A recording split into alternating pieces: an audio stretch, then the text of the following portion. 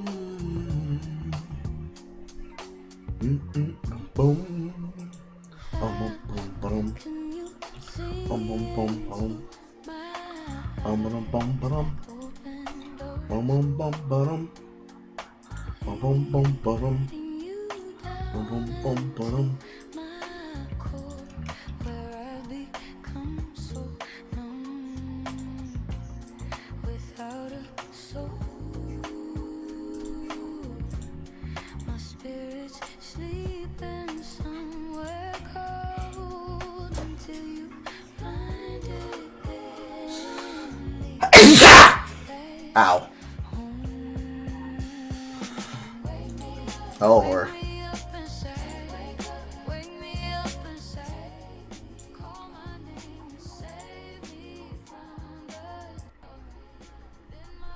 That sounded like hurt. No, but it probably would have made me, like, poop a little bit if I hadn't, like, completely cleansed leading up to the league. I have done everything possible to make sure that I do not fuck up my league start. I have reset my sleep schedule. I have tried to finish that aloe vera my mother didn't want to drink when we bought it for her. Which, don't buy 100% aloe vera and try mixing it into drinks. You will shit yourself. Yeah, I know. I know that for sure. I didn't know that. I should look that up. And then, of course, I've tried to plan out everything so that there was content leading up to the last few days. So today, I don't know what the fuck I thought I was doing with my ambitious thought of, well, I'm going to do this one, and then I'm going to do this one immediately after. I don't even know how the fuck we got to 7 hours. Yeah, I don't know how you did either. I had to kick you out because you were dead asleep, still on stage. I knew I forgot to do something. Yeah, Anyway. I was like, he's still going, and then I didn't hear anything on the end when I copped it. I was like, yeah, he's asleep. He's not live. Let's just kick him. Like, what I had said to myself was literally, I'm going to come back after making dinner. But what ended up happening is that I made dinner for her, and there was nothing for me to eat. And I then got to the point of, I don't want to fucking cook right now, because I already cooked, with the expectation to have this food prepared for tomorrow. Which means there was nothing that I prepared for myself, as that is the constant problem. They buy food for her, they don't buy food for me. I'm a secondary thought, and everything that I want to make has to go into a crock pot, and a month ago I discovered that there was a crack in my crock pot to begin with. The big one that I use. Big black one. Ew. Kappa. The problem is the stoneware, but I don't have the time to go find a stoneware pot that will fit that. So, Yeah. I might as well buy an entirely new crock pot setup, and then when I get the time to go thrifting for stoneware at Goodwill, I can see if I can find a pot that will fit that. It was just a bargain bin shit that was bought from Big Lots anyways, so if I have to just buy another one, whatever, it is what it is. But the current crock pot needed to be washed because I'd used it all the way through Thanksgiving. And that meant anything that I wanted to cook was going to take hours. I was not going to wait to eat something for hours. So, after the stream, and after I cooked for her, I think it was about 7 or something, I asked Zora if we could go to Walmart. We did. We got 2 Taco Bell kits. One is for the quesarito, the other one was for double-decker Gordita Crunches. And so I had to go buy the beef to go with it because it comes with everything except the beef. And apparently somewhere between there, I had taken the sleeping pills that Star's friend that she's made at work that has become a part of our adult friend group, Alicia, I'm calling her Isha for short, gave me split pills of sleeping medicine. Nice. 1/2 is equal to 25 milligrams of, I can't read this, Triazodone, T-R-O-A-Z-A-D-O-N-E. 1 is equal to 50 milligram, so 1/2 pill, and 30 minutes later I can actually sleep without having my insomnia keep me up all night. So somewhere after I came back and ate the small smoked hatches that I bought, Duke's smoked hatches, I popped the pill, and the last thing I remember was that I was scrolling through TikTok, and I remember looking at the screen edit that I had, because I was editing a video about a fucking rager who was losing his mind, but it was a reverse rager. The video was a person. I guarantee whatever you were looking at isn't nearly as just mind-boggling as the guy that I've been keeping an eye on for the last week. Oh yeah, I looked at that and I see that they're fucking molding at you because what did that guy call you? I was just looking at it. Scroll. Oh, he said I draw child pornography. Immortal TEG, is that the one? Oh, that's the guy. That's the guy who's one of his dick writers.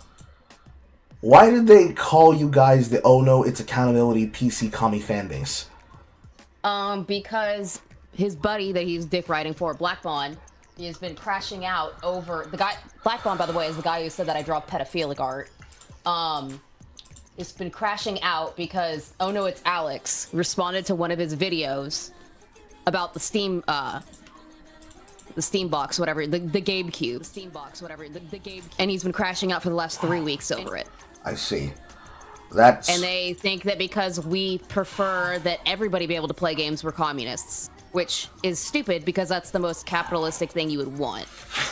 Yeah. Is everybody can play everything on every platform. Mm-hmm.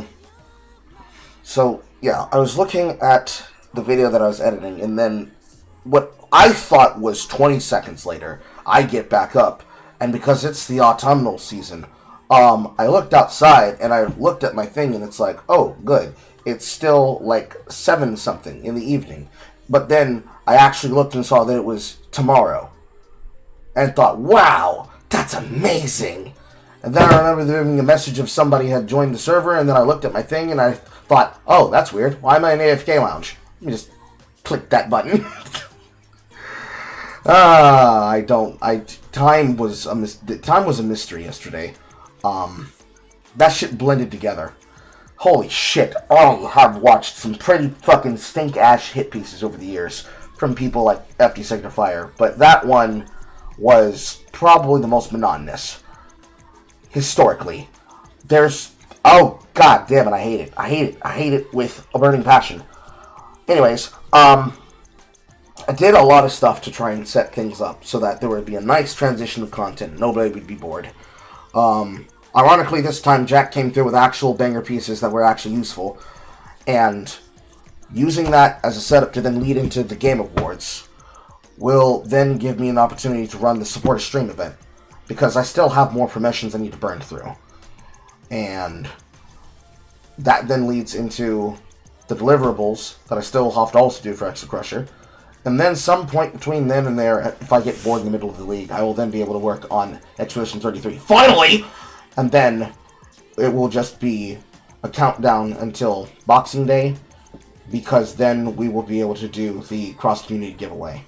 So all the money that I have that I can actually put aside to save for that is for that purpose. I still feel bad that I've had to dip into the money to take care of myself and the house, but it is what it is.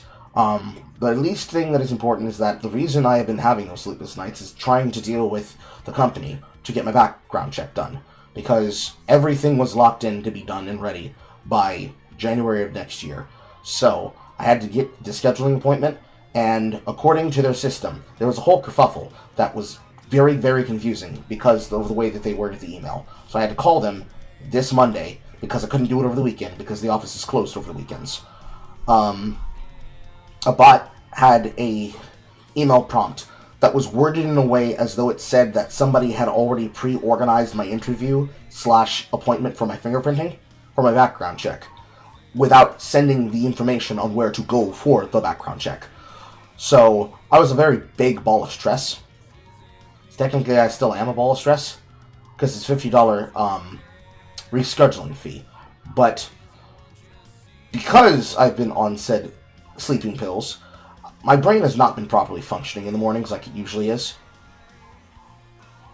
So my planning skills have been somewhat dog shit, if not just a blur.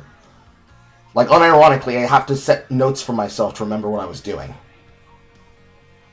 This is very uncharacteristic for me, horror. Is it? Yes. I'm usually sharper than this. I mean, I was already stressed because of Thanksgiving. But that's for a separate conversation. That's not for broadcast. But I was at least comfortable on Thanksgiving because I was over at Isha's house for Friendsgiving. Then, when I came back... 1 second.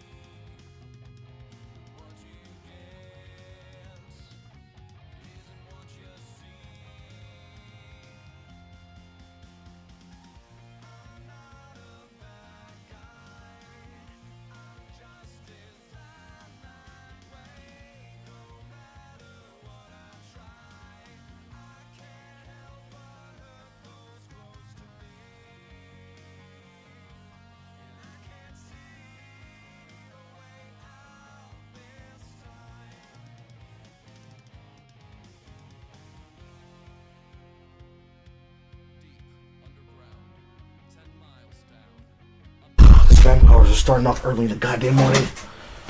But, when I came back from Thanksgiving, I was still out of it because of the fact that my sleeping schedule keeps getting fucked with. Because in the middle of the day, and/or night, or and/or evening, I end up having to take a second nap. Because when I'm supposed to be unconscious, I'm being woken up in the middle of the night for things that are supposed to have already been finished. And then she has to be tucked into bed again. So, that then leads to a delay, because I can't find my bearings. So then, after finding zero means of how to solve this problem, while also going through the resolve of that juice cleanse I put myself on by drinking that and not researching that I would go through what I went through, that's when she gave me the pills to help with that.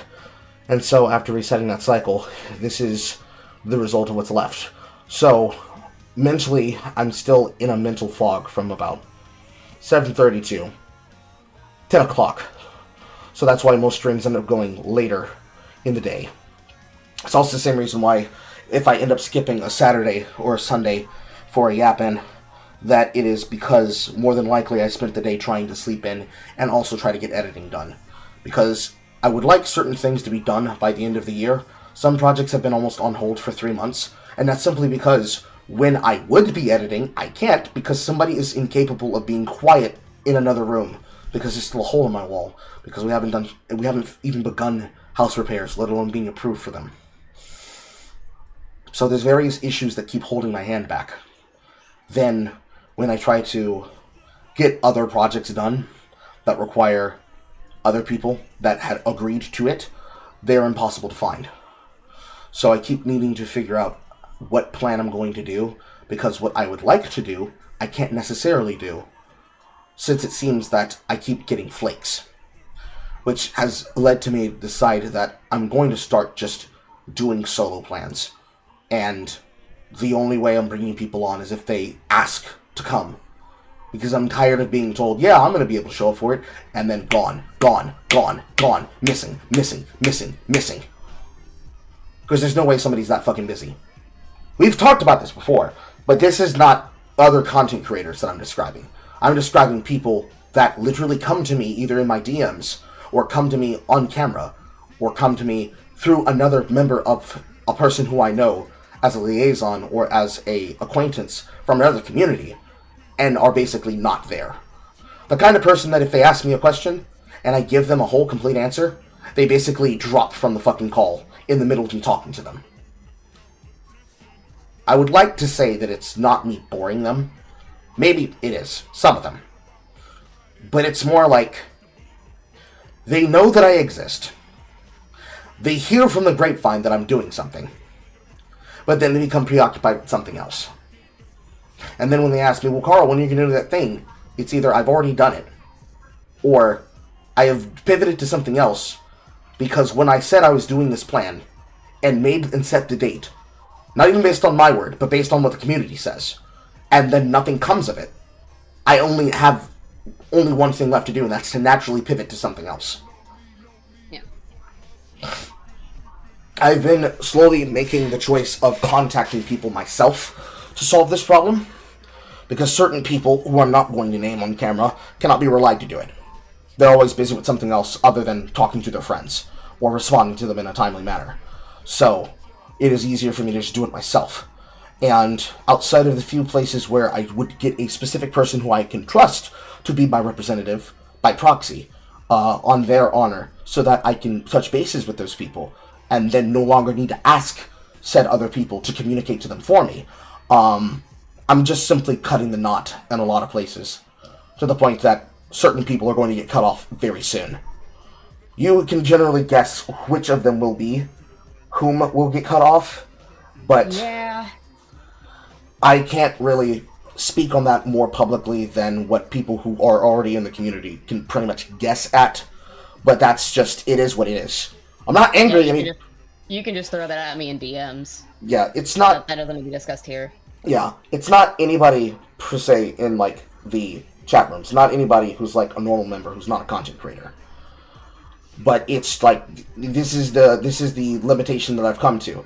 Because after years of dealing with that, where people ask for it, and they do not follow through, I can only just simply say, here's this form, fill out the form, and whatever the form says that you tell me you want is what I'm going to do. And if you don't show up for the thing that you said you wanted, then I'm just going to start clearing the schedule entirely. Yeah. Overall, like, my plan for, like, the year itself has developed to what I want it to be, but I'm just not at the number that I would like to have been at. Part of that's on me, and I have to accept the level of laziness that it comes with. But it's like, the amount of things that I am putting out, and that we can now do, because of the choices that I've had to do. Some that I got pressured into, because of people that we already know, pushed me into that, because they were told to stop doing certain shit, and they didn't want to stop. Cutting off certain people, banning certain people who just were given too many chances and didn't learn, and then when they were finally shown the door, they said, but I thought I was special, and they had to be reminded they were not. Blase, blase, blase. It's definitely helped with my mental state, but I don't want to have to do shit alone all the fucking time, because concerning one of said people, while I'm fine with her, and we can still be friends, accepting the fact that I cannot involve her in any content, not because of her, but because of the people who would be there on her honor, and them having the audacity to be disrespectful, and then when I hold my tongue, and I try to be civil. They use that as a means to push my boundaries. It is a game that I socially do not want to play. Because I do not take that level of disrespect kindly. Because if the roles were reversed, and I were to do that to them, then it'd be a justification for whatever. So, I just have to start doing things in-house. And then if something were to change, I bring them in-house.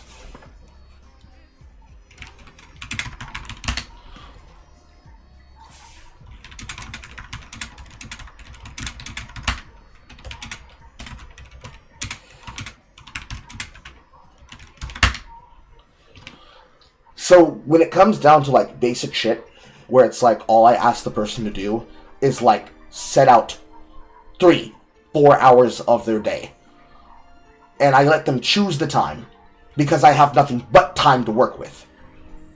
When it comes to people that are socially related to me by proxy through another friend that's there in the content on their honor, I just simply am not going to involve myself with what they're doing if I'm not in control of the space that the behavior is going to happen in. Yeah. If the roles were reversed, and what had happened in that leak stream that I did with that person, for example, were to happen in my space, there would have been, okay, so here's what we're going to do. What are your goals? How do you want to go about it? What are we going to have as like the safety words? And how much time do you want to spend getting in sync and figuring shit out? It's like if I was to have done leak content with you. There'd be a very clear line and boundary of what is an acceptable way for us to talk to each other, and where we need to, like, if an after-action report requires us to have a conversation and talk about a particular situation that happened in the game, we can separate what is a problem of, like, okay, we just had a bad match, versus, I don't like the way you said this, and I don't like ... etc. So, to that situation, I don't like the way that person spoke to me. Because if the roles were reversed, they would sit there and use their friendship as a justification to say, and that's exactly what they did, to say that, wow, Carl, you always sound so mean. You always sound so rude. You always sound so angry. Why are you like that? What will make you happy? What will make you happy? If it was in my server, everything would come to a record scratch halt. And I would pull that person aside. And I would ask them, do you know what I do for a living? Do you know what I am responsible for? Do you understand what my day-to-day life looks like? No? Let me tell you. If that person then walks away from that and it's like, oh, I'll have to hear what you have to say, instantaneous ban. And then I will tell her, this person cannot be involved with this. If this person is here, I'm not here. Because I'm not tolerating that level of disrespect. Because in that situation... That happens. Yeah, because in that situation, when it happened, the issue was not my attitude. I asked them and gave them examples of what we could have done in the game to progress. Win, lose, or draw, I do not give a shit. The antagonism already started from them, making it impossible to communicate during a ranked match. Then, it precipitates into them socially antagonizing me, and to know that there are people that I have banned from my audience that are basically huddled in her audience because she allows them to do the things that I and you and I collectively, specifically, because this involves you, because they have decided to open their mouth to say as such. Something Are along... you talking about to Amy or to me directly? No, people describing things that have been changes that have been implemented because of your arrival as a part of my administration. Oh, so they don't like that I actually keep things like a tight ship. Yes. The exact words being, ever since so-and-so has joined, or ever since Carl has been like this since this year or so-and-so, he's just so much of an asshole. How dare he do insert thing that happened? Then when they get asked a question by someone that's like, wow, that's crazy. What made him do that? Your name gets mentioned, and then they tell a lie. The last lie that I caught, because somebody went into my DMs to try and antagonize me about it, while calling you a country matters, is, you're such an asshole, how do you think that you can talk to people like this and get away with doing so? They looked at that situation and another situation that happened in March when she and I were playing Marvel Rivals, and Evan, who she gave a wrench in her Twitch chat, started antagonizing me in the chat room, demanding an answer to why he was banned. When he knows why he was banned, decided to start gossiping about how I've changed. Ben doing the same thing in other hushed places too. It's actually blown up into content problems. Because earlier this week, because Dev went on to Wik TV and did a Dev versus the World thing, and it relates to fucking Cabal and Ace of all people, because supposedly, as the story goes, Ace was at work, and so they didn't show up. Dev calls him a coward. Then it creates a chain reaction I'm aware. Yeah, I'm aware. It creates the chain reaction of Diafat, and then people are hitting me up in my DMs, again, with what I had already said that other day. I forget where I sent it, but it was me quoting something that came from Dev doing what he does now, which is he goes on to Twitter, and he basically starts fights so that he can get content to produce a video from what he wants to produce from fights. The most recent one that it was relevant to was the video where he basically antagonized people about millennial woes, so he could talk about how truth doesn't affect the reality of memes. That stuff then leads to me getting attacked by proxy, because I'm simply capable of being a grown adult and letting grown adults make their own mistakes and decisions. And supposedly by not joining the bandwagon, as Ben had, back during the Saber Spark stream, where he came in the middle of the chat demanding that I basically engage with him, and then I banned him. Because I don't say Dev Diafat, that means that I must be sucking his cock, and therefore defend everything he does. And while having the opportunity for any of these people to show up on a Yappin and confront me, where I do it every fucking week when I can. Unlike Dev, who, when he does his sip, also on Sunday, it's literally just him responding to shit however he wants to.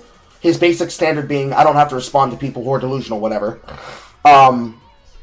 Continuously getting this level of behavior, while people continue to not just come to me directly and just talk to me, it's gotten more than enough annoying. That it's about time that it needs to be cut off. That I've started ripping the Band-Aid off. Like, I'm not... It's funny. When we were over at Kasab's place for his birthday, the week before Friendsgiving, I actually had to catch myself with the level of vocabulary that I was using. Because I ended up using his vocabulary to describe things. This relates to stuff that relates to the Bass Boys. Because he's a part of that group that's doing that recording for the first project that we started on for it. And that is not normal for me to deal with. Or I don't use that language. You know from all the times that I use the language. You don't hear me use that kind of explicit language, especially not to get attention, especially not on air, and especially not even off air. Yeah. So, the level of frustration that it causes me is because these people do this. And then, when I then go to have conversations with other people, like I've had with Sheepsidian, like I've had with his wife, wonderful woman.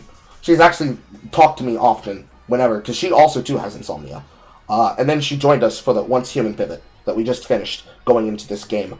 When I talk to people like that, or I ask people to talk to people for me by proxy to set up an opportunity to talk to them, the amount of times that I have had to catch people in lies is getting annoying.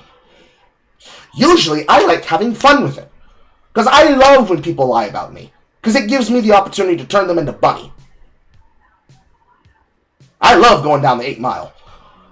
This is no longer fun. No. The amount... so much of a pattern that it needs to be addressed. Yes. And the problem with this, and I've always explained that this is how this works, the only way this stops is if other people do the work for me. If I defend myself, he's upset, he's malding, he's mad, balding, he too needs to die of fat.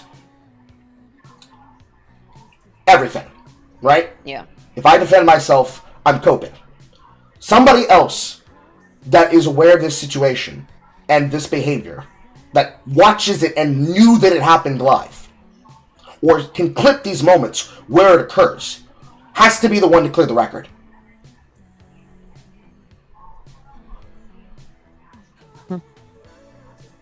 Some of them,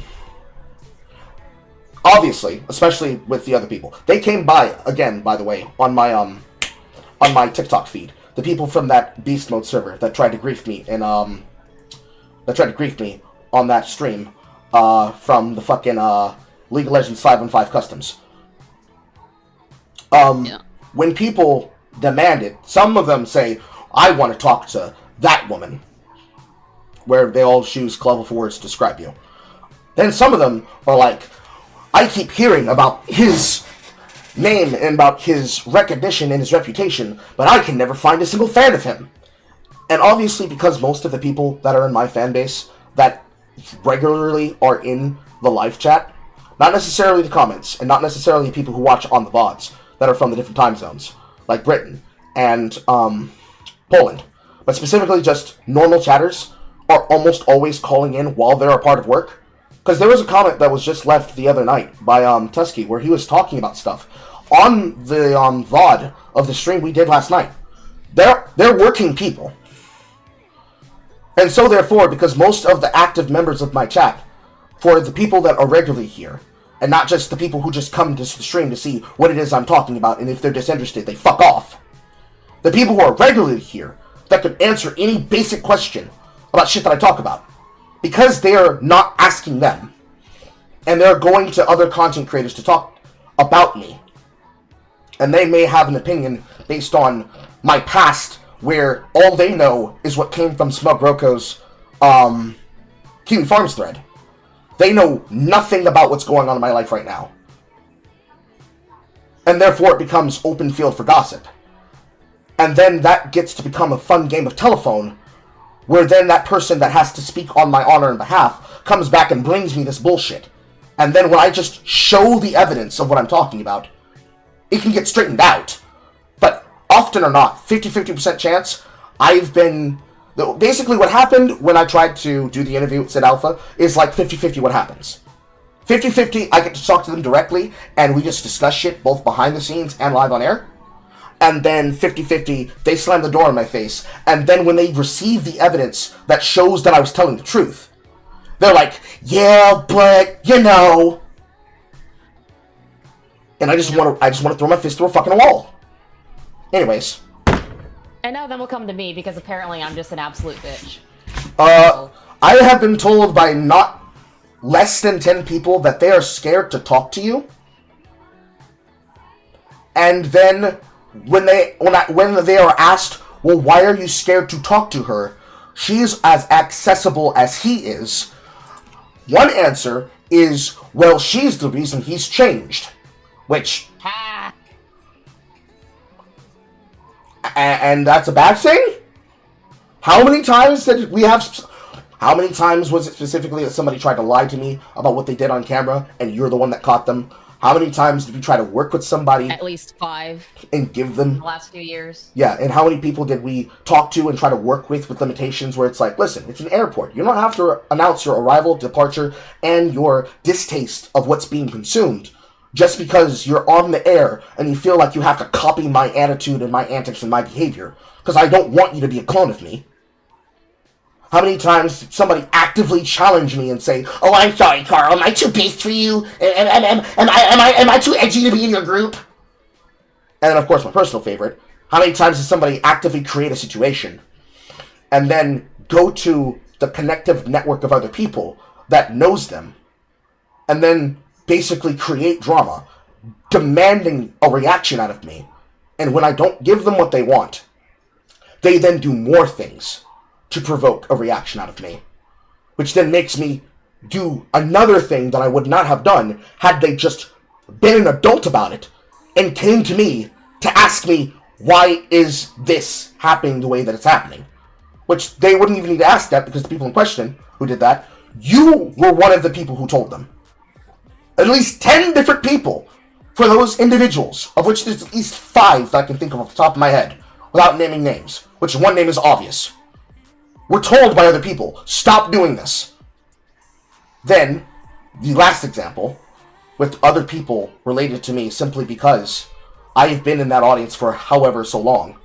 And because I'm an honorable person, that I try to honor the word when I give somebody my word, being put in a position where people have come to me as basically a leader of that community that I'm involved in, whatever server or group or interpersonal group that it is.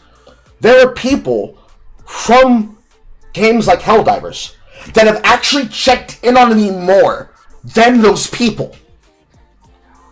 Like literally the other week, last week actually, people that I had been playing Helldivers with, one of them was guest. He was inside of the second module that I made for the guide. Him, another person from the official server, and basically, how many people are in the server? Yeah. About 50? 50 different people are like, hey, where's Carl? Carl hasn't been playing Helldivers in a while. Is he okay? I don't know. We're going to message him. And then they ask me, hey, Carl, are you okay? Actually, I'll read to you the message verbatim. 1 second. Here she is. Hey, buddy, are you alive? Yeah, I've been on content pivots, doing POV watch party streams to plan my league starter once a patch notes drops. Was my absence missed? Crying emoji, bro. This shit is so lame without you. Please, please come back. Then, when I show up inside of the place where we usually talk, immediately I'm recognized. And it's like, wow, Carl, where have you been? We've been missing you, bro. I've been tuning into your stuff, but, you know, I haven't always been able to, like, watch it since I'm always focused and then I gotta work on school. Hey, you need to join the server that we're all in. And then when I get in the server, it's like, Carl, it is so fucking annoying being in this community Discord. Because the one, not the one community Discord, the Helldivers 2 Discord, basically has become draconian because of their need of trying to lock things down to be welcoming and inviting to extremely annoying people. Yeah. These groups of people have done more checking in on supposed friends and community members that I have known for years at this point, within the last 5 years, if not within the last 2 years alone. Which is a little bit saddening. So yeah, I'm putting boot to ass. I am putting belt on ass. Yep. And having all that on my mind, while also dealing with all the other stuff I have to do, that I'm contractually obligated to do, because I'm not going to take people's money and then not do what they ask me to do, because all they ask me to do is play a video game. As well as just keeping up on topics, keeping on details, basically creating a series of criticizing Smash JT out of my content, because the media grifter opinions from people like the Birdman keep becoming resplendent that I might actually have to go back and make that video series that I was going to do about Ironheart and shit like that. All of those things compressing on my mind ended up creating a backlog that I just was not able to get to, because I would rather focus on things that I find fun rather than things that I don't find fun. But this is actual necessary content where I have shit I need to get off my chest, and the only way that I can do so in a way where people cannot make excuses about saying, I didn't know that he said that, is literally make it into videos. Either it is made into a video, or it is a live stream VOD that I then hand to Callum and say, I need this, this, this, and this inside of it. And it needs to be under an hour and 30 minutes to 2 hours, and then that goes on the channel. And then when people ask me, why do I think that, I give them the link to the video or link to the content in question that describes it. Yep. Ow, my neck. Also, hello, chat. I've been yapping for a second, yeah, so it is what it is. Anyways, it's... Yeah, and I'm laughing because even people in the chat are like, why would you hate me? Because my moderation's been a net positive since I came on. Well, the way that I explained it... Less problems. Yeah. The way that I explained it to the people who asked that question legitimately when they wanted to know why I have you as basically my head of administration of disciplinary action, the first answer, which I also told you before, is that if I was the one that was doing discipline myself, it would be an automatic hard ban with absolutely no forgiveness. 1 second. Is my lawn company here? Yeah, my lawn company's here. You're going to start hearing the sound of a lawnmower near my window soon, chat. The first answer I told them is that if it was me doing it, it would be hard bans, permanent bans, cross-platform bans, with absolutely no path towards forgiveness. Which is why, after doing a lot of deliberation the other day, and a little bit of conversation with new friends, both IRL and online. I was convinced to attempt reconciliation for people, but because the way that we do our system is how it is, the people that I have there inside of Mod Country that we have open dossiers on, if they have an open dossier where they've been banned for something that we detailed and documented, they're not coming back. Everybody else, they get one chance. There are two people So who are wait, what was the argument for bringing up a reconciliation path? Because I would argue that we give them plenty of chances to fix their behavior, and every single time they don't.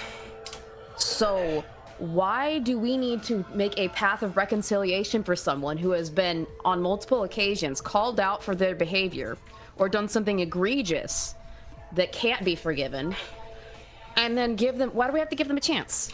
Why? The answer that they gave me wasn't about those people. They said those people can get fucked. And that's my stance on that too. Those people that we tried to work with, they're getting fucked. It's for the people that basically, because they were just wrong place, wrong time, didn't realize what was going on, and ended up catching the brunt of the full force of my wrath, those people will get a chance. So when did that happen? There have been like plenty of people there. It's like, because they were associated to a situation and they were given an opportunity to answer a question about something, or they were related to some type of drama or something, by proxy they ended up getting caught in a punishment. Those individuals will get a chance. Because I know there are plenty of people that I've just like, this person has come through and was just an annoying person in general, but it was over a situation that's like so old, it shouldn't fucking matter. If they come of their own volition, they will be given a chance to come in. Okay.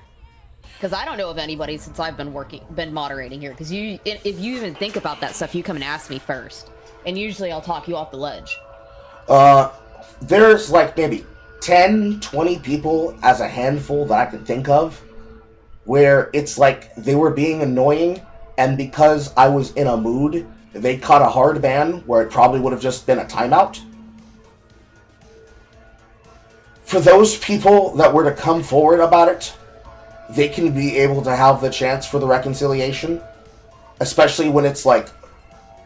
The other example would be like, they were told a series of information that was false, and under those false pretenses, they took actions that after having it clarified to them through other sources, they said, oh, wow, damn, I was being a dick. And because of how I do what I do, they just basically had no avenue in which to communicate. Those are the two examples of people that would have a chance. So the first step is that they would have to come to us and say, hey, I'm so-and-so, I would like to apply for... Yeah, I would like to apply to come back. And then I would talk to them, live on air. Because it wouldn't just be a process of, okay, you're going to give me a whatever and whatever. No, they're going to talk to me live. And they're going to basically apologize to my face. Because I'm really fucking tired of the fucking back talk from other people. And then... And here comes the fucking lawnmower. I am tired of the back talk from people that then becomes a character assassination of my attitude when they do not actually know me. Especially when it's other people who are broadcasters and streamers that are grown fucking adults that can open their mouth and actually seriously speak to me. So as far... Go ahead. There's a caveat I would say. I don't think they need to be on live stream. What I think needs to happen is there needs to be a recorded call. Because putting somebody on live stream can feel like you're already... Like I'm already trying to queue up to like do a public execution type shit. I understand that. You know that's not how I would probably do it. Because it would just be a conversation. But I can understand why you'd think that. So maybe you're right. It should probably just be a pre-recorded call. Yep. But that's how I'm brainstorming how this needs to happen.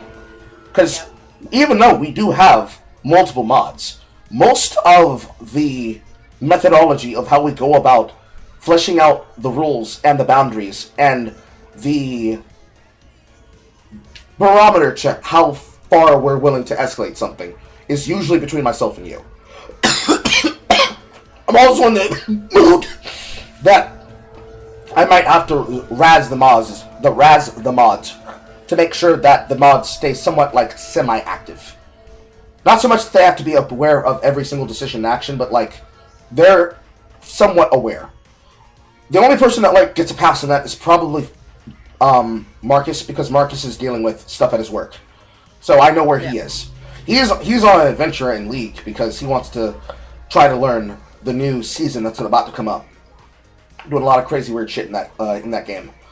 But everyone else, I need to like have them aware and attentive so that they are available should people want to ask questions.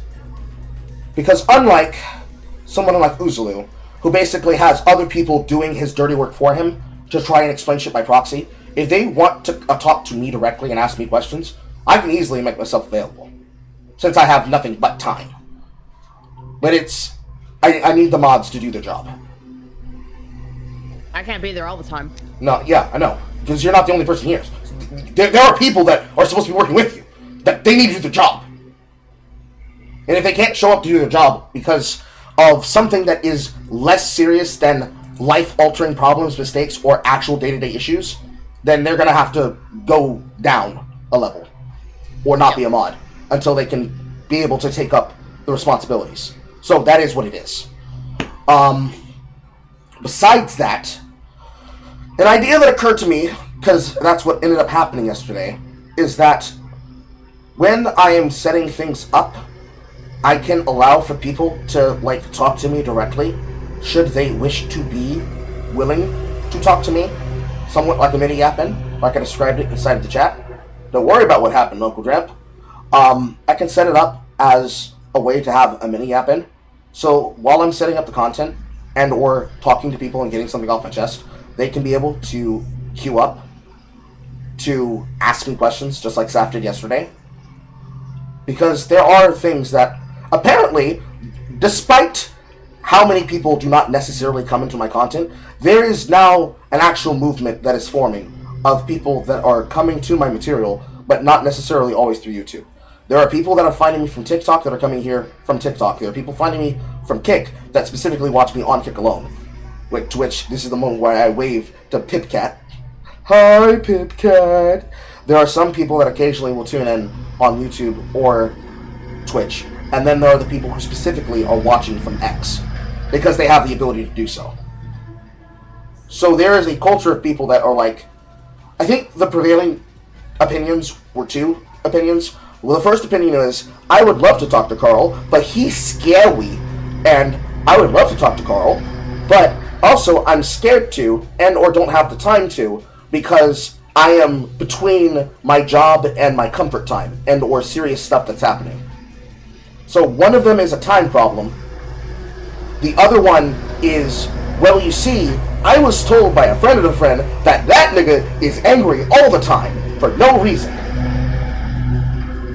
So addressing and finding ways to make it more welcoming by the door being open, or more rather, we're sticking our head out the door and saying, why are niggas being scary? Get your ass in here. I'm going to make it possible for people to do that. Obviously, the same rules apply as always. If they come correct and they come with respect, I don't have a fucking problem. If they treat it like an opportunity to try and scream the hard R at the top of the fucking lungs, then what's going to happen is what's going to happen. Like, what the fuck did you think was going to happen? So, like, that's how I'm going to treat it going into 2026. Where people get the opportunity to understand how shit works. Because I'm kind of sick and done with being a nexus of drama and opinion. I don't have a problem with people asking me questions where, because of the sphere that they come from, they are unsure about how to analyze an event. So, like, when Du Bois and others like him come in and ask me questions about a content creator that's, like, a part of a specific sphere of influence and my opinion about them, especially if it's something that I've made in content for, I have no problem answering the question. For everybody else, it's like one half gossip, one half reputation damage. And like I said, as far as it goes for the reputation damage, a lot of that reputation damage has been done by people who have been removed from here because they couldn't follow the rules.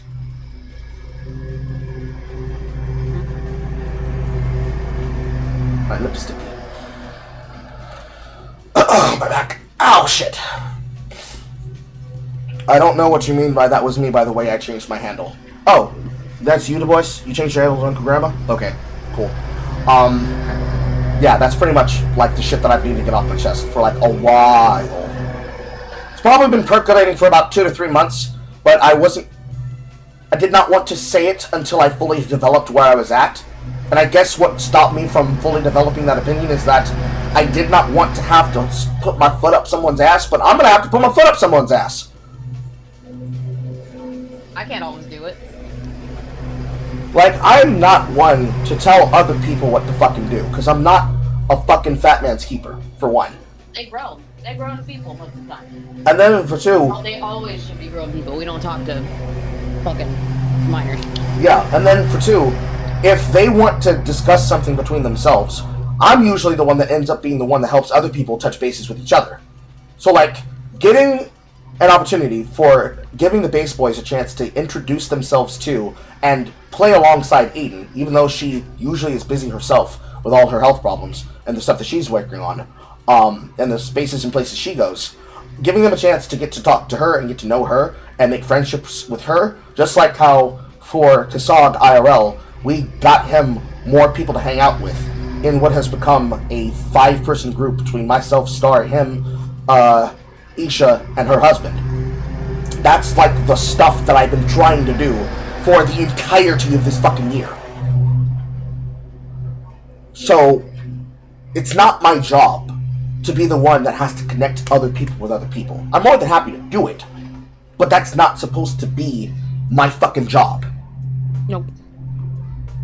And what ends... Be grown, goddamn. Yes, and what ends up happening because of the way things are, because I know things that I'm simply not talking about, because, boy, was that a lesson I have to learn, which is ironic. Shoutouts to you-know-who. You know who I'm talking about. The amount of people that just simply don't respect boundaries, and they, like, want to ask more information than they need to fucking know, because they want to have the context, but don't need to have the context, because it's old news, but it's only being mentioned for the context between you and me, or others that are aware of it. Knowing that, and dealing with that, means that I have to be the one that beats someone's ass with a stick. Because it's not going to solve itself without somebody who knows what's going on to be the one to describe how annoying it is that every other week a fan, an ex-fan, a friend, an ex-friend, or somebody who just thinks they know what's going on by proxy decides to speak on shit, gets it wrong, and leaves a mess for me and someone else to have to clean up. So there's like a list of people I need to talk to about that. The next people on my list would basically be Arch Warhammer, which that person's working on that connection for me as we speak. So that is what it is. Besides that, that's like everything that was just on my mind. Was there something you specifically wanted to talk to me about? Oh no, I was poking in to say hi and possibly mention that the shit that was going down with Black Bond, because I think he'd be a funny little cow you can look at. Okay. Leave me a thing inside of inside the relevant places, and I'm gonna look into it later. Oh yeah, sure. Anyway, I'll leave you to your things. I know you got Fuentes to react to. Good God, fucking hell. Yeah. Have fun with that, though. Mm-hmm. Thank you. Later, man. My friend. Why? These pills should not be on my desk.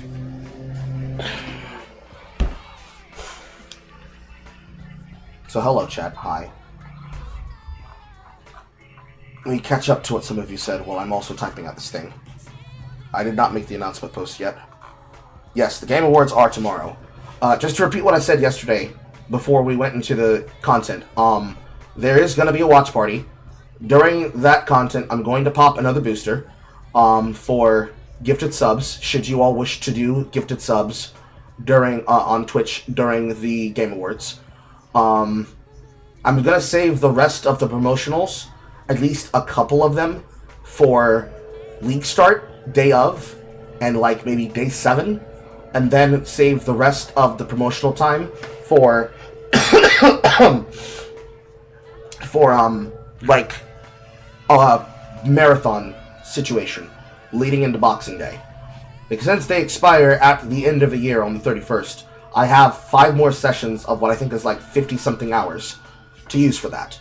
And that basically get used towards the ability to both pay out Twitch and specifically go towards the money to give back to the community for giveaways and also boost the metrics of the Twitch so that we can then get more things through Daredrop. So that is what that is. So unfortunately, I cannot set it to a different number. It's hard-coded to be you get 35% off when you do 5 plus gifted subs at once. So that is what it is. You can just do, like, I think you can just do 1, and that's fine. Because for the Game Awards event that's going to go into League Start, that one specifically is just buying or gifting a sub to anyone gets you the rewards for that content. And then the other reward is for being there while the award show is happening. So that's whatever. I know part of my breathing is that I've been slowly working through what is, I think, a seasonal sickness. Like, I've been working through seasonal depression, for one. That happens every year. Because like I was saying yesterday, usually sometimes through no fault of my own and like some unfair level of jealousy, I always end up getting fucked out of my job. But since I'm working from home, that is not happening here. But like, all of these dramas, to answer that question, Boster, this has been drama that has been happening throughout the entirety of the year. But it's come to a boiling point in the head now. Because when I did not address it when I did so, trying to have decorum, I was basically taken for a weakling. So now I have to clobber people. And I have to be more forward with my opinions. And with my attitude. And antics. And descriptions. Now, like having to do that. Because, like, for example, trying to set up multi-stream events, like the multi-channel giveaway. Getting to talk to more people to cross over and do that so that they can get to know me, for one, that's like a stealth method of what I'm doing. Because, obviously, if I never reach out and I never let people get to know who I am, then I'm just as at fault for that happening as, like, anyone else could be. But then, developing the issues that come from the dramas. Because I tried to keep myself out of it, because there's other things that I could be doing, I just have to start doing this shit. Because otherwise, it's never going to get addressed. I wish I had somebody who would do it on behalf for me by proxy, but it's like, this is the problem with people that like to use the word yap as a replacement for has opinions. Basically. Half of this is being caused by people just calling me a supposed angry lolcow yapper, despite the fact that when I actually describe shit to them, I'm very direct about it. Maybe a part of this is like by proxy by some people who only necessarily know me because of the work that I do with Jay. And that's like, whatever. Normal Jay chatters know how I am. But, you know, reputation precedes me. You sound more straightforward than angry most of the times. Most of the time, people confuse my exhaustion for yapping, dude. Like, do I have a image selection? Yes, I do. So, like, to give you an example, if I pull from my fan art. Load! Load, you bitch! Load! Load! So, like, from one of the example pictures that was drawn for me by Wilhe, this right here, which could sub as like a PNG representation of my usual like resting face. People take this when they see me like that on the content, like intently listening, paying attention, giving details, thinking about things, and they're just like, oh, he's just an asshole. If I have anything even close to passion in my voice above a whisper, I must be malding. If I'm talking for longer than a minute, incessantly yapping, bro can't speak, he simplifies a sentence, bro needs to summarize, and shit like that. For some people, especially in like Jay's audience, you could say that that's like a meme, and like I just have to deal with that. That's just how they are, because that's just how, like, that's a long form thing that's been with me and Jay for the longest time. But then when it comes to like actual shit that I have knowledge on, the amount of people that are just like, I'm not interested, you can't summarize. Blazing fist! Blazing fist! Especially when it comes to my boundaries. You sound more straightforward than angry most of the time? Yes. Ignoring the fact that most of the time you make your boundaries loud and clear on every single occasion, not just me knocking on you, but me highlighting one of the things you do. It's almost as like you're going to agree with... Hey, it's almost as if you're going to agree with somebody while not agreeing with everything they do, being a foreign concept. Most people are in cliques. I say it once, I say it twice, I say it two times, and 1,000 times. There are people in cliques. They don't actually know me. They know things about me that they were told by other people. And so, that level of gossip and high school behavior from grown adults, that's the shit. Anything from here for being a second year, horror's involvement in content moderation is a net positive. Yes, it has been.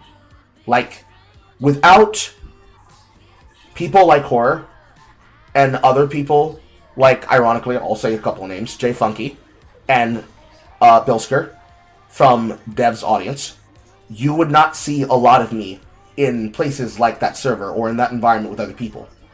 Because from another unrelated drama that happened in the middle of the year, that happened because I gave somebody my word that I would do something, dealing with what I can only describe as mod abuse would be the kind of thing that makes me immediately dip the fuck out.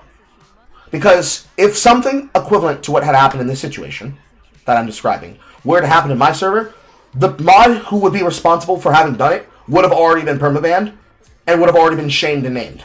Named and shamed backwards. And tarred and feathered about it. Because it's not my server, and I am just a friend of the content creator, I try to follow the rules of the server, while still keeping notes of who is responsible for who, what, when, where, what, and why. And being civil comes before putting my foot up someone's ass. So that is what it is.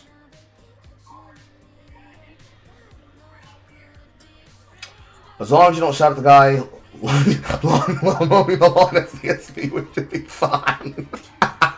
True! And yes, it does feel like this is your king moment. Yeah. Because, like, that's the thing that I find often, especially in, like, insular connected communities. I cannot tell you what I was told by other people in relation to it.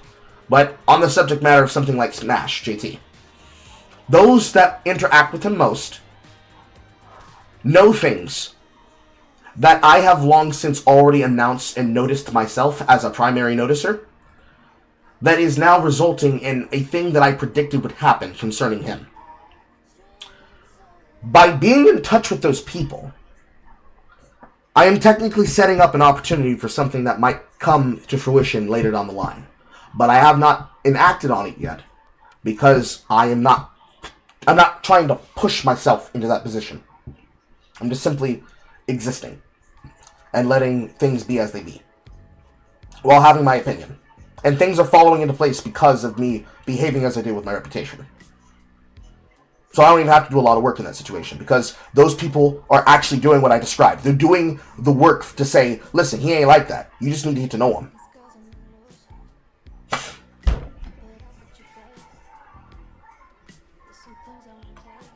Catching up to the main front of the chat now. To be honest, Graced, I was surprised that I get a lot of traction from X and Twitter.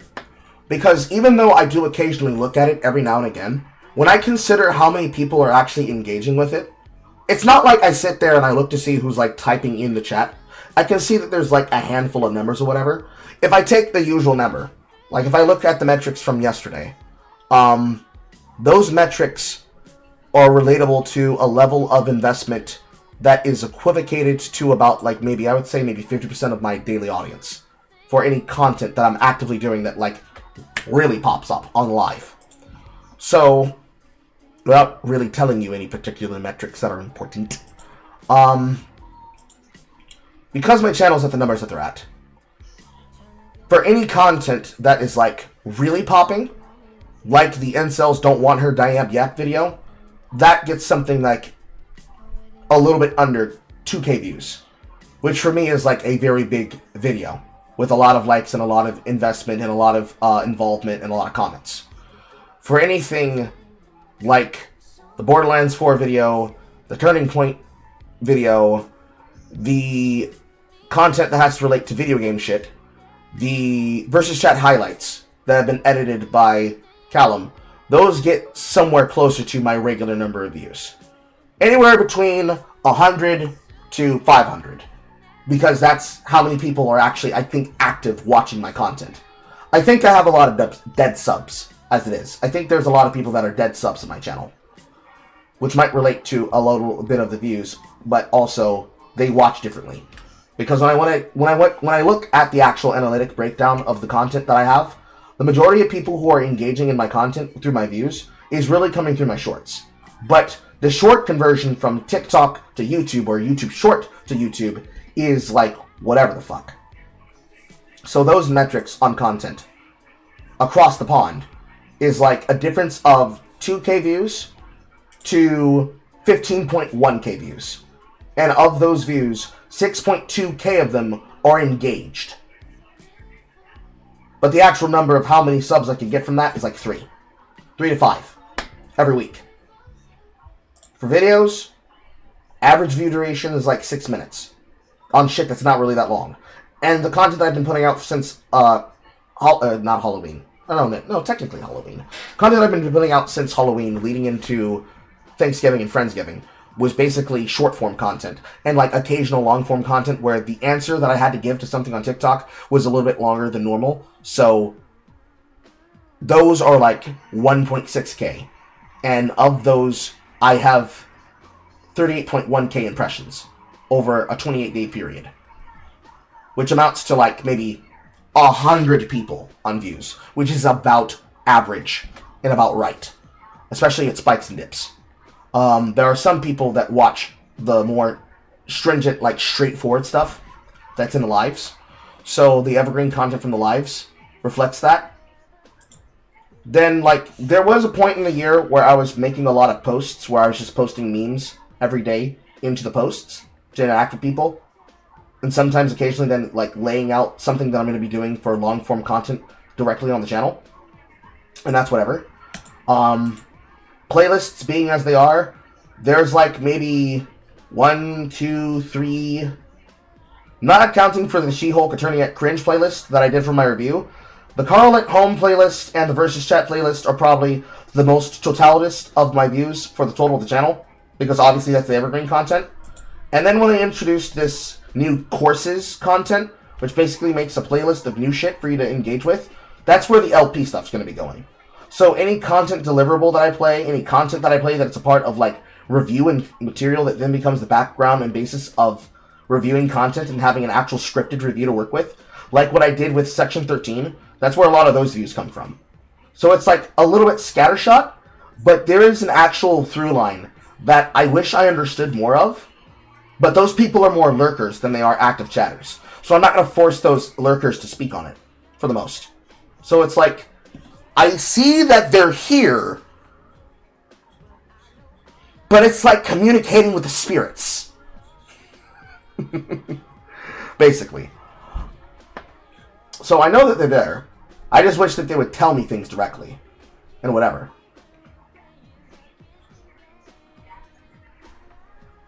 My yapping is different. It's informational, even though I've never seen most of your talks as yapping, just adding context. There are some people that think that the way that I talk is that I speak to correct people when I just speak to add details and context or to address a certain thing that I talk about. There are some people that, like, they do the same thing. So when I try to address something, they will think that I'm trying to be rude to them, and I am not. I have been accused of being autistic multiple times, but I'm not. I'm just anal retentive. Especially when it comes to respect. Because some people do it on purpose. Especially if I'm trying to filter a thought. They like stunlocking people and fucking with them a little bit too fucking much. Anyways. Let me type out this tweet, and then we will get started.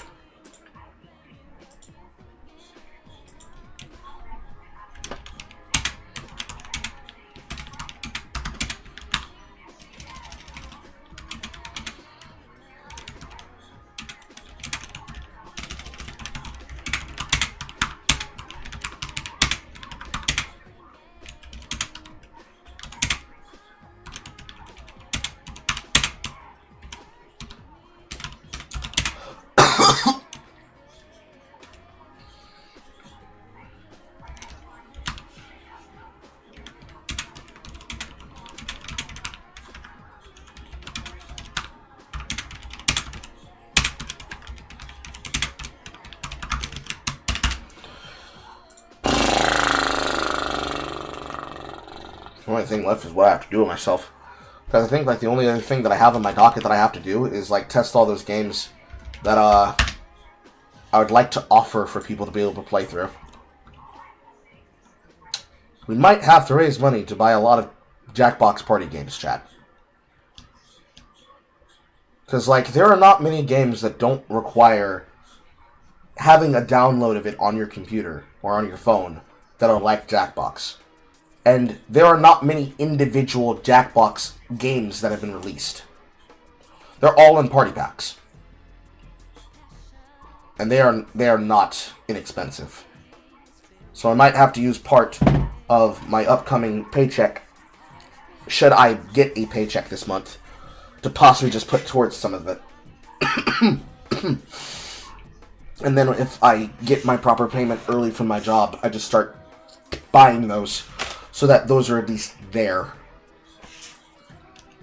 We also need to sit down and like have a council meeting. So there's only one question I really need to ask the people who voted on the CGG shit, and that is specifically why exactly 2 to 3 hours. It might be possible to share them through family sharing on Steam. If you got them through Epic, I don't know if it'll work. I don't know if that'll work. If they came from Epic, I don't think they'll work cross-store. Not unless you have a standalone downloader that I can access them through. But yeah, there's only like one thing that I actually need to have like a council meeting on for people in the server when they have the ability to, and that is specifically to know like why exactly you want the community group gaming days to be 2 to 3 hours. It's nothing bad. I just want to understand it from your points of view. I can only assume that the answer is that you guys just don't have a lot of time, and 2 to 3 hours is smaller than 4 to 6.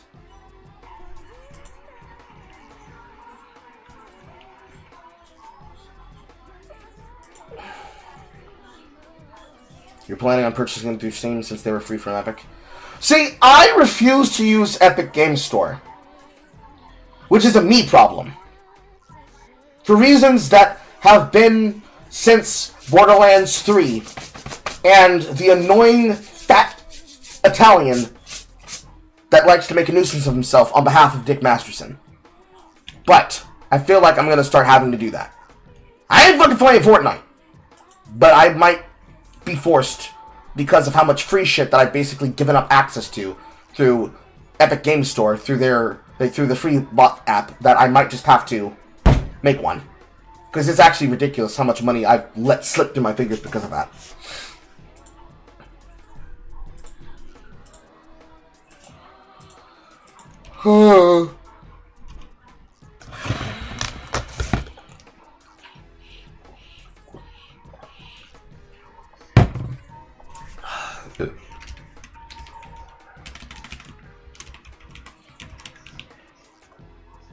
I need to get today's lobby code.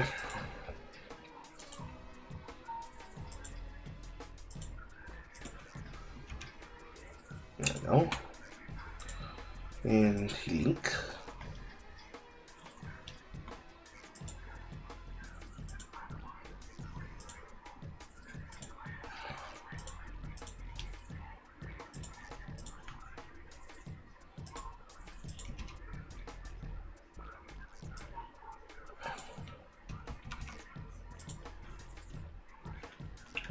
use this thing.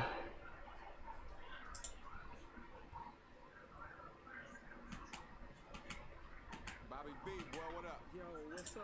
What part of the world you in now, man? Yeah, I'm in LA, man. I'm just kicking it on Melrose, man.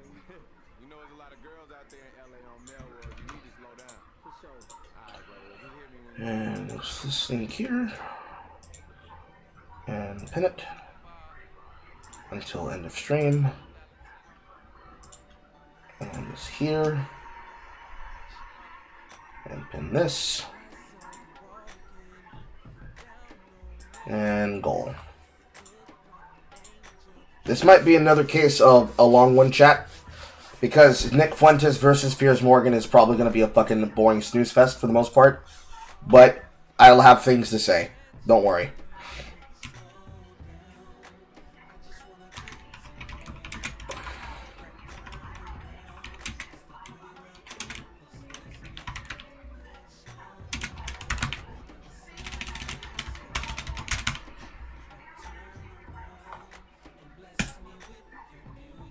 Let's aim for a goal of 15 super chats. Alright.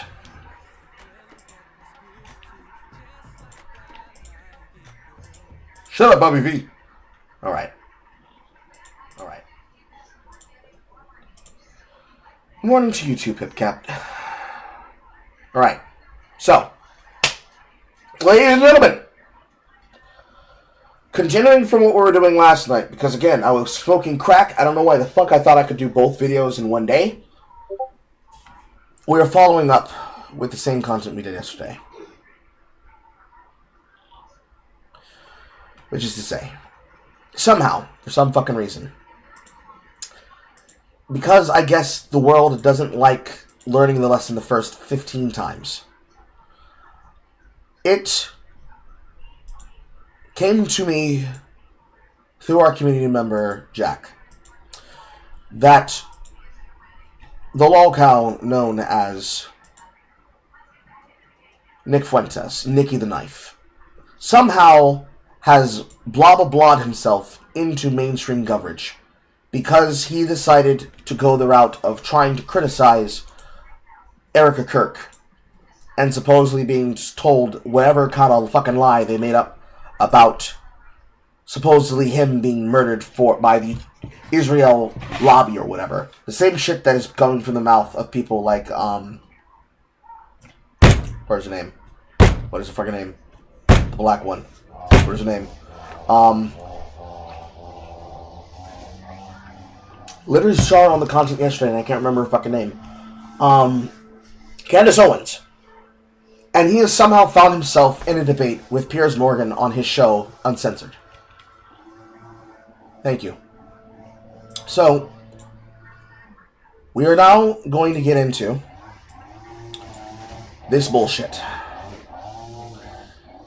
Supposedly, it's 2 hours and 2 minutes. We've technically already been here just talking and yapping for about 1 hour and 18. More than likely, it's going to be another fucking barn burner. Since I did not say it yesterday, I will say it as a preamble before we go in. The chat is not an airport. You do not have to necessarily announce your departure and your arrival. But if you feel like you cannot continue watching, it will not be held against you. We will see you when you see you. Aside from that, strap the fuck in. Find your beverage and or alcohol of choice. Let's let it poppin'. You're a New York Times reader, an NPR fan, a Daily Wire subscriber, or an avid consumer of all things Tucker Carlson. For several months now, there's been no avoiding the subject of Nick Fuentes. And let's be clear, the main reason you're hearing about him is because he's popular. A large number. No, the fuck he is not. For the entirety of his career, Nicky the Knife has never been popular. He is an example of what yesterday when FD Signifier tried to describe right-wing Nazis and right-wing trolls, he is a Wignot. To be technical, he is as bad as a Nazbol as JF and John Trent, or JDI. Confusing their names, because they're two butt buddies that are stuck together.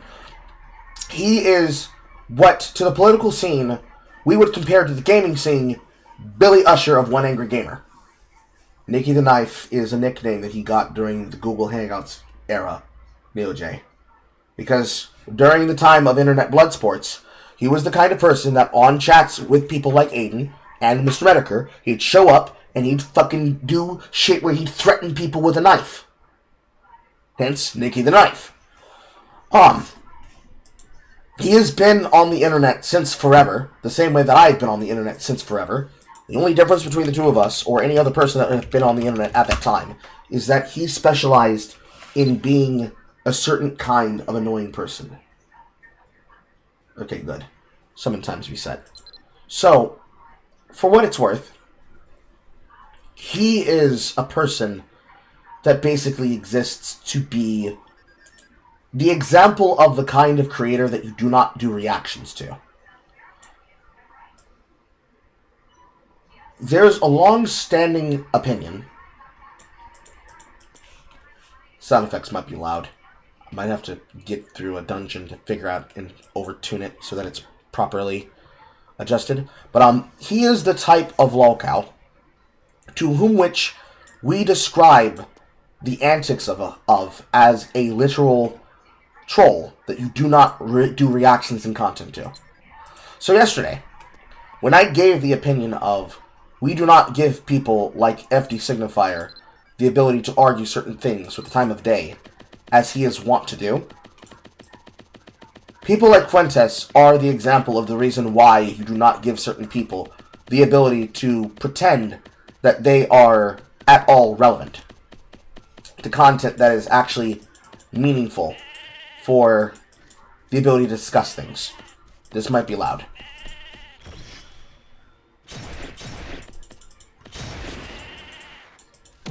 Okay, that's not that loud. But he is one of those types of people to whom which, when we say that you should not let this person have any level of clout, he is the exact example of why we have that standard. Because if you give him an inch, he will take a country mile, and he will insist that he is a victim of a system that is trying to deplatform him for reasons that are unscrupulous, unfair, and worthy of discussion. Simply because that is how things work when it comes to that level of investment on the internet. I wish that that were not the case when it comes to the shit that he is invested in. But that is how Nick Fuentes basically yucks his yum. Where people like FD Signifier specialize in being an attention whore that behaves a certain way so that they can get away with doing what they do. He is the kind of person that basically is a nuisance to everyone around him and makes it into a concern that we have to address by proxy. The only reason why he continues to be relevant is the same reason why most people are able to make a name for themselves. They are victims of circumstances. As we all know, he was victimized in a situation where somebody tried to threaten him at his house and tried to, get him killed. That is, the only reason why he has any level of investment at all, period. So, with that being the case, the only reason why he's been in the news is for the same reason that Mariopolis has basically been in the news. Hi, Wi-Fi. He basically just is a person who just takes up space. Because he's willing to say crazy shit, that is why he is known. Where people, especially young men, are interested in what he has to say. What that says about our society and our culture is the subject of ferocious debate. For many people, it's a grave indictment of an insidious immorality. For others, he's a product of a culture which has turned on its own and left many young people feeling listless and bitter. He's either a litmus test for right-wing hypocrisy on free speech or a walking, talking manifestation of where the line should be drawn. And a frankly preposterous amount of airtime has been spent on debating everything from his ideology to his sexuality and whether anyone should actually talk to him at all. If I were writing a glossary entry on the Streisand effect, I wouldn't put a picture of her next to it. I would put a picture of Nick Fuentes. They have opted to not do so when it comes to Nazis like Nick Fuentes. Fuentes takes this guy apart brick by brick. It's a full takedown. My concern is that people who are a bit more moderate are deeply alarmed by Nick Fuentes. I was very happy to see that, like, Nick Fuentes really passed that test with flying colors. That fragmentation is being caused purposefully by a splinter faction of people led by a young man named Nick Fuentes. That's the war. And you get the beef prices down. Not crazy things that Nick Fuentes or these other loons say on social media. Well, it looks like all the screaming about Nick Fuentes on the internet is finally dying down a little bit. So now we had on this guy, this Fuentes guy, and never challenged him. You should have Nick Fuentes on your show and you could ask him questions about that. The truth is, it doesn't make a lot of sense to spend all this time talking about Nick Fuentes, but not actually to Nick Fuentes. People who say you shouldn't give him a platform overlook the very obvious fact that he already has a platform of his own. Pause. Much like how I have the platform here that I've been talking to with all of you on, there is a difference and a caveat. What is this on? F10? F9? F11. You do not give people like Nick Fuentes the time of day. For the same argument you could say that you could legitimize, but is also bullshit, to people like FD Signifier.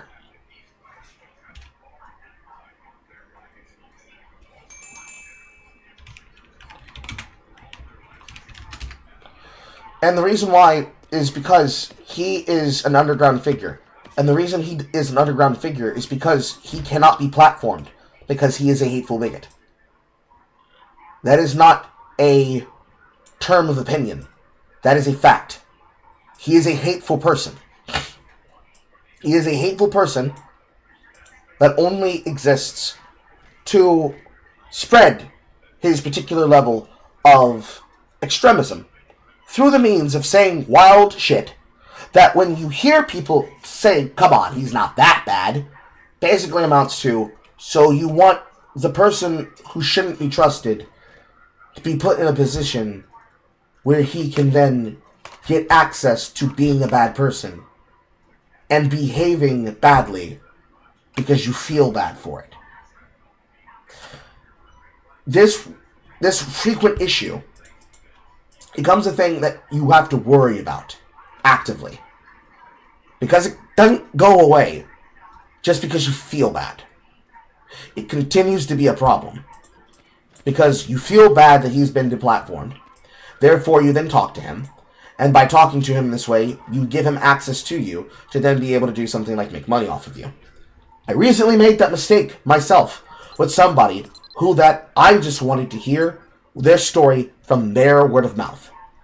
I didn't want to hear it from other people. I didn't want to hear it from other people. I didn't want to hear it from other people. Past Carl, why are you echoing? Past Carl. I didn't want to hear it from other people. Yes, you heard Bobby Sheep. I'm playing Bobby Pro right now. You would end up hearing things about him from proxy. I wanted to hear from that person myself. And because I went to go give that person the time of day to hear from them myself, I basically gave them the opportunity to make shit off of me, which extremely pissed me off. For what it's worth, these are lessons that you learn the hard way. That was one of the lessons I had to learn. Because you don't think a person would be a problem, but no, sometimes people just want to be a nuisance and they want to make a problem for themselves. And they want problems! Always! Because that's just who they are, that's how they are, and that's why they are. And never the swain shall meet from there. And never the swain shall meet from there. Why is it unmuting itself? So, for what it's worth, when you're dealing with this kind of person, that's just how it is. That's just how you have to treat people like Nick Fuentes. You could technically say the same thing about people like, say, Nicholas Dorio or Miley Yiannopoulos, but it's a different caveat, right? Because when it comes to things like commentary streamers, there are plenty of different personalities that you could get to know or that you could dislike or hate. But the one thing that you can't fucking do is deny whether or not their platform is justified and large, because they specialize in the type of thing they do. So, for example, if you wanted to say that you hated somebody like Nicholas DeRoya for whatever fucking reason, you have to accept the fact that he commands the audience that he does, because they're actually capable of delivering something in a way that serves the niche that they currently occupy. And then for people like Milo Yiannopoulos, it really depends on how you go about things. There are good trolls, there are bad trolls. I would describe Milo as a good troll that likes causing good trouble. They're only really going to be annoying and irritating if you yourself are an annoying and irritating person, so that they see a reason to want to deal with you in such a fashion where they would feel like they have to do something to the degree that he might troll you for. So for those of you that were here when we witnessed how he behaved on Pod Awful, that is more or less the kind of behavior that happens when you have a reputation for being a fucking weasel, like Vito Caswalti has. He gets fucked with directly, an example is made of him, he crashes out because he can't control the situation, because they're not used to not being the one that's being king of fuckshit mountain, and then, if he likes you, he'll treat you with some level of time and courtesy. Why does the kick dashboard keep unmuting itself? But if he knows you on some level of content, he will try to treat you with some level of decency and respect. And if he doesn't respect you, he's gonna be an annoying asshole. He is what he is on the surface. You can never mistake him for something that he's not, because he never lies about who he is, which is the one benefit that comes with a person who's like that.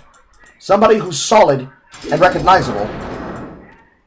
It is a little bit too loud. I'm going to have to cut the sound in half. A person who is recognizable and respectful in that degree, you can't accuse them of being something that they're not. Because they are who they are, and they never make you believe that they're not for a second. And never the twain shall meet when it really comes down to shit that's like really serious.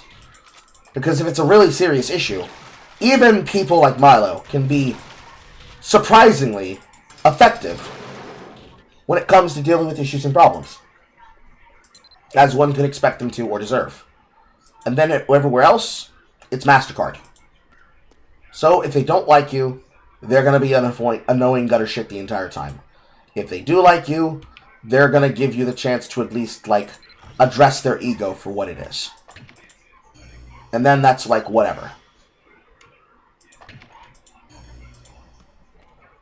Otherwise, bite your tongue and hope that they don't give you too much shit. Which is often bigger than most of the people complaining, and he uses it to speak unchallenged to his many followers. It's on that basis that I've invited him to appear live and uncensored on my platform, and Nick Fuentes joins me now. Nick Fuentes, welcome to Uncensored. Hi, great to be with you. I don't know you. I don't think we've ever met. You can correct me if that's wrong. I know about you. I know that increasingly people are talking about you in a more mainstream environment than you may be used to. So for those of you who know nothing about Nick Fuentes, I want this to be an opportunity to get to the real person. I don't know who that person is, but I do want to use this opportunity to get there. I've seen you talk, as we prepared for this, in exchanges with people and on your show, saying you fear it's going to be very hostile, it's going to be an ambush, all those kind of things. I don't intend it to be overtly hostile. I don't intend to ambush you.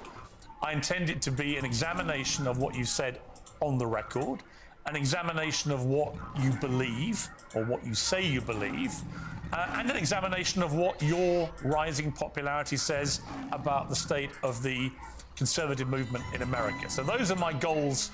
If there's anything that Nicky the Knife is, it is not a conservative. He's an opportunist through and through. From this interview, what are your goals? Why are you doing it? I thought it'd be interesting. And, you know, you've talked a lot about me on your show over the years, and this is the first time you actually extended the invitation.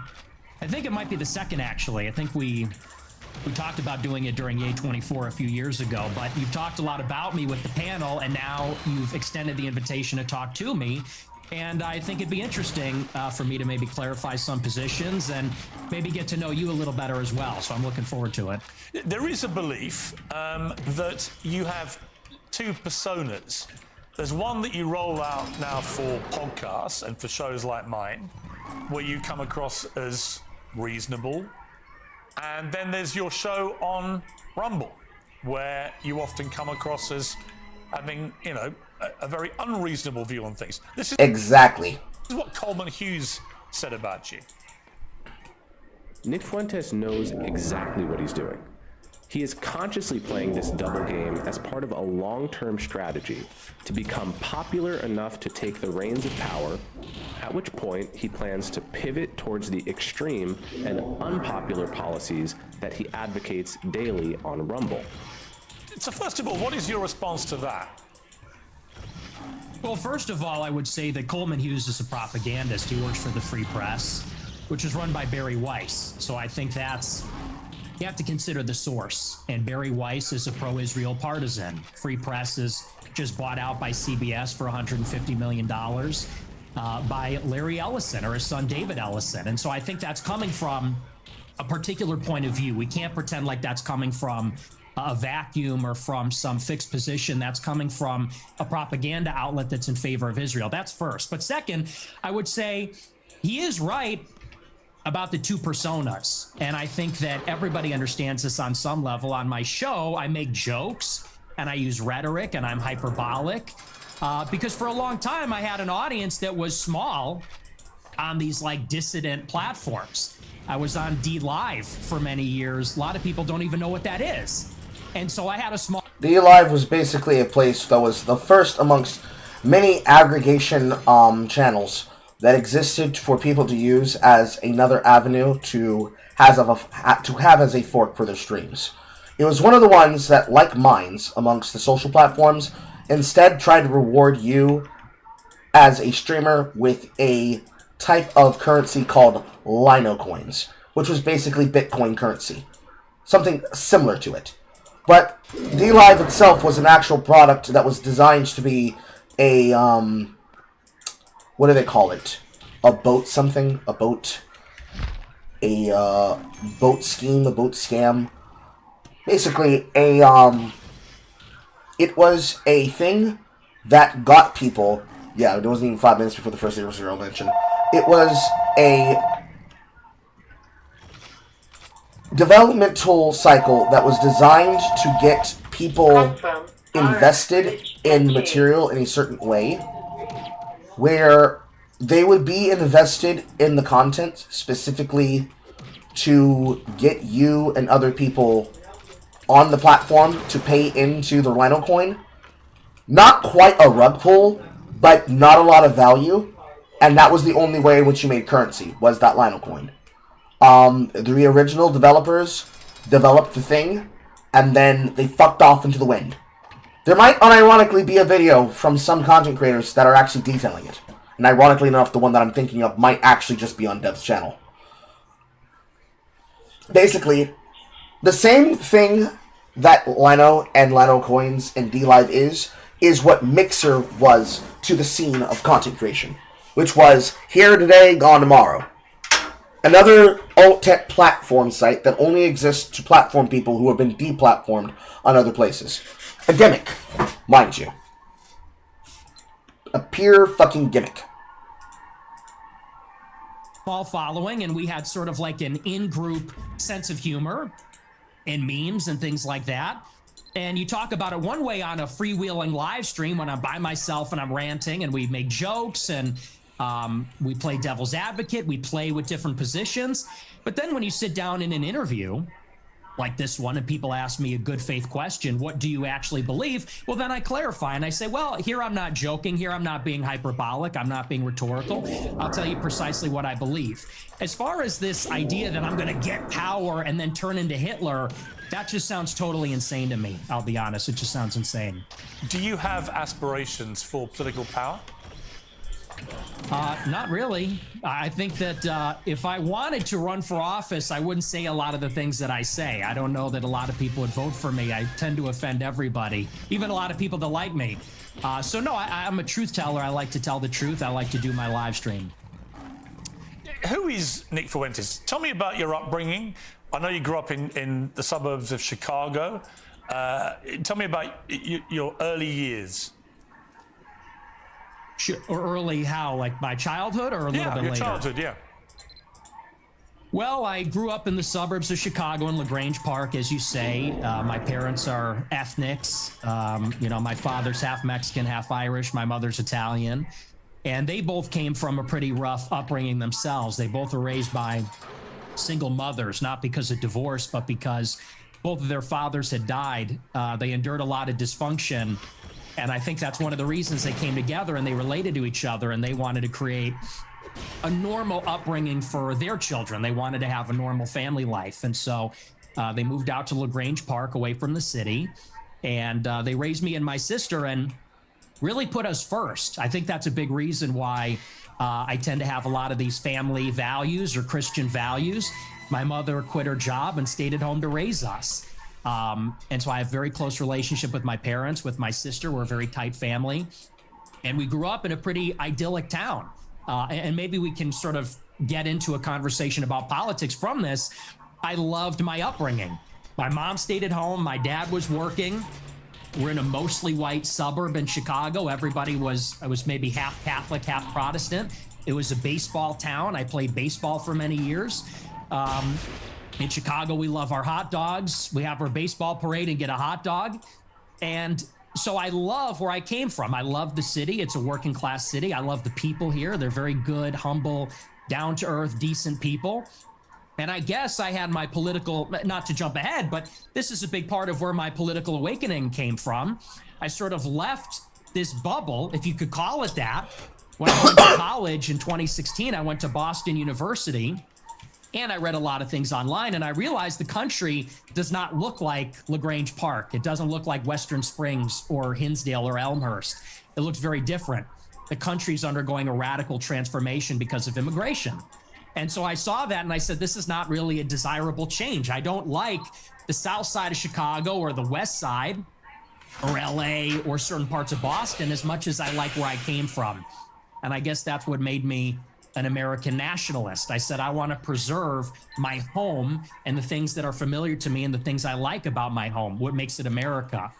So that's a little bit about my background. I don't know where you want to go with that, but that's kind of where I came from. My first obvious question is, were your parents immigrants to the United States, or were their parents, or were their grandparents? In other words, at some stage, I presume there were immigrants in your family who came to the US. Is that correct? There were. I believe my mother was fourth generation and my father was third generation. So their ancestors came here on my mom's side in the 1860s, I believe, the first wave of Italian immigration. My father's ancestors, I think they came around the turn of the century in 1900.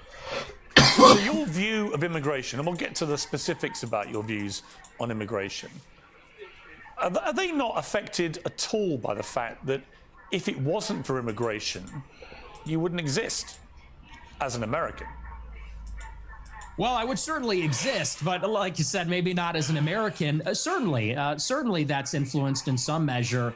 But I think that the kind of immigration that we had for a long time in the country, it's different than the immigration that we have now. And let's just say for openers, it's different immigrants. They're coming from a different place with a different culture, a different religion. It's not the same as it was. So first, you have a qualitative difference. My ancestors, for the most part, I have 3 European grandparents from Ireland and Italy, 1 from Mexico. They came from Europe. They came from a society where there's a common ancestry, there's a common religion, common civilization. The people that have come in since 65, since Hart-Celler, they're coming from China, India, the Northern Triangle, Mexico, Venezuela. Pause. Right now, Nick is talking around the fact that he is trying to sanitize the opinion that he has about what he would effectively, if you wanted to use his words exactly, I am quoting someone, I am quoting someone, I am quoting someone, as the Molochs, the Polacks, and such other, quote, dirty individuals. He is trying to talk around the infinity migrants. That is all he is doing right now. He is trying to talk around infinity migrants. Obviously, it is okay to be able to call out the difference between I think this is this and this is that, and I don't like how this is this and this is that, versus talking about the infinity migrants as though the issues that he cares about is not related to something that I was able to talk about yesterday without sounding like a gibbering baboon that is a representative fault for the alt-right. Most people with some level of a brain cell can understand that there is a quantitative difference between the two things. But unfortunately, because of who he is and how he is, someone like Nick can be able to talk himself out of a corner where all he has to do is say, well, this is what I believe, this is what I believe, and this is what I believe, without having to actually demonstrate the things that he believes outside of, well, this is this and this is that and this is this and this is that. Because any serious opinion that he actually has, he doesn't actually have to get challenged on. Because then that's just a misinterpretation of what somebody said about him. That's not true. It's not true. I don't believe that. I believe this. I believe a safer version of this thing that I believe. Which is what that guy was trying to say about him using his opinions as a smokescreen. To anybody who doesn't want a brain cell, that is obvious. Unfortunately, it is his job to specialize in getting that one around people. Whether or not Piers actually calls him on his bullshit is yet to be seen. But everything he is saying right now basically is the safe opinion that is the smokescreen for, I want those filthy, expletive migrants out of my country. Because the actual problem here is that we cannot take on infinity migrants that do not actually like the policies and do not like the lifestyle choice and do not like the world that we as Americans live in. We cannot support infinity migrants that simply want to shit on our culture. And then have the audacity to say they're not proud to be Americans. It is fine to be able to express that, and there is a way to express that without being Nick Fuentes, basically. Unfortunately, Nick Fuentes is going to be able to take the cop-out route. So it's going to be up to Piers to call him on the spot and, bring up a clip of how he speaks when he thinks nobody sees him on his content. Let's find out if that's what happens. And so first, they're just different people. Secondly, it's a quantitative difference. There's way more, and it's an unceasing, always increasing wave. For the first 3 or 4 waves of immigration, you would have a major influx of immigrants, and then it would stop. And then you'd have another wave, and then it would stop. This one, it just keeps going up for 35 years, and it's too many. So that's really where I would draw the distinction between maybe where I originate from. I would even just simply call that immigration. What this is an invasion. It's a completely different policy. But you mentioned, can't even call it the same thing. But you mentioned Mexico in that list, and your father is half Mexican. So yeah, I mean, by your criteria, part of the invasion would include your father, presumably, and his immediate descendants who came from Mexico. Good example. Unfortunately, you're about to give him wiggle room. Not really true, because when my father's ancestors came here, it was a small fraction of the total immigrants that came from Mexico. I don't believe that we should have 0 immigrants forever, or even 0 immigrants from non-white countries. But you have to draw the distinction. My father's father, he was here in the 40s and 50s. It was his parents, or I believe either his parents or grandparents, that came here even earlier. Up until 1965, 90% of the immigrants were coming from Europe. I have no problem with that. If we have 10% of them coming from Mexico or Latin America, maybe that's reasonable, but that's not what it is now. Now you've got 10 million illegals in 4 years under Joe Biden, and you got millions more legal immigrants from China, India, Venezuela, El Salvador, and it's so many with no break for assimilation, and they're all from non-white countries. It's transforming what America is. And again, that's the distinction. That's what makes it unacceptable.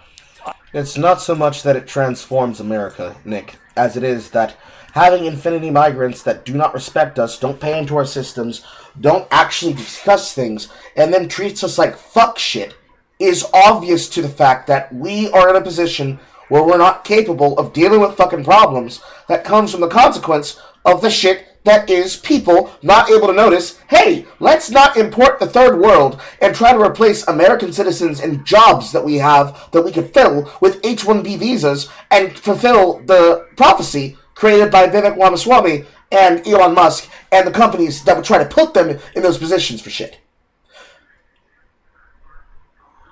Discord yeeted you into voice chat? Yes, that's what happens when you click on that link. If you clicked on the link that was posted, that just yeeted you into the server. Let me see if you actually are here. There you are. Let me give you this thing. I am giving you roles. 1 second, Wi-Fi. Well, here are my honor, so you're getting the boys. All the other ones, you'll have to earn. There you go. But, there are people that when you say, I'm going to take somebody and bring them into Silicon Valley, and for some reason, I need the new level map designer for League of Legends, or Terminal Brigade, the game I was playing the other day, or anything that's being developed in Silicon Valley, I have to have an H-1B visa, and it has to be over 100 people to fill 100 positions, and they all have to be from fucking New Delhi. Is it not possible that I can actually find people that are actually capable of doing that job, that are qualitatively better than the people we have here in America? Or is it that you must do it, regardless if it's because of China, regardless if it's because the people who control Riot Games, or all of those tech companies, which basically is to say Tencent, needed to do it as a part of the proxy deal that allows them to bring the game from the US territory into the Chinese market for them to have a foothold here, or what have you, or for that fucking headhunter from Tencent, Amir, that represents the majority of their interests. Is it actually necessary that all of those jobs must be somebody who effectively hates my country, hates our rules, hates our ethics, hates our policies, and actively refuses to drive on the right side of the road, and prescripts themselves to a level of Indian Izzat that means revenge culture against Americans is fine because I don't care about this place. I care about my home. I extract value from here. I take value from here. I fuck over somebody who could have gotten that value, and I send it home to a country that will always be a shithole because they do not respect places and do not want to fix them to make them better. They instead want to be able to point their finger and say, this person is the reason why I can't do things.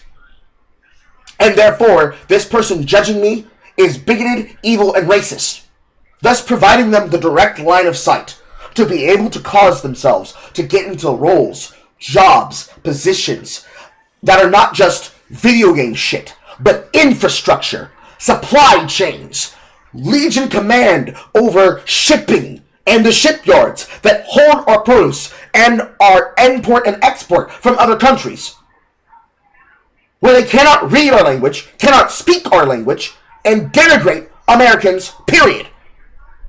And if you want to be even more concise, not just Americans, but all other cultures that are not their own. Which then leads to things like the Florida Turnpike or the Georgia Highway, where people are dying because they cannot read our road signs. Boom. Done. Easy. Nowhere in that did I have to say anything about Israel or Palestine. But unfortunately, because this news story is here today and gone tomorrow, things like the Vivek connection and the Elon Musk connection gets buried under the reality that, as far as the internet cares, all they know is, hey, remember when Elon Musk was trying to play Path of Exile 2 on Starlink and he got exposed? Remember? Nobody remembers that shit. Because it happened in the middle of the year where Doge was the living meme. It doesn't hit the timeline the same. It's not as funny. Therefore, it's not as memorable. Therefore, out of your brain, therefore, you only remember it in the context of tragedy that happened. That job cycle, that wasn't like embarrassed out of the news cycle and then stopped. That still happened. They still recruited people for those jobs and brought people over that are ruining not just the profit margins, not just the job security, but the actual living spaces of those states. So, California has Californians, leaving California to go to a state like Texas, whether it be the broadcasters and the streamers that come from that Hollywood-esque clique that they've made amongst Twitch streamers, or the actual H-1B visa owners that are hateful towards us. They are actively making a state like California, which was already shit to begin with for other reasons, including the ones that we already know of. They are making them leave, and by them going to another state, the worst of the worst behavior keeps moving around as they keep finding themselves in the jobs and positions that directly control important things for the country. There are people who are incapable of actually discussing this without coming from it from the angle in which Nicky the Knife comes from. When you give him the ability to approach it as though, well, you say this about immigrants, but wouldn't that apply to your own family? He's going to say, well, no, because my family was respectful, and these people are animals. And that serves as a smokescreen for his actual opinion. Can we lock them up in one state? Technically, the only caveat that saves this from being a serious issue, especially when it comes to the gaming industry, is they have to stay in the country that they have their visa in. Now, the problem with this is the same issue that would happen in a country where you have to have a cyclical system of a visa system. So, like the permanent visitors in Mexico, they can only be in Mexico for a certain amount of time. And then they serve that time and live that time there up until one day they cross the border and then they come back in again. So, let's say you live in Southern California and you go every so often, every 10 months on a visa that's supposed to let you work in a place like Mexico. So not even like not even the US to Mexico, but Mexico to the US. You can stay in Tijuana for 10 months, but at the day of 9 months and 29 days and 23 hours and 30 minutes, they cross over into the US and then they come back. That then allows them to continue doing this for years and years on end. Where as long as they go and they leave, it is a constant catch and release system that they don't have to actually address when it comes to normal visitation without having a visa. When it comes to a work visa, especially an H-1B visa, they have to stay in the state that they have the job at. But if the job is something that could be done remotely, they can get the position and fill it while living in another state. Ideally, these people are working in tech centers as a part of the support staff for something like a video game. So, Blizzard could hire 50 people on H-1B visas to fill the support center and the support staff for ticketing, and they can be in a call center somewhere in fucking Georgia of all places, and they can have a job center crossing over for Blizzard, crossing over for High-Res Entertainment, which is centered here in my state, or other job companies that are related to the tech sector in video games, and they can be able to take up the benefits from a company that has a house office and a home campus in one place while fucking up the things of another. But mostly, when they ask for it in that one place, they have to stay in that one place. But then that place becomes a shithole, which then that pushes people that are already a problem to begin with from where they are to somewhere else. So if they make a shithole of California on those visas, the people who can afford to move, the people with the money that are already annoying and already contributed to the policies that created the problem in the first place, end up moving to places that then make it worse, which then creates a feedback loop, a negative feedback loop that causes the infinite problem. So you can't even lock them in one place, because the only people who can be able to leave are the people who will then bring those policies to other places, which is to say, the Californians that voted for the policies in the first place, that then make them say, well, fuck this place, I'm gonna go somewhere else. So imagine, if you could, the people of Portland, Oregon, bring their shit from Seattle across the frost line in Canada and over here in the States, in places like Oregon and Washington, and they bring their shit from the top down the coastline, through the mountains, and across the country. Just over the next 50 years. They fuck shit up, it becomes a shithole, they move. Fuck shit up, shithole, move. Shithole, move. Shithole, move. Some people will be stuck. Others will be naturally moving because then, guess what? All these job positions open up because here's all these people leaving these jobs. What's going to be cheaper? Getting an American worker and getting somebody overseas as an H-1B visa holder to hold the position themselves. And it's not an undescript amount of money. It's an unbelievable amount of money that then isn't getting paid back into the system because they're not actually an official citizen. So they're not properly paying back the right level of taxes. Some of them are cheating the taxes. Some of them are using the nepotism system to get their own family members involved in it to then increase the amount of money that they can earn from it. And then it becomes like a Fortune 500 company like Total Systems here that is centered and located in their campus here in Georgia, where the people who are working the job, because of the nature of how they recruit for them, are temporary workers. But because they have such overwhelming amounts of family, what's easier? Filling a position that has 5 to 15 new openings with people that you get from the temporary service, who could be young adults to grown adult family members that are husbands and wives that have children to feed, or filling those positions immediately with the cousins and the friends and the sisters and the husbands and the wives of people who are already working those jobs from the H-1B visa system to then give you the tax credits that then allow you to bring down your ESG score. Which one do you think a company that's balancing checkbooks when it comes down to the raw factors of the market is going to choose? And therein lies the problem. You give that kind of argument to somebody like Nick, he's going to walk away with it the way that you expect him to. Because it's just that easy. I always believe everybody is a product of their environment. Right? I've interviewed thousands of people. Maybe 3,000, 4,000, 5,000 people from all different walks of life. But the one common theme I would say is everyone's a product of their environment. And I was reading some stuff about you in the last few days. There was an episode of your podcast where you talked about your father, Bill Fuentes, and how he wouldn't take the family, including you, to certain restaurants because he believed they were associated with African Americans. We would be deciding where to go to eat, you said. What are we going to do for dinner tonight? It was a running joke. Me and my sister would say Applebee's, and my dad would say we would never eat at Applebee's. Not in a million years should you be caught dead, Fuentes said about Applebee's.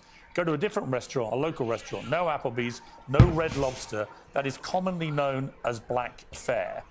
And you also shared another story about your family and restaurants. It said, before me and my sister were born, my family had a saying about Olive Garden that contains the N-word that we're not allowed to say. So my question, based on that anecdote that you say on your own podcast, is do you think you grew up in a racist environment, that your father was inherently racist, and that thought process moved to you? That's a good catch. Good quote directly from his content. Watch how he's about to wiggle this shit. Well, I would say it's a new low. I've been attacked for being a racist many times, but to attack my father, to attack my parents based on anecdotes, I would say that's sort of a new low. Hang on, it's your anecdote. I'm being attacked. I'm being attacked. Bro, it's your own words. You said this on your fucking live stream. It would have been better if you played this live on air so that you can show exactly the timestamp and the stream that you got it from. That's what you should actually do in this moment, in this situation. Because you did not play the clip, he's gonna say, well, this is an anecdote that you're taking out of context, man. You're putting words in my mouth. That's not what I meant. Yeah, but he's not here to defend himself. You are. And my parents are. You told the story. And I will, and I'll I'm defend not trying them. to ambush you. As I said at the start, Nick, to be clear. No, it's not an ambush. I think everybody I'm not understands. ambushing you. I'm literally reading an anecdote that you revealed on your podcast. It's you that's put it in the public domain. I know. I'm simply asking you whether my assessment of that, which is that your father didn't want to take you to certain restaurants because of what you refer to as, they were commonly known as black fare, whether that attitude to African Americans in that instance permeated to you. It's a reasonable question. Yeah, no, like I said, I think everybody knows what that is, but I'll address it. I'll engage with it, and I'll defend my father from the charge of racism. Sure. No, my parents are not racist, and they've never been racist.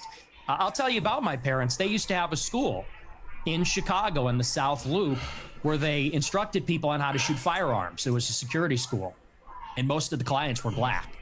And I believe actually one of their clients was Larry Hoover's son at one point, sort of a funny story. And so most of their clients would come in from the south side of Chicago. My grandmother, she grew up in the projects in the city. And so my family being in Chicago, being ethnics, being Italian, Irish, Mexican in the west side on Taylor Street, all over the city. My family for many generations have lived near and around black people. And look, my views about black people and their views about black people are shaped with experiences with black people. And what they will tell you, what my parents would say if they were here, is that for many, many years, the older generations of black people were very respectful, very humble, very decent. In fact, my grandma used to have an anecdote. She grew up in a lot of dysfunction. Her mother was mentally ill, and they would be having dinner in the projects, and there'd be so much chaos and dysfunction and disagreement and fighting. And she would look across the way out the window at a black family in the other apartment, and they'd be holding hands around the table saying grace. And this is sort of the culture that used to prevail. But now what you have in the city is that there's no accountability for the black people. And now Chicago has become a complete dump because these teenagers go out and they take over the city. They call them teen takeovers. That's the euphemism for it. They're teenagers, but they all come from the same neighborhood. They drive up there and they mug people and attack people and they destroy cars and destroy shops. We had the Festival of Lights a couple of weeks ago. It's supposed to be a family event. And they light up the trees and they, there's a big parade. I was in the parade one year and you had a bunch of black people there shooting each other. 7 people shot, a 14-year-old killed in the Magnificent Mile.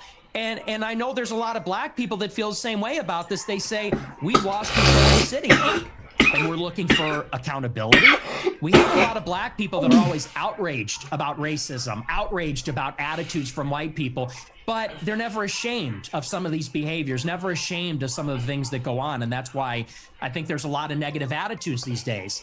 And so, again, I think those attitudes, you say I'm a product of my environment, I am, and so are my parents and my grandparents. Unlike you, because you're not even American, in Chicago, we have to live in a big, diverse city where there's a lot of different kinds of people. And I think anybody in Chicago... Despite the fact that Piers is a citizen of England,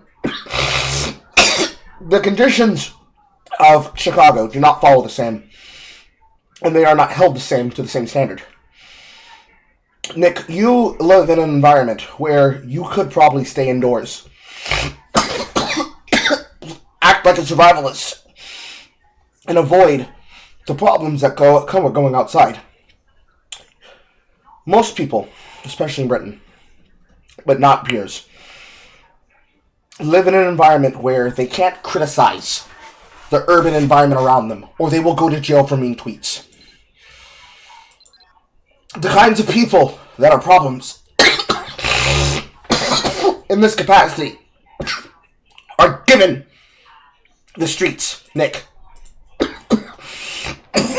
They are given the streets. The same way that they were during the riots of the Summer of Love, they are given the streets. And they rampage. And they take advantage of people. And they take advantage of situations. And they act like victims, despite being perpetrators of behaviors. Excuse me. Despite being victims of behaviors that otherwise can be described as intentional selective choices to take advantage of the lack of free speech laws.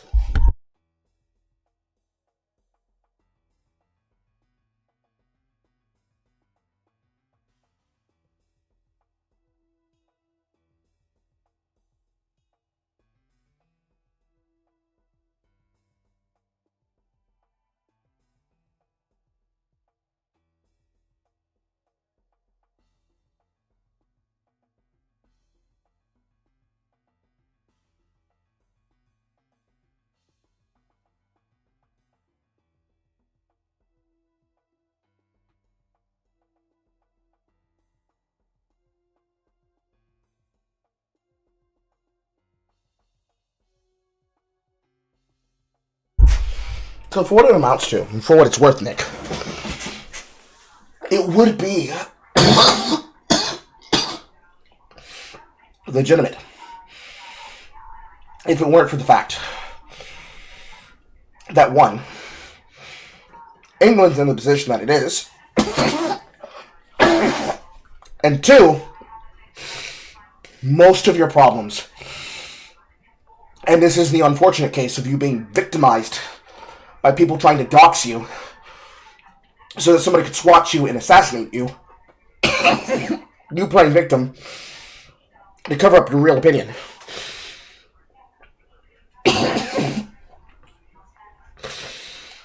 Because otherwise it's bullshit. Because this country, that country. Neither of you... Excuse me, goddamn. Neither of you are innocent.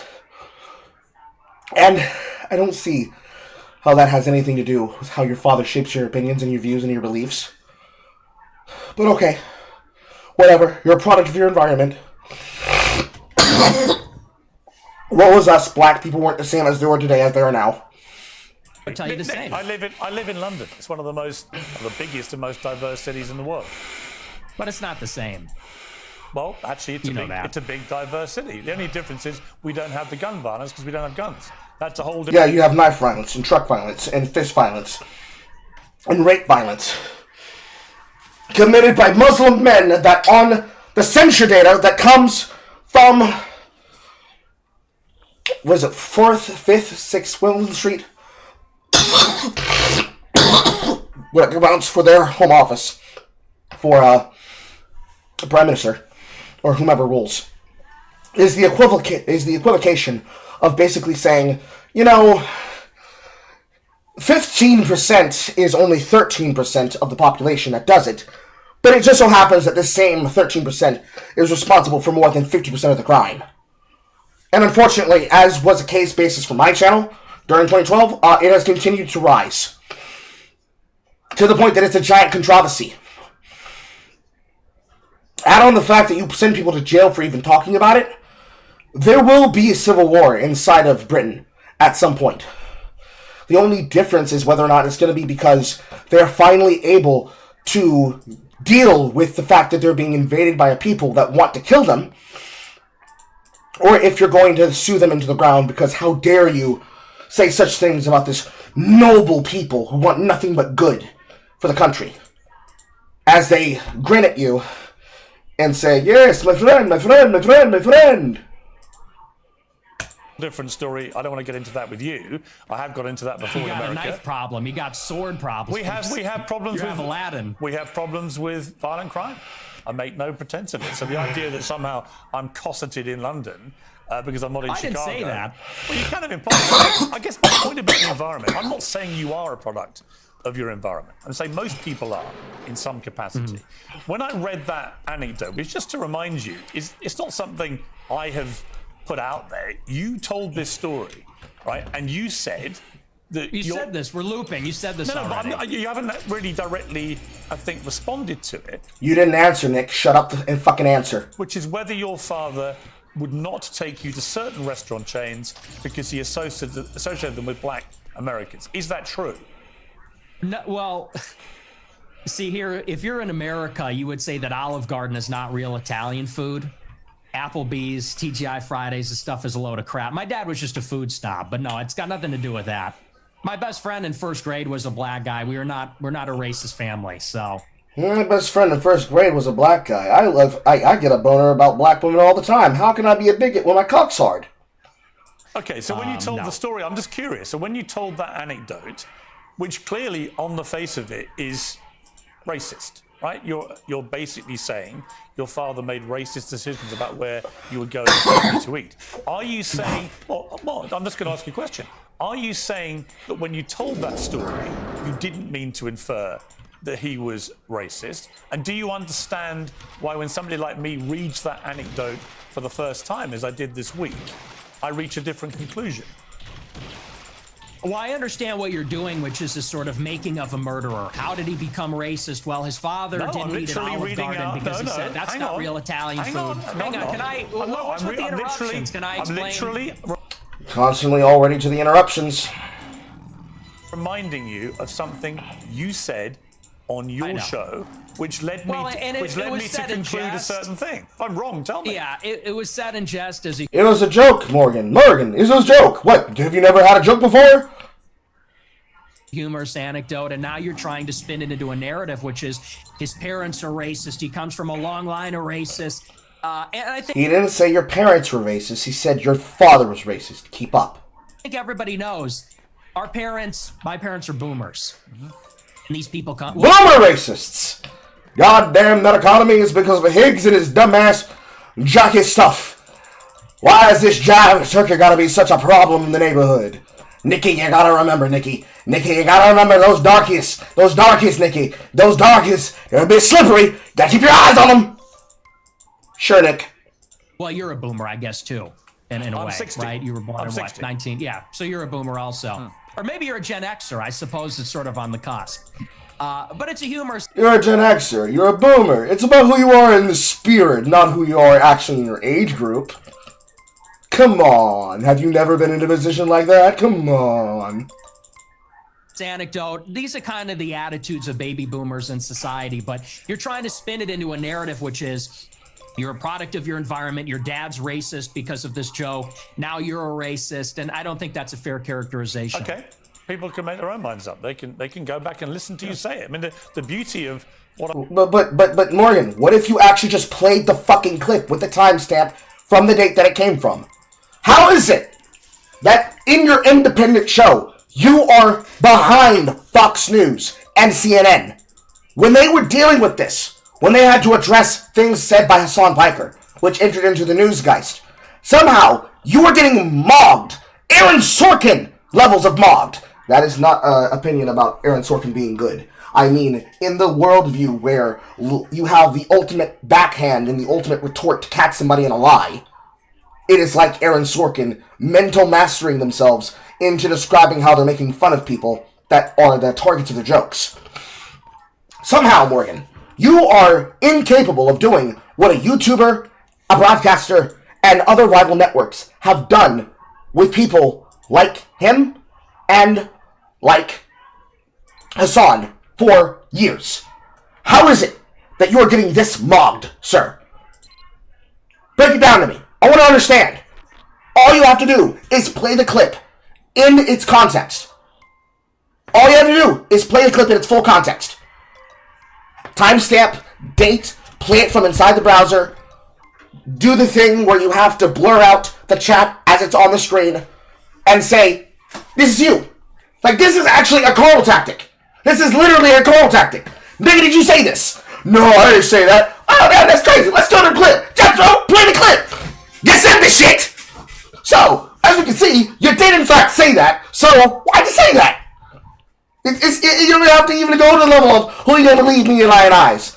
You just show that it happened. Then you can be able to give people, it's like, so, well, that's not what I was saying during it. Are you sure? Are you sure that's not what you were saying? Are you saying we took you out of context? No problem. Here's the link on screen chat. Go ahead and test it yourself. It would be a viral level of fact-checking in live. If you're not doing it, you need to have a younger member of your chat doing it, or a younger member of your staff doing it. What I'm going to talk to you about in this interview is that almost all of it is just going to be reminding you what you have said and asking you what you meant. Your position about that story is that it was a joke, okay? I want to come to something else you said.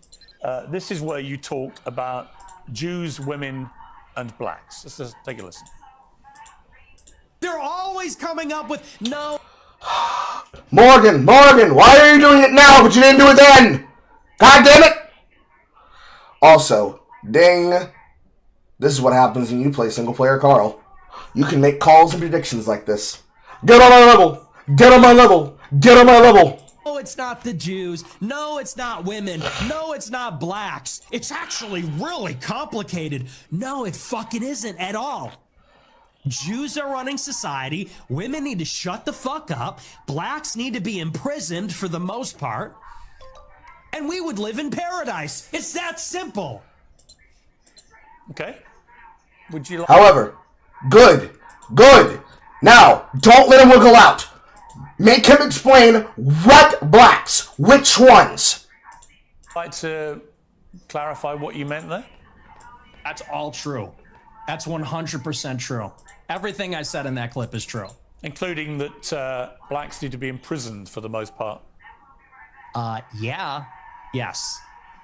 Well, all of them? No, for the most part. What does the most part mean? What percentage of American blacks would you like to see in prison? Whatever the percentages of the murderers. I think it's 1 in 20 black men will commit a murder in their lifetime. So maybe let's say that, 5%. Oh, so you're talking about black people who murder people? Yeah. Oh, absolutely. Yeah. Morgan! You failed, Morgan! Morgan! All you had to do was get him to explain how and where and why, and what groups, and what cities, and on what predictions and on what metrics and numbers he was doing that on. Oh my god!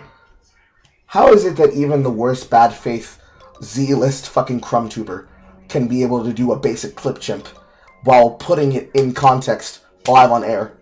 How is it that you don't have the context for the clip and you can play the extra context for the clip? Come on, man. Come on, Morgan. Come on. Come on. You didn't say that. You just said blacks need to be imprisoned for the most part. You didn't clarify that you were talking about black murderers. Right. No, you're right. That's a good addition to that. That's a great point. Do you think it's funny or? Yeah, I do. I think it's hilarious. I think it's totally true. Do you think a black American would find it funny? You think that blacks should be imprisoned for the most part? Blacks are my biggest fans. I get high fives all the time. They say, Nick Fuentes, I love your show. They agree with me. And you want to know why? Here's the difference. Black people are the most victimized by other black people. You think black people want to live in the hood and the ghetto and get shot all the time? That's what happens in the south side of Chicago. You should come here. I'll take you there. We could go to Garfield Park. My son went to Chicago University for a year, actually, several years ago. Yeah, that's a bubble. That's a bubble. You think you're in Chicago and Hyde Park? You don't know Chicago. Go a little bit west. See what it's like over there. And I'll tell you, black people agree with me because they're tired of it too. And maybe not most of them, but a lot of them agree with what I say about that because they know how it is. That's why the first thing they do when they make a little bit of money is they go and leave to another neighborhood. Okay, so what was just remind me again, the percentage of black men who commit murder in America. What was the percentage you gave me? It's 1 in 20. 1 in 20. It's 1 in 100. No, it's 1 in 20. No. Less than 1 in 100 black US men commit murder. Put it on the screen, Morgan. Put it on the screen. Put it on the glass. Rub his face in it. Quote a direct number from something like the DHS or quote a direct number from the DOJ. Put it on the screen, put it on the glass, rub his face in it. That's the most up-to-date crime statistics in America. That's not true. I've seen other statistics. They say 1 in 20 will eventually commit a murder. So your rate means that you're saying that 5 times as many black men commit murder as the official crime statistics say. Yeah, there's a report, I believe, on X by Data Hazard. I'll have to go and double check that for you. But yes, there's some pretty... Why would you need to be able to fact check it? This is a debate and a conversation that you were coming into. Why is it that none of you are ever fucking prepared? Why are none of you ever fucking prepared? God damn it! Shocking evidence that says that it's far more alarming than you would think. Okay, but you would accept that the official crime statistics are 1 in 100? Or you wouldn't accept that statistic? I don't know. I don't have it in front of me, but I've seen other evidence. Like I said, Data Hazard on X, I believe, produced a report about a year ago. It said 1 in 20. But, I mean, whether it's 1 in 20 or 1 in 100, that's a lot of people, Piers. I mean, sure, this is a lot of white problem. people commit murder too. Well, they do, don't they? Okay, but it's about proportionality. I mean, white people are 65% of the population. Blacks are 13%. And I think anybody would tell you that more black people proportionally commit violent crime than white people. And people... You gave him access to the per capita meme, Piers. You're already losing amongst his audience. They are laughing and guffawing that you gave him the 50%. Vote with their feet. People would rather pay a much higher property tax. Most mass shootings. What's with the interruptions? I'm sorry. Thank you. I appreciate that. You know, you look at in Chicago, in New York, these neighborhoods are so stratified. People would rather. Also, that's going to be a thing that's going to keep happening in this conversation. It always happens in every internet conversation. Somebody believes that because they've allowed somebody way too much time to talk, especially if it is actually relevant, if you have given them way too much time to be able to talk, you lose the ability of being able to control the conversation. And thus, you have to stringently claw back power over the dynamic. But by doing so in a way that they can frame as rude, they can constrain it as, well, you're just trying to railroad me because you won't let me speak. You won't let me speak. And Lord have mercy knows that from how annoying it can be for me, where if I'm trying to express an idea or thought, somebody could do the exact same thing the other way around.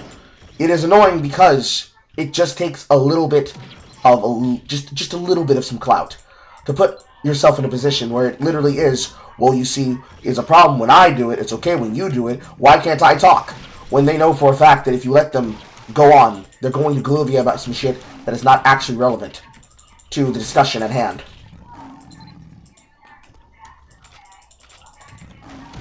Rather pay a high tax rate, they'd rather pay a much higher property value to live in a less diverse, less black neighborhood because they don't want to live around the violence. And I think that when you look at even on the public transit, the subway, the blue line, you know, people don't want to go there because they know who occupies and menaces the public transit. It is these people like Daniel Penny had to deal with. It's people like Irina Zarutska had to deal with. And that's just the uncomfortable reality. You've also said you don't want to live near black people. Let's take a listen to this clip. I'm a new generation of white person. I'm not living around blacks. Sorry. You know, I want white kids, and I don't want my white kids bringing home black people to marry. It's racial for me. And good clip. You got him on racial. So now he can't pivot his way out of it just being, you know, a social thing. Now, what you need to do here is you need to hold him down and make him explain this in the context of the raciality, not in the context of demographics and per capita statuses. If you let him run on per capita, he's gonna run away. You cannot let him use the black fatigue argument. Keep him on the issue. And call me racist. Oh, very Christian of you. I don't give a fuck. I mean, it couldn't be clearer, really, unless you want to say that's another of your jokes. But you're basically saying, yeah, I'm a racist, aren't you? Yeah, I'm fine with that. You're fine with saying you're a racist? Totally. I think everybody's racist. I think everybody, if we're being honest, is racist. I think everybody... The only people that aren't racist or pretend not to be are white people to their detriment. Everybody else is racist. But earlier in the interview, you got aggrieved at the idea that your father was a racist. You wanted to make emphatically sure my father's... He's not. Because my father doesn't share my same views on that. So he's the exception to the everyone's a racist. Well, everybody's a little bit racist. You're right. So maybe everybody... The difference is you're attacking my father. You know, he could get fired from his job. So you give him the ability to access everyone's a little bit racist like me. So now they're hop, skip, and jumping to the step of fucking Avenue Q, bro. Just call it what it is. Why is it that when you say this, it's a joke, but now it's not? How is this out of the character of what you were accused of trying to do to pivot yourself out of situations where you need to describe the characteristics of what you're now saying isn't what it obviously is on its face? This isn't taken out of context. This is you on your platform. You're saying one thing here and saying another thing there. So, are you lying then or are you lying now? Put the pressure on him. I'm not attacking your father. You are. No, I'm not. I don't know your father. And to be clear, I have no knowledge about him at all Well, then let's leave him out of it. Let's leave him out of it if you don't know. Hang on, Nick. You put that story into the public domain on your show. I'm simply reminding you of what you told everybody, millions of people, about your father. If you now want to retract it, fine. If you want to say it was a joke, which is what your position was earlier, fine. But I'm allowed to put to you things you've said publicly. That's not unfair. That's not me targeting your father. You put that story about him out there. You know what you're doing. You know what you're doing. I'm asking you about a pretty shocking anecdote, which to me looked like you were saying your father made decisions about where you as a family would eat based on skin color of people who worked at these places. If you say, or use them, if you say that is not what you meant, that's fine. You can respond any way you like. But the idea I can't ask you about it without you saying I'm attacking your father is ridiculous.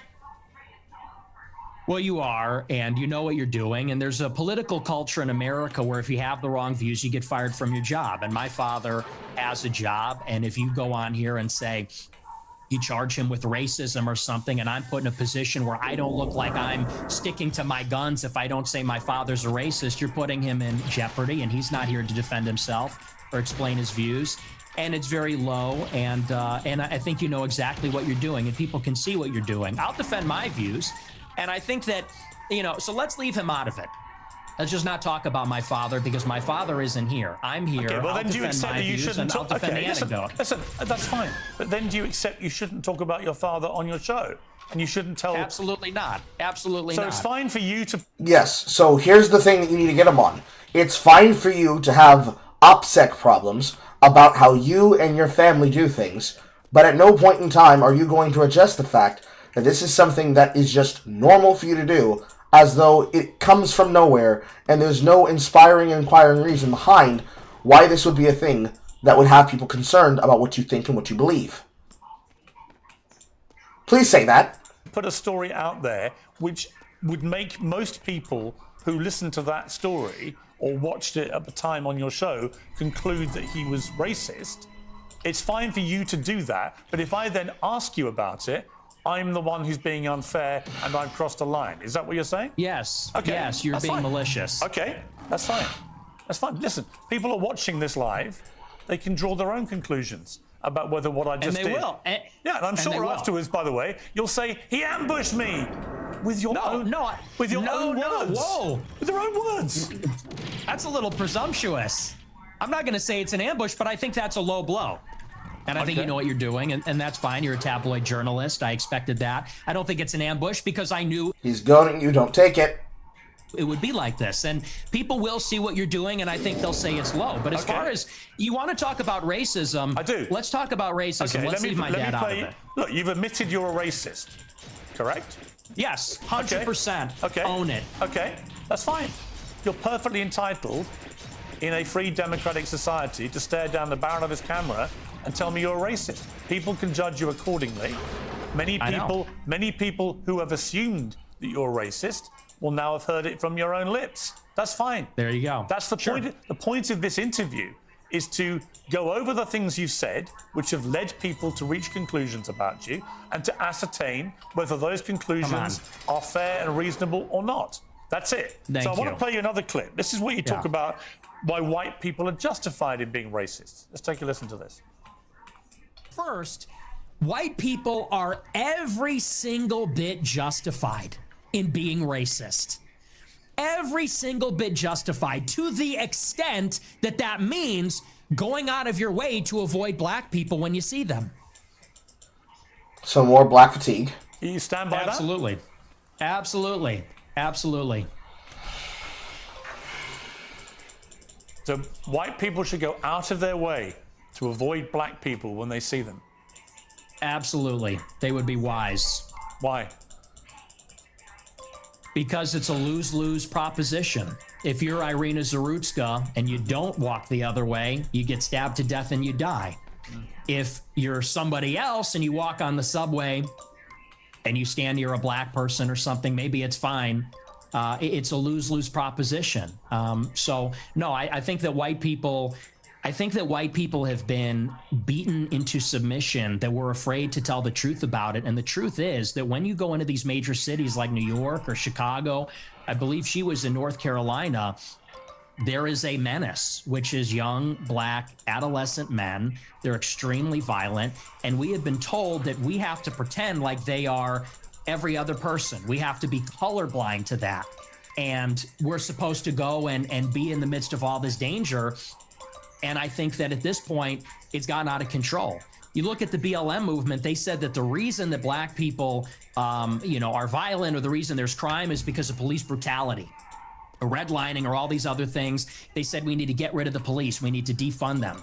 And a lot of cities did. A lot of cities like Chicago, for example, the police changed the rules of engagement. They don't chase them. It's not a felony if you steal a certain amount of merchandise. They won't chase them on foot. And now the city's totally up for grabs. And now whether you're in the Gold Coast or whether you're on the Mag Mile or you're in the worst neighborhoods in the city, you might get shot, you might get mugged, someone might run up on you. And I tell my followers, it is better to be perceived as racist or racist and walk the other way and maybe keep your life than to say, I'm a good anti-racist. I don't mind that this person's making me uncomfortable. Maybe he's looking a little froggy. I'm going to sit down because I'm a good person and get stabbed, mugged, whatever. And by the way, this is a strategy. They call it the friendly stranger. There's a crew of them. They do this in Chicago. They stand outside bars, black people. They approach strangers. It's a robbery crew. And they pretend to be a friendly stranger, and then they mug them. And stupid white people say, oh, hi, yeah, nice to meet you. You know, they grin, they laugh, they put up with the nonsense, and then they get mugged, or worse. Sometimes they get executed. And so as a white... So here's the thing about that, Nick. You said white. You didn't say your followers and fans. If you had said anything else other than specifically saying it is better for white people to avoid blacks, you could have been able to spin that as, well, you don't know who's doing what. You come across a stranger who you don't know, who looks like they're, that just looks like they're out of the depths and out of the origins. You might end up losing your life because they might end up doing something to you. It's just something that you can't necessarily predict will happen all the time. It's something that is a bit of a worry, It's something you have to worry about. That's not what you did, though. You said, no, avoid those darkies. You said avoid those darkies. It's always a problem. If you let them get close to you, they're going to put their hands in your pockets and take your money. That's what you said. You decided to give information about how to protect themselves from scammers. In the same breath, you said, and they're always going to do this, all black people everywhere, within impropriety, because you don't understand the city like I understand the city. I know something you don't know, and I got something to tell you.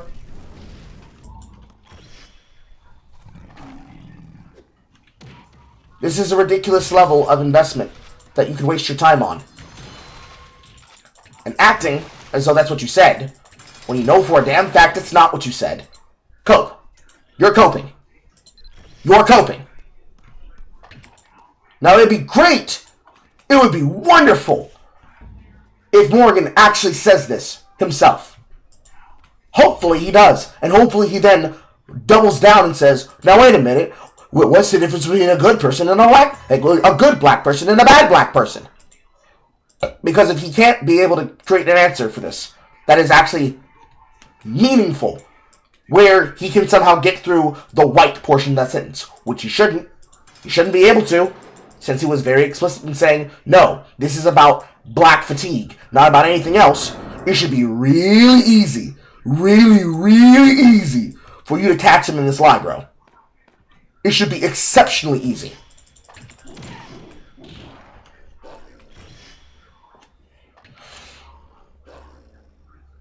How do you feel about mass shootings at school?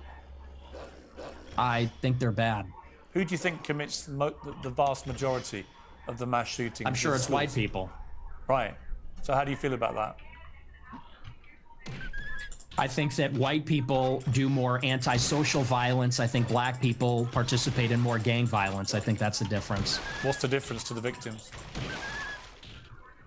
Good question. There's no difference to the victim, but it's a different kind of crime, and it's a different proportion also. Do you know what percentage of white people are... That doesn't matter, Nick. It's a crime. The crime has no difference of its impropriety of the shit that it has to do with the people that it's directly affecting. Because regardless if you want to go with a case of per capita versus the people that can be able to say, I was one of the people. I was a victim of this crime. And I did not like the fact that it happened to me. And I am black. You are bullshitting. You are inherently bullshitting. Come off of it. School shooters? I know that the vast majority of mass shootings in schools in America this century were perpetrated by young white men. And I'm just... what proportion of... What proportion? I'm curious. I'm curious. What proportion? I'm curious whether your advice would be to people who have kids in these schools... Wait, is my mic working? Should they... What proportion? Should they avoid white people at school? Should people with the kids at school avoid young white men at school? Well, Bjorgen, the correct and obvious answer is it depends.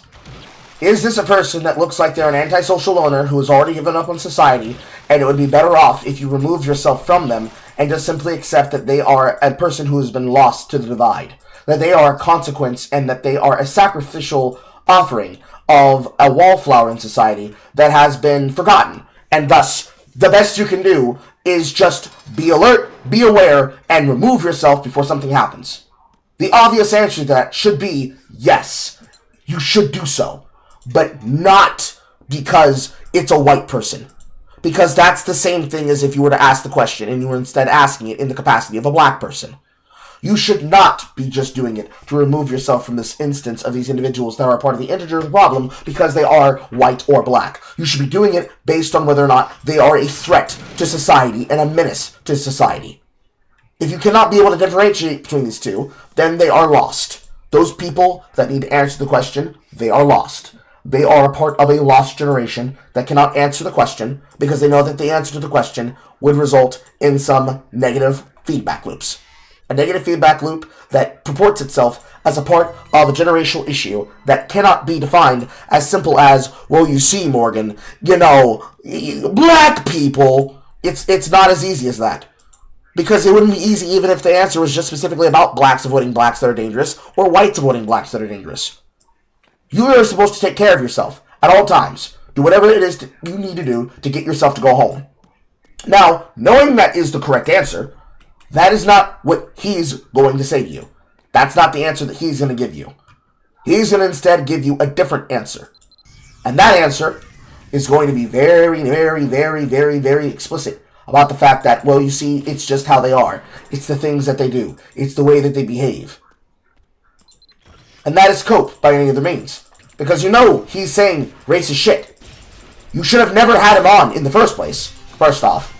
Get that through your head. And that's going to be something I'm going to keep repeating as it is relevant to the situation. You should have never had him on because you knew this was going to do.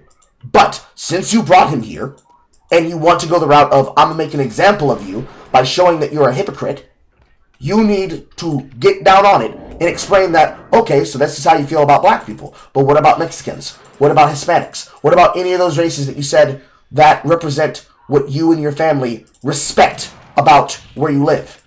Are they acceptable differences that you're taking on? Or is it different with those races? You need to be doing that. Go to the list of all the people. If you only ever focus on, well, you said this about black people. You said black people are like this. You say black people be like this. You're just going to give him more wiggle room. He doesn't need more wiggle room. You need to nail him. To nail him, Kappa, you need to actually just say, you're bullshitting me. We heard you say this. That's not what you meant. That's not what you said. Stop lying to me. Tell me the truth. Because what are you doing? Are you lying then or lying now?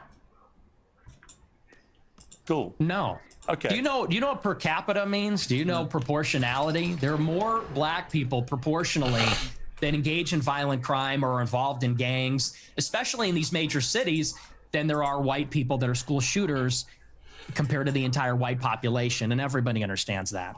And yet, the problem here, Nick, is that you said white. You didn't say people. You didn't make an example of that, hey, even black people need to avoid black people. You made that answer only because you were having to defend your position, because you had the idea of having the imposition of making it about the thing that you wanted to make it about. You decided you wanted to be lazy and not actually do the heavy lifting of the work that requires you to answer the question. And, therefore, you are the dumbass that has to defend your dumbass talking points. Stop getting stuck on your words. Accept that you are saying something that you're not saying, or just admit that you're a bigot, and that you are happy to be a hypocritical bigot.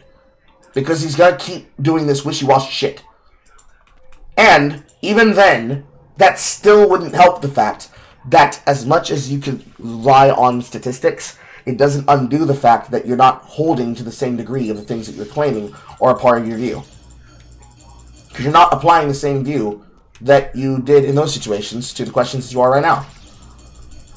It's like saying, do you believe that your city is full of evil, unrepentant black people on every street corner, and that there is never a time to accept that there ever could be truly a good Samaritan? If you are a smart man, you would say, of course there are people who are good Samaritans, but it's very hard to tell who is which and who's what. So I would much rather allow myself to make such an imposition of being considered a bigot and a racist, because if I am a bigot, then I don't die. Then that bit that you said about Arena would actually have some weight to it. Because what you're doing is not actually proving your point. You're just name-checking victims and saying, well, see, what if I was put in a situation like Daniel Penny? What if I was put in a situation like Arena Zaritsky? You're doing the same thing that BLM does. You're standing in the corpse of a victim that everybody recognizes and saying this so that nobody can truly be able to argue against what you're talking about. And you're doing it in a disgustingly sick manner. I'm not comfortable with you saying it. I'm not comfortable with you doing it. So, say what you mean, or shit, get off the pot. Two-thirds of mass shootings at school perpetrated by white people. But what proportion of white men commit school shootings? That's the question. I've just told you. It's 60-65% of school shootings by white people. You're telling me what proportion of school shootings are committed by white people. I'm saying what proportion of white people have committed school shootings. Are you playing dumb, or are you just not that smart? What difference does that make to the children lying dead on the ground? See, now you want to jump on the victims. The difference is you're asking, would you fear white people or black people? And that's the difference. The difference is in terms what I'm saying of to you is, by your logic, if we now have agreed that the vast majority of mass shootings in schools are committed by white people and predominantly young white men, then presumably your advice would be to avoid young white men because they perpetrate these massacres. But it won't be because they're white, right? So are you playing dumb, or are you actually dumb? Maybe it's I'm about dumb. proportionality. Maybe I'm dumb. You are because you're, well, I don't think you are dumb. I think you're smart, actually, but you're deliberately avoiding per capita. And everybody knows that's the difference. What proportion of white men are school shooters? It's probably 0.00001%. What proportion of black men have committed violent crimes? It's probably like 5%. I don't know what it is off the top of my head, but it's very high. And I would add to that, If you're going to make this argument, Nick, you have to know what the number is off the top of your head, and you need to be going off of actual statistical data based on the criminal rates here in 2025 in America, which, unfortunately, they don't go the way you want them to. But okay, make your argument. even as it concerns schools, why do you think parents pay a super high property tax to live in a school district where there's white people? Because they know that if they go to the black school, it's going to be the Bloods and the Crips. It's going to be gangs. It's going to be, you know, you talk about... Here's the problem about that, Nick. Even in the good upper crust school, I have seen plenty of nice, really white, Mexican, Latina, whatever race girls get fucked by whites that come from the trailers, just as much as you can talk about blacks that come from the projects. You are not exempt from getting blown out. No one is exempt from getting blown out, because it's not a proportionality problem. It is a districting problem. It is a districting problem. It is a Title IX problem. It is an educational problem that has been in effect since 2008. Actually, no, longer than that, if you want to go as far back as my actual schooling. If we want to track the education that I received here in Georgia, from... what was I when I got here? Second grade, third grade? Third grade. So fourth grade and up. If you track my education and the education of my generation from fourth grade all the way until graduation, we are victims of antisocial behavior from maladjusted individuals that come from differing walks of life with different situational standards and different qualities and standards of living, that go to schools that then, under Title IX, were exempt and or subject to the issues that come from the public school system. From some of my education, I went to what is a private Catholic school. One of them, Our Lady of Lourdes. Technically, another one would have been Pacelli, but another one was called Mother Mary's Catholic, which effectively amount to Catholic/show choir schools, where they teach you more about education in musical theater than they do about fucking theology.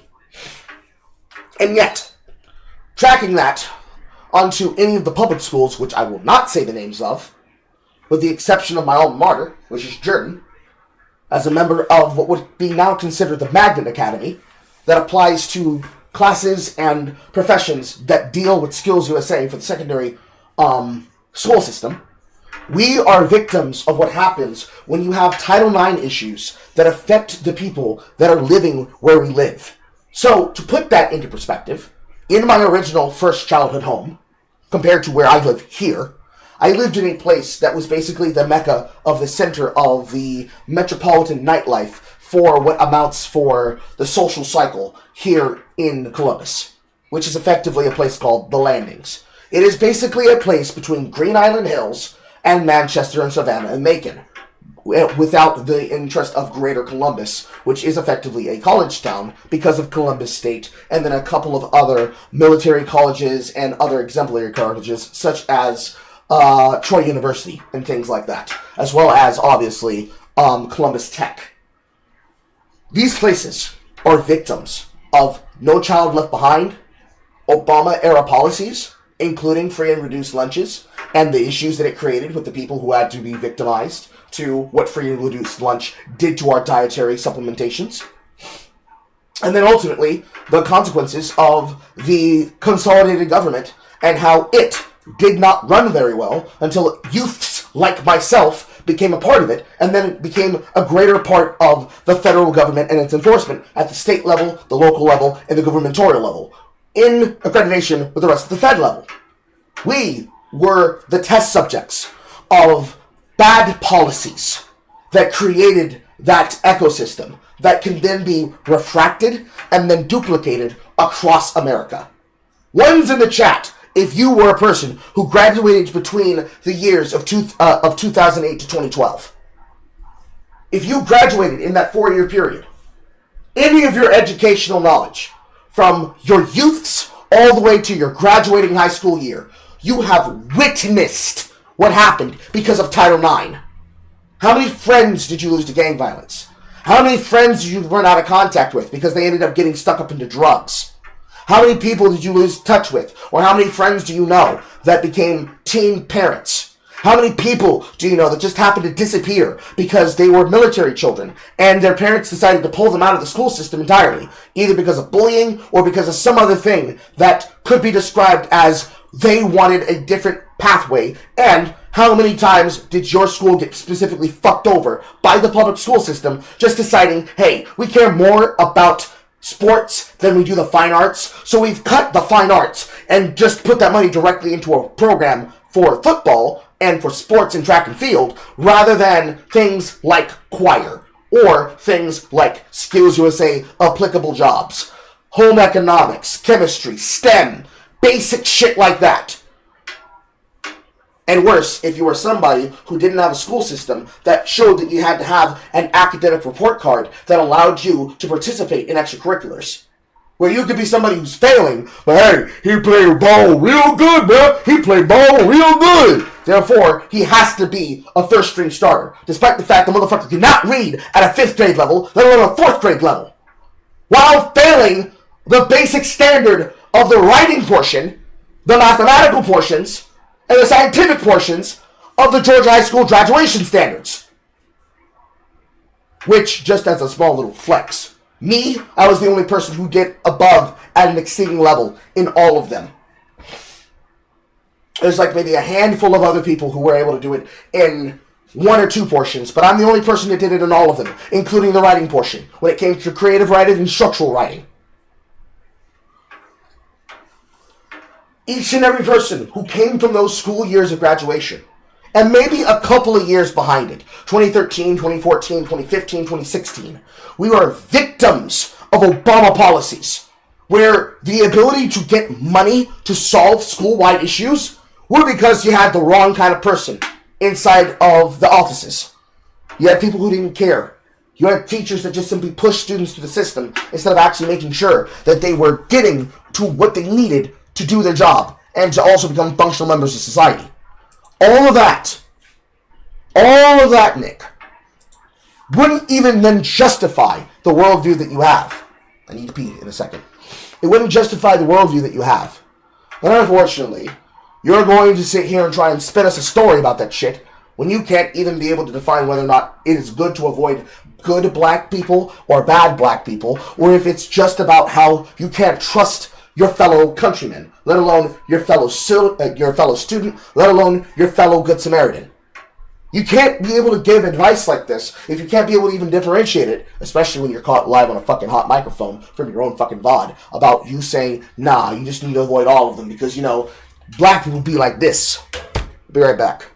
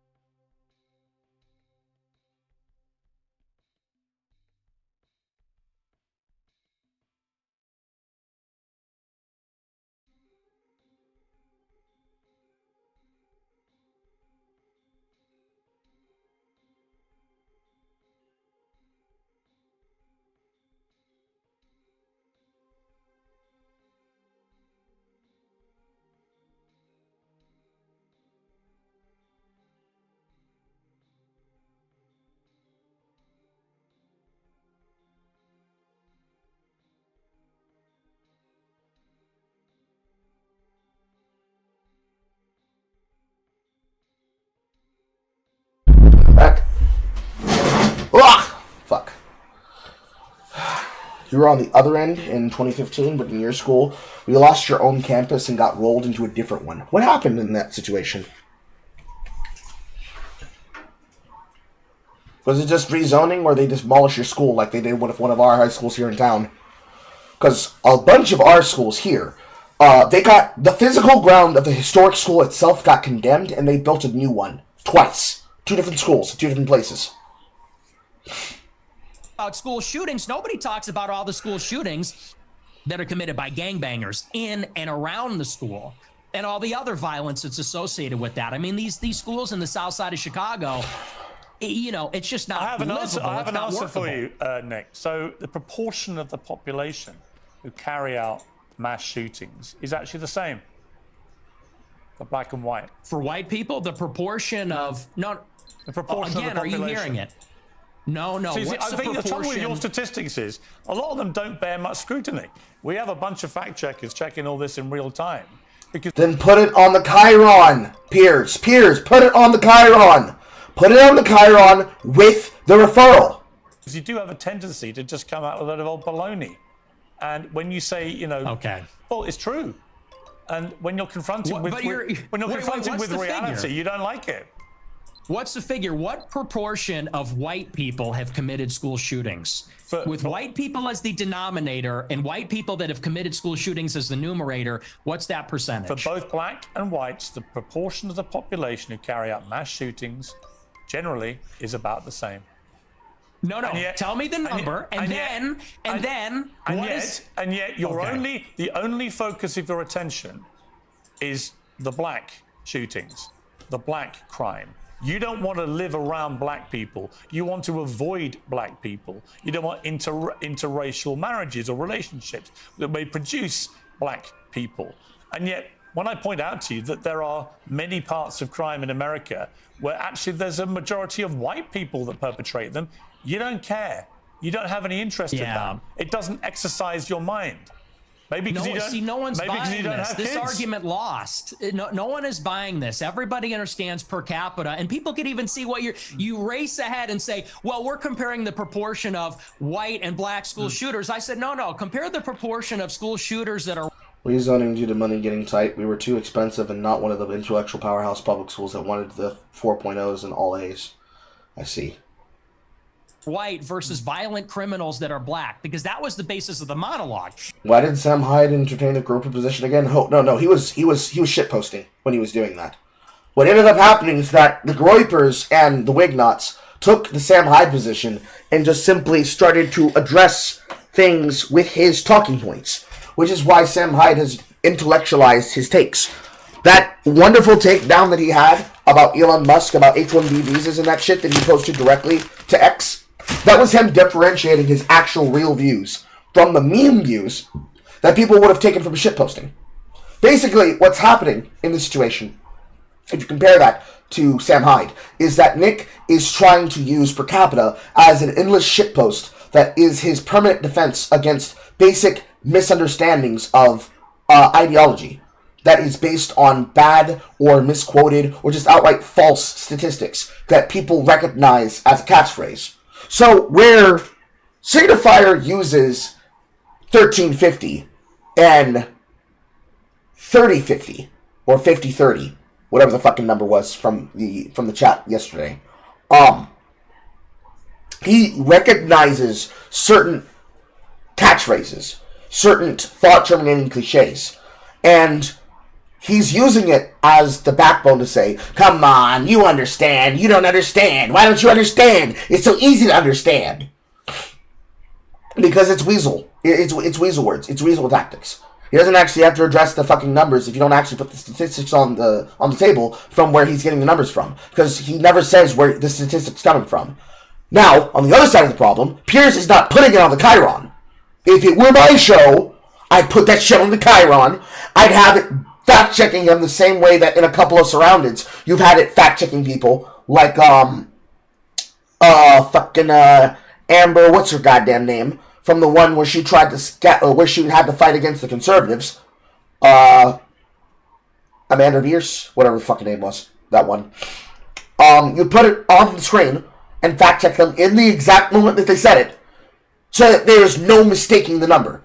So that the people who are watching at home, they can pull up that statistic themselves and look at it directly from the site where the statistic is being quoted from, with data heuristics to show the actual numerical numbers that support the numbers with the study cited.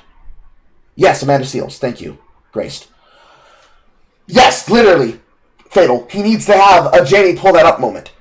And he needs to have it on the Chiron, playing on the screen, so that it's not a basis of him arguing against Nick and being like, Nick, you're being ridiculous, Nick, you're being ridiculous. You just let him lie, let the fucking liar lie, and then, on the Chiron, you debunk him. You show the reality, you debunk him. Timestamp of the clip, here's the thing that he's citing, here's the actual number, here's how far in the dividends between the numbers that he's misquoting it. By doing that, you don't even have to necessarily defend what he's saying. You just get to expose him and his views in front of a widescreen audience. Because saying that he's going to do the thing that he's currently doing is not as powerful to debunk him as just simply showing that he's lying about the statistics he's using to quantify his racist views. Because you've had him multiple times on different clips say specifically on the things that he's doing, I'm talking about white people being justified doing this against black people. Not people being cautious. No, whites need to be bigoted and need to have black exhaustion towards blacks. If you were to put this in the position where it was Signifier he's arguing with it for, it'd be like, see, right there. And that's the reason why you don't platform them. That's the reason why you have to cancel them before they ever have power. It's one of those kinds of situations. The only thing you can do is show for the people in the middle, because the people who are already on your side, Morgan, they're going to be convinced that you're right. The people already on his side, they're going to be convinced that he's right. It's the people who have never heard of Fuentes that you need to show he is a fucking liar. It's not enough to do the clip, because he's going to then be able to say, well, the context is, no, let him lie, debunk him, show the statistic, show where he got his number from, and show why it's a disgraceful take, why it's a bad take, or why it's a lie. That's it. Let him get worked up and frustrated, and then as the British presenter, be calm, have a stiff upper lip, and just say, well, that's just your opinion. That's just your opinion. Oh, I believe that's just going to have to be your opinion. The people at home will decide what you think. Because the more that you go back and forth with him, the more that he can say, I was ambushed. Because you already fucked up by trying to say, well, so your father's a bigot? So your father's a bigot? You got your bigoted views from your father? No. Don't blame it on his parents. His parents aren't responsible for it. Put it on him. If you don't put it on him, he can wiggle out every time. You gotta put it on him and not let him wiggle. No wiggle room. Zero wiggling. Is that you're very likely, if you encounter black people or a young black man in the city, that you're going to be the victim of a violent crime, of a robbery, a mugging, a car theft, a carjacking, or a murder. That's the difference, and it's about proportionality. And everybody sees past that because we all live in reality. You want to talk about product of your environment. People that live in New York, Chicago, LA, we live in reality. We live in this environment, and we see what it's like. And the threat, the danger in terms of probability is not, it's not even comparable. And I would say this to your point. If you're in a high school and truly, if you see a white person who looks like a little autistic, he's got the SSRI stare and he reaches for a backpack, people joke and say, run. Similarly, if you see a jalopy pulling up with a bunch of black people in it and they got their pants around the ankles, you're gonna run also. And I'm saying the same thing. The difference is the latter happens much more often. It's much more common. You know, in Chicago, there's like 10,000 carjackings and car thefts every day. It's in the thousands. It happens all the time. How many mass shootings committed by autistic SSRI white people? I don't even know. I mean, it's probably in the single digits in the last decade in this city. That's the difference, and everybody knows that. But you're really just trying to carry water for liberal ideology. It's an ideological position. I'm really not. I can absolutely say, yes, there is way too much black on black crime, for example, involving guns in Chicago. And black on white also. Yes, but there is way too much gun violence in Chicago, right? I mean, it's indisputable. I've got no problem saying that. The difference is I don't then lead myself into a thought process where I have to avoid all black people in case they shoot me.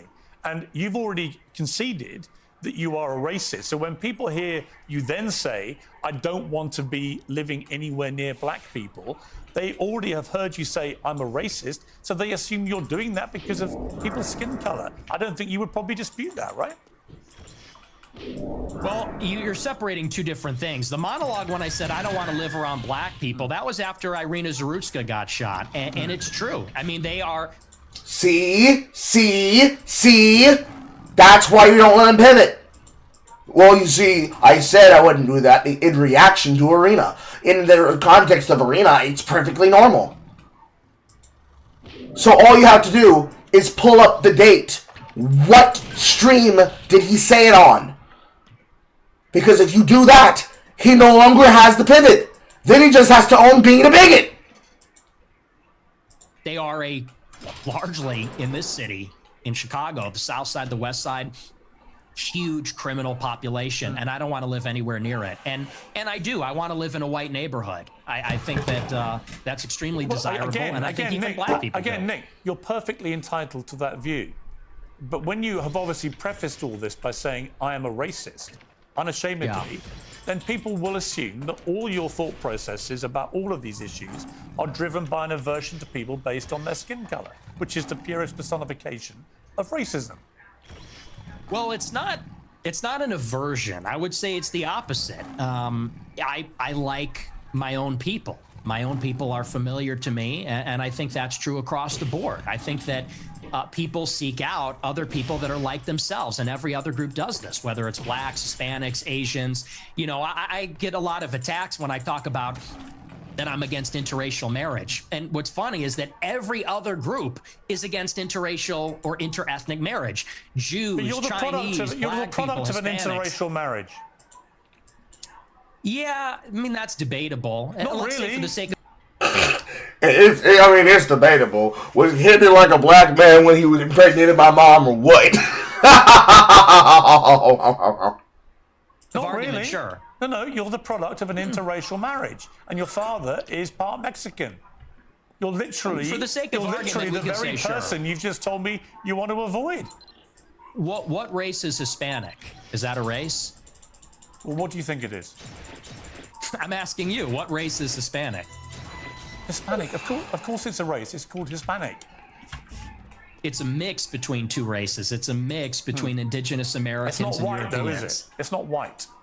Well, apparently you're more of a racial purist than me. You got like Not a one really. drop You just rule keep thing saying you going. only want to live in a Kind of. white neighborhood, but you're literally from a mixed race background yourself. You've literally and I got live in Mexican blood. I know, and I live in a non-white neighborhood too. I'm trying to get out of here, though. But I'm trying to get out. But here's the thing: Do you have any non-white friends? Genuine question. Most of my friends are non-white. Most of my friends are not, and non-white people love my show because they respect the honesty. How many of your friends are black? Many of them, like at least a dozen. Wow. Ye being one who you know, Sneeko being another who you also know. Yeah. So how do they? But is that really useful? Because Sneeko's a friend to anybody who's willing to let him be a cockwaffle, just like you. So that's not really actually useful.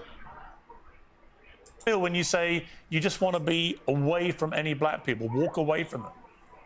Well, you know what Ye told me? I'll tell you verbatim what he said. That it doesn't come from a place of, and you use the word aversion. That's the first thing I'll actually dispute. Okay. It's not an aversion on the basis of skin color, because that would seem to suggest it's like a stubborn, irrational bigotry. I don't consider myself a bigot. I consider myself a racial realist. I'm realistic about how the races are, and I speak provocatively about it. And I speak provocatively about our tribalistic instincts and tendencies as human beings. And I'm not a liberal ideologue that says that over time and with enough education, we're all going to see this great brotherhood where we're colorblind and everybody's the same. You know, I don't think that's ever going away. I think that race is real. It's not just skin deep. It matters to us and it matters to each other. And black people know that, and Hispanics know that, and Asians know that, and people like me that have partial Mexican ancestry, we know that too. And I think on that basis, we can have mutual respect and understanding, not aversion based on skin color. The reason I use the word aversion is you literally said that you should walk the other way if you see black people. That is an aversion to black people based on their skin color. No, that's called economy of information. That's economy of information. That's safety. And I said in the same monologue, if you watch it, it's like, I feel sorry. The problem is you clip the 10 seconds. I don't know if you watched the whole show, but in that monologue, I said, most black people are not violent or criminals. I said, and it's unfortunate. Yet another opportunity where you could have nailed him to the fucking cross if you showed the timestamp and the full context of the clip with the time bar in frame of the camera. Sigh. Fortunate that we're going to offend them when we turn and walk the other way. I said, but the problem is we don't know. We can't tell. And someone like Irina Zarutska, she sat down in front of a black man with her headphones in and wasn't paying attention because she was being a good liberal and said, I'm not uncomfortable by this. I'm progressive. Then she got stabbed in the neck. And I said, it's unfortunate that you would have to sit behind the black man to be safe. And if he's not violent or schizophrenic, he might be offended by that. I said, but I would rather offend him than die. How many deranged white men have committed atrocious acts of murder in the last 10 years in America? A lot, Piers. Sometimes they don't get reported on fucking late night television news as a part of a greater narrative. Sometimes they end up becoming a part of conversation because there are people who are unwilling to own the fact that you want this big, nice number that's round and presents a viewpoint of the greater problem, when really the greater problem is the fact that the shit's happening and nobody can actually be able to address how we stop it from happening. Which is a consequence of you doing the whataboutism game, where you say, well, what about this, or what about that, and what about this, and what about that? Well, Morgan, what about people actually not letting the shit happen any goddamn more? What about them starting to say this far and no further? What about then? Apparently we don't give a shit. Apparently we don't give a shit then. That's not the thing that we usually care about. That's not the thing that gets the addressal. That's not the thing that gets the importance. Proportionally, far fewer. But how far many? fewer. How many? Do you know how many? You have a research team. You pull it up. I don't have you're it in very front of big me. on. You're obviously extremely exercised by that one story, which was horrific, for the record, absolutely horrific, and should never have happened. The person who perpetrated that evil act had a string of previous offences and should have been picked up more, and it should have been amplified more. I completely concur with all of that, but I just suspect you have no idea how many white people have committed similar crimes, do you? No, because I know it's far fewer from Okay. experience. Okay. Because it's like you said. Well, and hang on. And I would add to that, you know, Irina Zarutska wasn't the first one. That was also after Austin Metcalf was killed in Texas. Sure. After But Carmelo how many Anthony times has it stabbed been him in the perpetrated neck. by white people? Well, hang on. Let me finish my point. But you're And then not implying that only white did- people don't do this. And my point to you, Nick Okay. Fuentes, is of Yeah. course, Oh, I never said white people don't do Of course, it. deranged white people commit heinous acts. But you don't either No know, disagreement. you neither know nor care, or maybe both. Maybe you do know but don't care. You only seem to be focused on black people who commit crimes. And again, if you hadn't prefaced the whole debate about racism by openly conceding you are a racist, I could read other connotations into what you've been saying. But once you've said, I'm a racist, and then you only talk about black crime, I think people can watch this and they can say, yeah, he's a racist. And everything that he says about crime is driven through the prism of being a racist who judges people according to their skin color. Here's the problem with that, Morgan. Phone! So here's the problem with that, Morgan. There are people that are going to hear him say that. I did not mention this because it's pretty much fucking obvious. But just to be complete, there are people that are going to hear him say that and be like, based! I know for a fact, my own friend, who is, well, our pocket bigot, he has the opinion of having that ideal, and yet he knows that there is a difference between the kind of black that is not me and the kind of black that is me. Because there's the kind of person that actually wants to be a part of society, and then there's the kind of person that people used to call spooks on purpose. It is not good.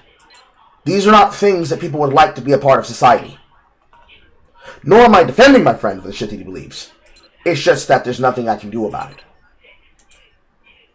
Just literally, generally nothing that can be said and done about it.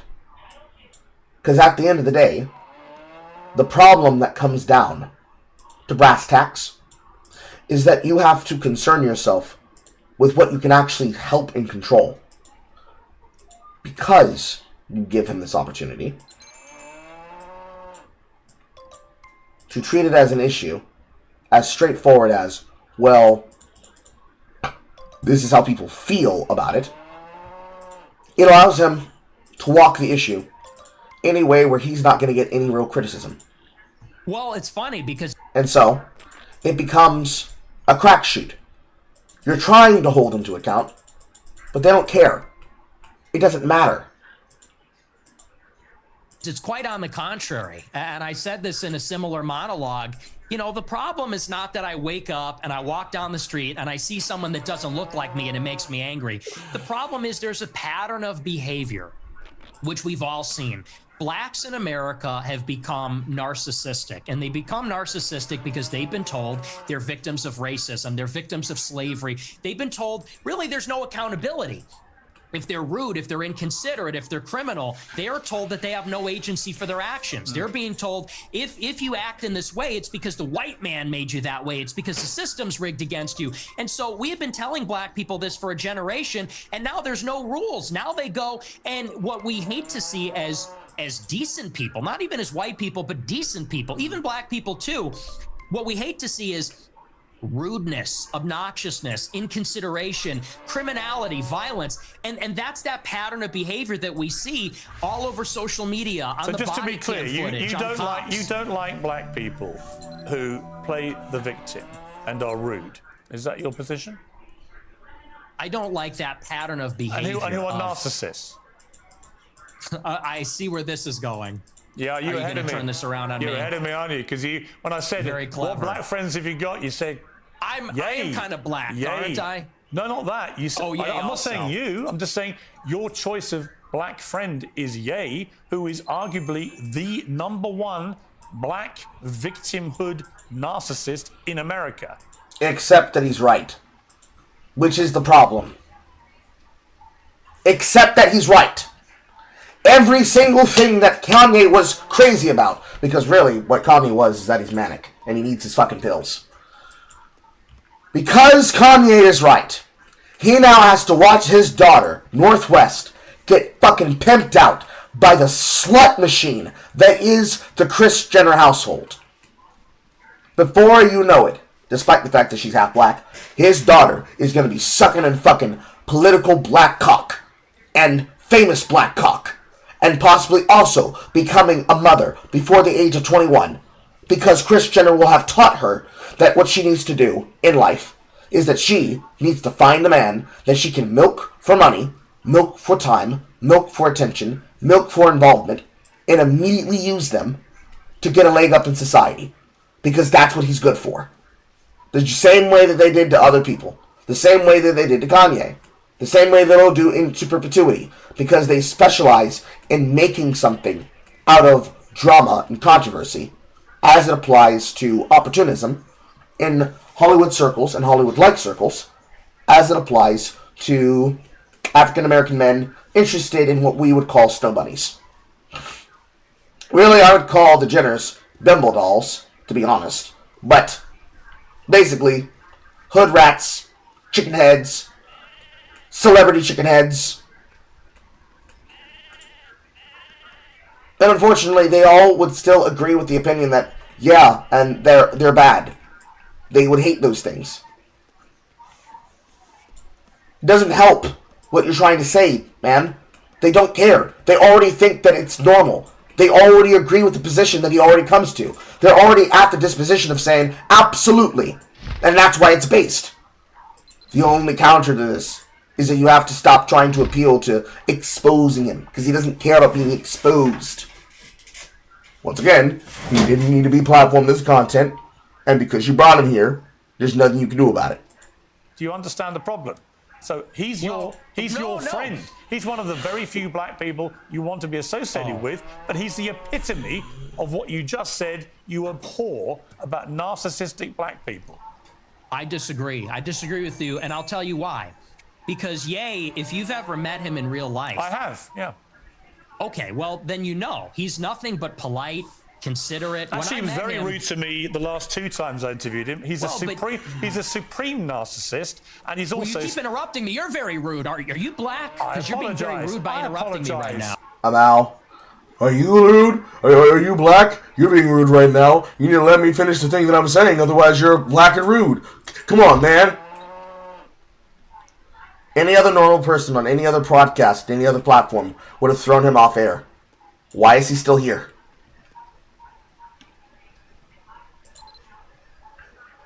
Now, to you. I'm giving you a hard time, but I do want to finish my point. I do want to finish my point about Ye. He is a guy who, when I was with him, wanted to make sure that everybody was heard. Everybody felt included. He's actually a very soft-spoken guy, very polite, and by the way, not violent. When you look at all the rappers that are in the music game, many of them, especially from Chicago, drill rap, they're talking about killing people, shooting people, they gangbang. He notably, if you know about him, he got his start because he was a nerd. He wore a backpack and a polo, and he wasn't a gangbanger. He rapped about his feelings and girls and his dreams and his ambitions. So, no, and by the way... And his mother. You forgot his mother.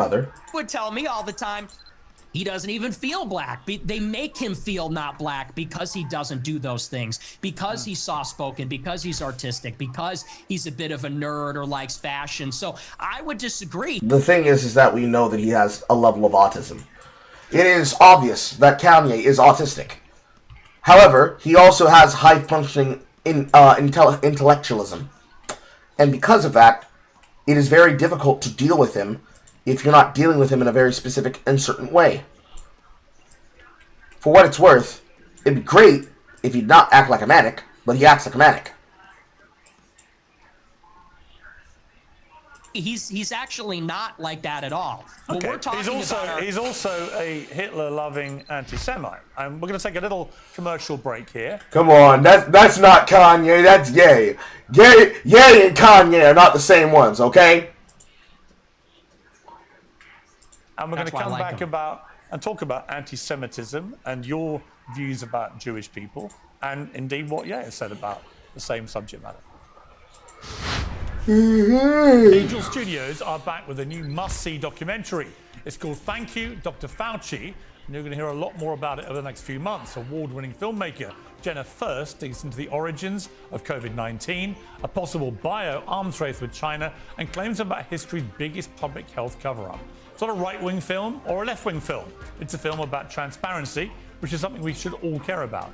First pulls over documents and interrogates scientists, intelligence professionals, and whistleblowers. It's being described as Oppenheimer meets Outbreak. And if you've ever wondered what really happens behind closed doors, you'll want to see it. Angel Studios is powered by its guild members, voting on real stories. You can find out more at angel.com/peers. Become a member, stream Thank You, Dr. Fauci, and be part of the conversation, demanding truth and accountability.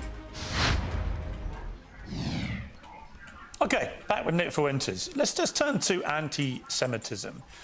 In your interview with Stephen Crowder last week, you answered emphatically that you don't hate all Jews. Is that correct? That's your position?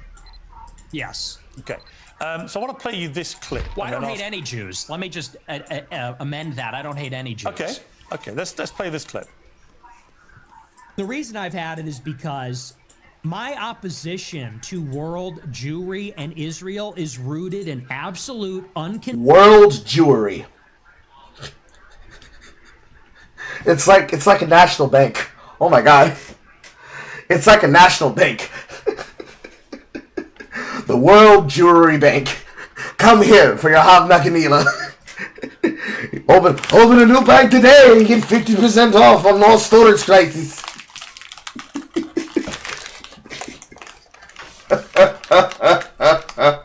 Shame on you. Shame on you. Shame on you. Shame on you. Incontestable fact. We have the truth on our side. That's why we're winning. Because we are telling the truth about the historical antagonism between Jews and Europeans, between Jews and Christians. The theological, historical, racial, cultural, and political antagonisms between organized Jewry and the Christians, organized Jewry and Europeans. And the reason that we are winning that argument is because it's real, it's true. I can prove it, I can show you, I can name the names. I can show you the paper trail, the money. That is why we're winning. That is why all of this is raising the consciousness. When you say you have this opposition to world Jewry, I mean, it's one thing to criticize, for example, the Israeli government over what it's been doing in Gaza. I've done that myself. When you talk about world Jewry, I presume you're talking about the 15 million Jews in the world, and you are opposed to them. How does that square with your position that you don't hate any Jews? Well, do you take issue with my use of the term world Jewry? Well, what do you mean by that? Well, do you take issue with it? Do you have a problem with that? Clarify what you mean by it. Well, it's funny you bring that up. The gaslighting's crazy because I use that expression on my show all the time. I say organized Jewry, world Jewry. And do you know that for like 30 years, the World Jewish Congress has an annual keynote called the State of World Jewry? Barry Weiss has given it. You can look it up. It's on YouTube. She gives the State of World... Quick fact check. Because we know he's not going to do it, so I have to do it.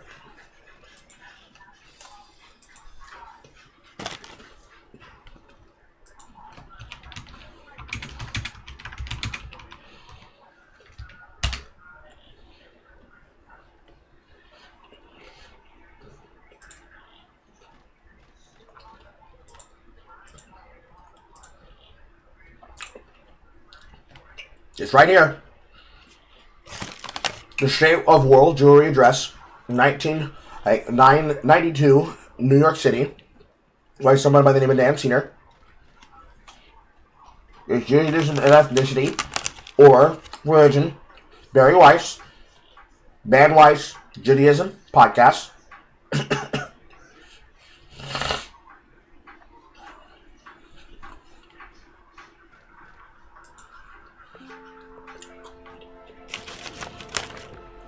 You're listening to an Art Media podcast.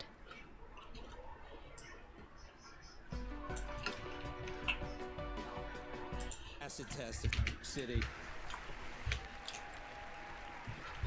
Please welcome to our stage, Dan Senor. So, he is talking about a thing. There are various examples of it that exist.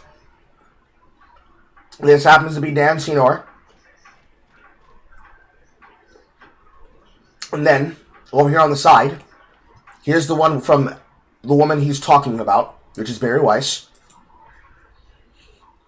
The organization is apparently called the 92nd Street Y New York business, where there was an original inaugural State of World Jewelry address that was given in 1980 by Abba Ilan, down here in the comment section, or excuse me, in the description.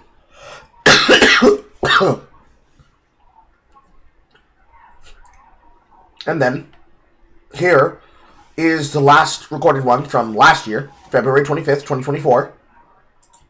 And this one was this year at May 15th, 2025. And then a channel for 92nd Street Y. The 92nd Street Y, New York, is a world-class cultural and community center. Fuck. I clicked the button!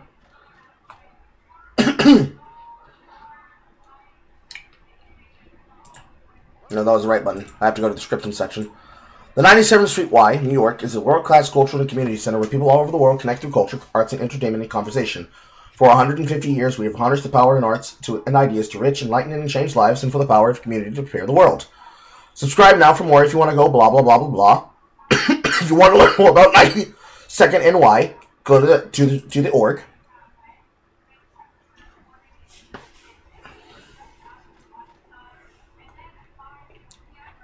It doesn't quite say that it's basically just all Jews all the time, but it would be a lie to say that he's not talking about a real thing. However, we should be very careful because it is very, very simple that what Nick is doing right now is he is taking something that sounds like a dog whistle and he's double speaking. When he says world jewelry, he's not talking about 97th Street. He's not talking about this group. Not specifically. That is what he's pivoting. That's what he's pivoting to as a cover-up. No. This is a shibboleth. This is a cultural password for the people who are a part of his group that believe in the Aswell strategy. This is him saying, I'm going to take down world Jew. Just like people say global homo, or I say big gay, this is him saying he's going to take down big schnoz. This is him taking down big Hasidic. This is him trying to challenge big synagogue.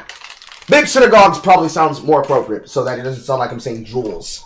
But no, this is Nick Fuentes using 92nd Street as a way to say big synagogue, and I am against big synagogue. I'm going to fight against big synagogue. All of his fans will hear him say that and be like, yes, brother, we're going to be down with the schnoz. Then when you question him on it and you ask him, what does he mean by that? He's going to have the group to be able to cover up what he's talking about. But the thing that you just have to address there is that, so you're talking about this group that has this tie to Judaism and Jewish life and Jewish pride and Jewish culture, and you're saying that it's a problem, and you're addressing this group as though it's a problem. And then you still got them stuck. So instead of being able to say the very wishy-washy gish-gallopy thing, and the sea-lining thing of, well, you keep saying that I'm bringing something up as like a way to dig on Jewish people, but you don't even know about their Jewish caucus. You don't know about their incest groups. And truthfully, much like you should never ask a racist the racial makeup of his girlfriend.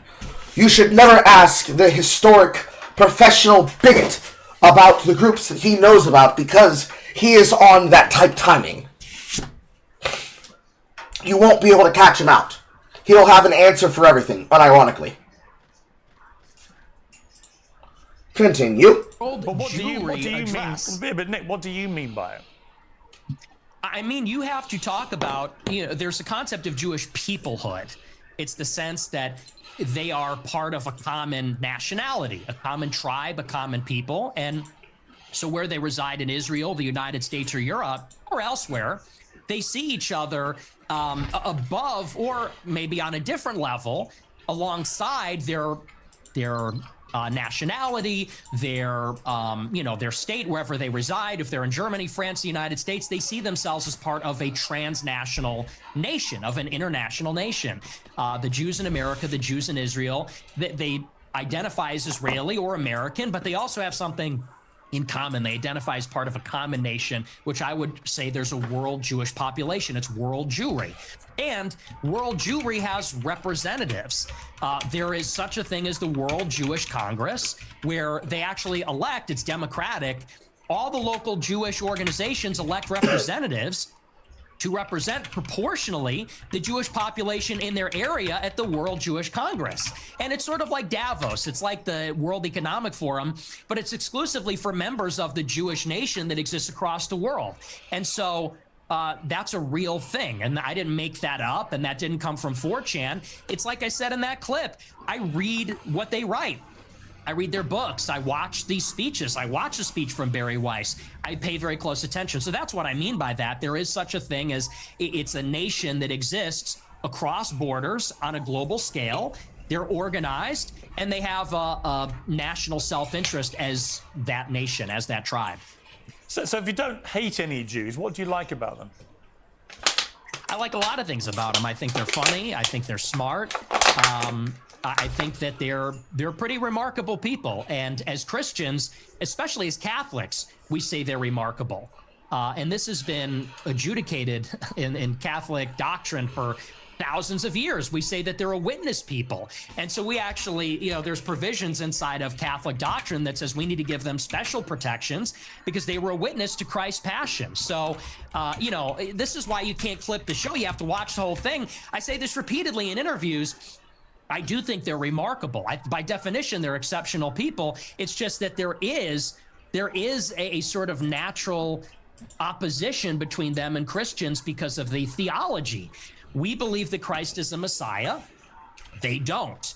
They have been a minority in Christian lands for thousands of years, and they have been pushed around and expelled, and they've been persecuted and segregated, and that's why there's a lot of paranoia. There's a lot of distrust. There's maybe some sense of chauvinism among Jewish people. So there is, like I said in that clip, there is an historical antagonism between these two peoples, between Christendom and Jewry, and that has always been the case in Europe. But I don't hate them, and I think I actually sort of understand them in a weird way. I think that because I've studied a lot of their politics, I think I really kind of know them in a way, and it doesn't come from a place of hatred. Do you have any Jewish friends? I do. I have many, yes. But that's weird because you said this. Jews and Christians have never been friends, ever. Not since Jesus Christ fought with the Pharisees. Have we ever been friends? Not since Saul was leading the charge persecuting the Christians. Not since the Roman Empire, not since the Middle Ages.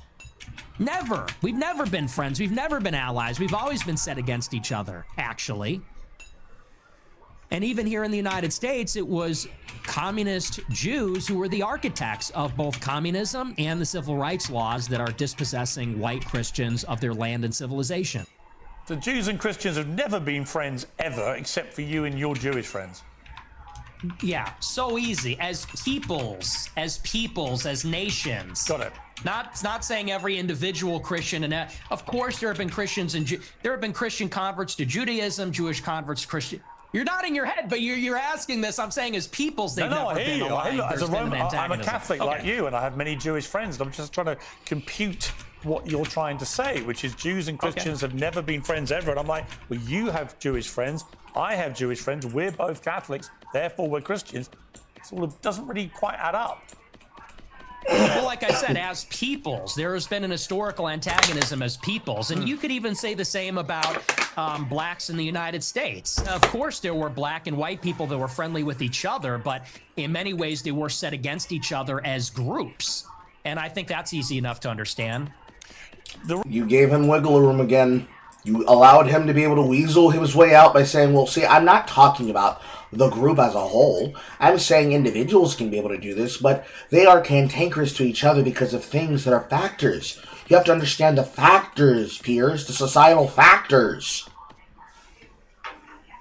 Morgan, it is capable and possible for you to be able to identify it. It is possible for you to be able to understand that just like how current, second, third, fourth generation immigrants currently in Britain are set aside by the engine as it is, especially for the government treating us and y'all collectively as they do, that you can understand that there is a deeper set issue here that has to be addressed. That was loud.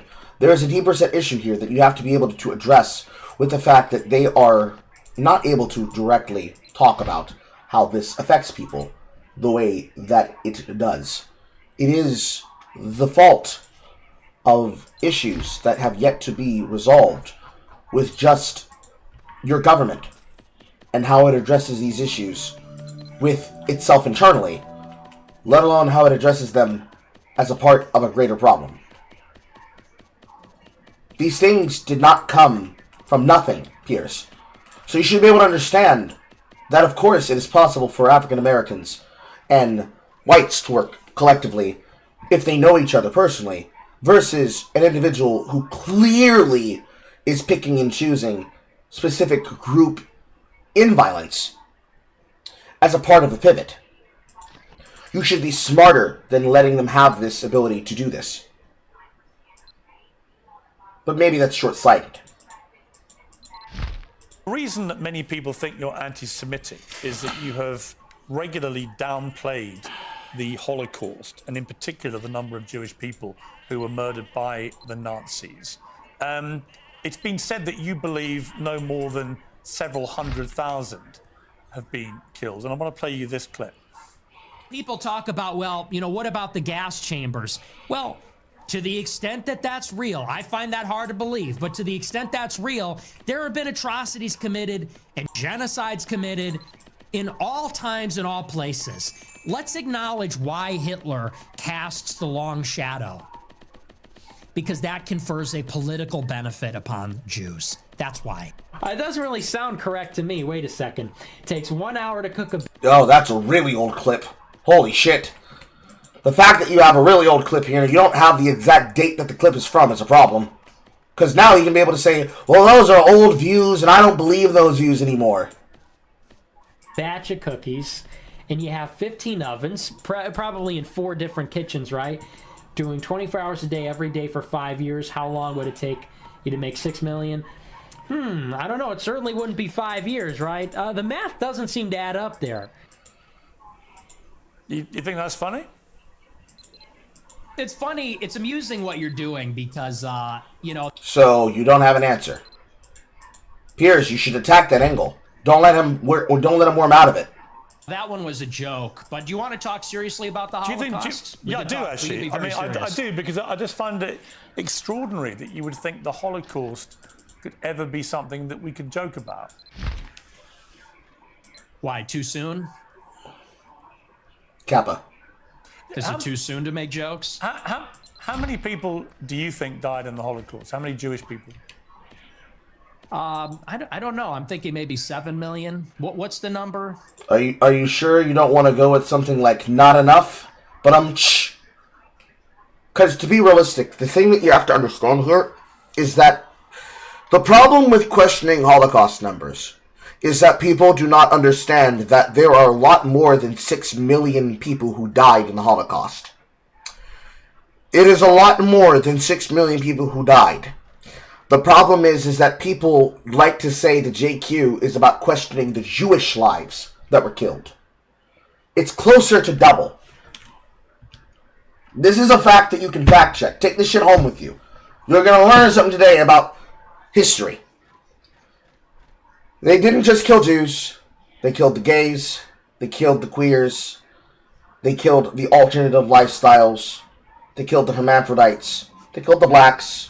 They killed the kulaks, the Polacks, Romanis, Kurds, anyone they could get their hands on that was a threat to the National Social Party of Nazi Germany of 1945.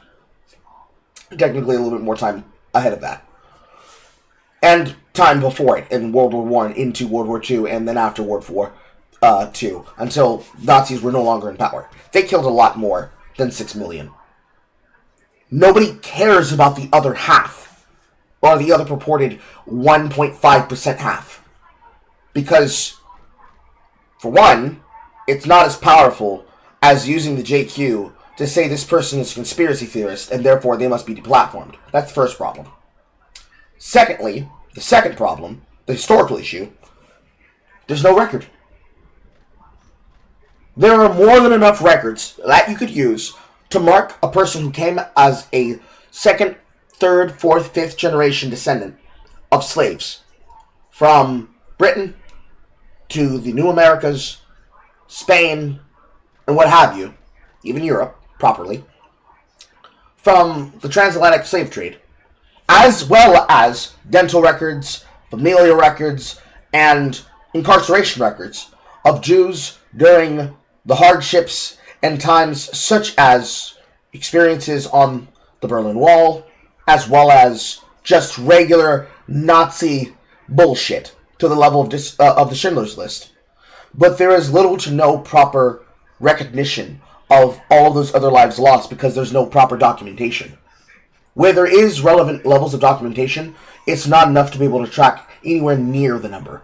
You wouldn't be able to track 1.5 million of those lives, let alone the other potential 4 to 6 million that is in effect. It is probably the biggest cantankerous failure of censure data since Pontius Pilate. Because the fact that it wasn't written down means that all of those people that they murdered were dissidents in general.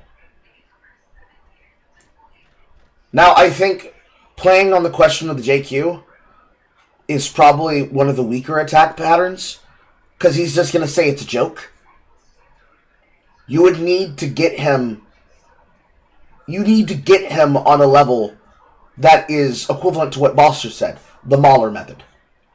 You need to have examples in triplicate with time periods and dates to show the consistency of the JQ that he does on his channel.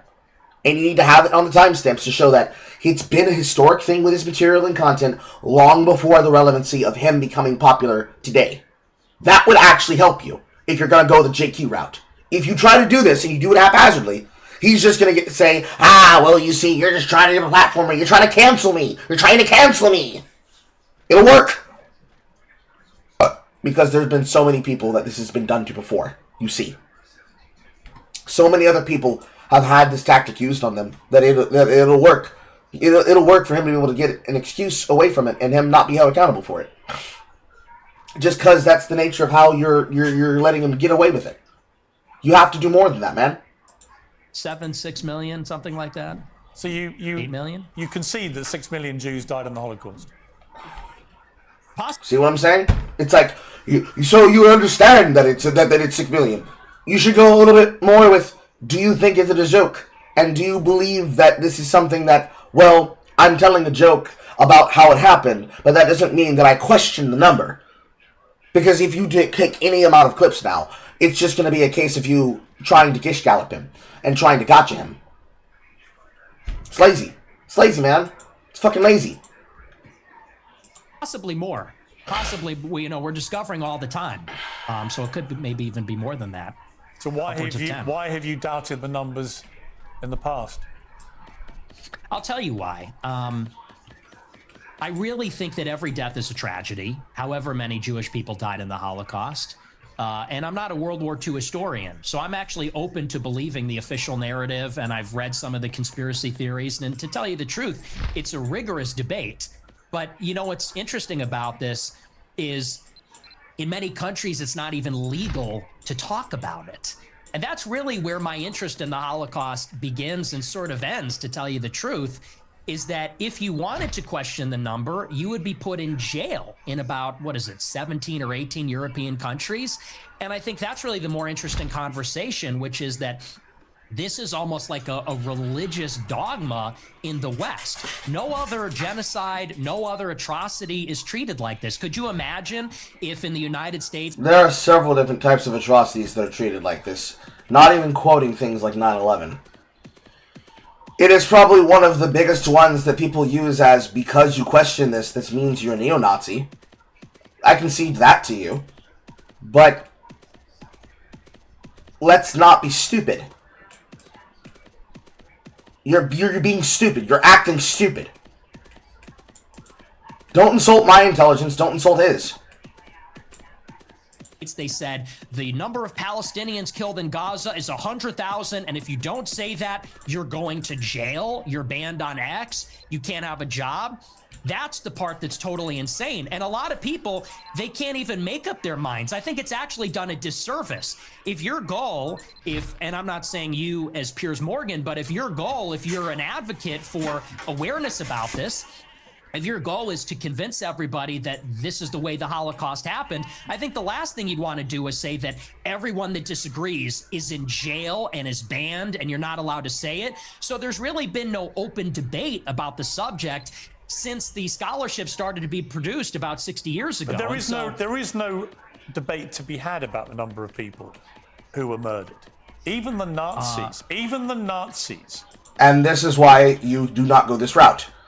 If you are of the opinion that the reason why people shouldn't quote it is because 6 million, then you have the inability of addressing him directly on the fucking game he's playing. If you go with this not being about, well, we're questioning the fact that you'd say Jews died, but you're questioning the actual full totality of the number, and I'm conflating what is an obvious joke with edginess, then he's going to weasel out every time. My glasses don't see around my face. He's going to weasel out every time. Because you can't catch him for shit. You're not going to hold him down on a single goddamn issue, Kappa. You're not going to hold him down on a single fucking issue because you can't keep his nose clean. In the trials after the war, confirmed the numbers. The amount of documentation that was recovered, notwithstanding the attempts by the Nazis to destroy it, the amount of documentation that was saved and preserved and used for trials and for historical record is unprecedented in the history of mass slaughter of human beings. So we have a very clear idea of how many people were gassed to death in the gas chambers. We have a very clear idea of how many were starved to death, were kept in ghettos, died of disease, of forced labor, of death marches. We know how many Jews were slaughtered. It's at least 6 million.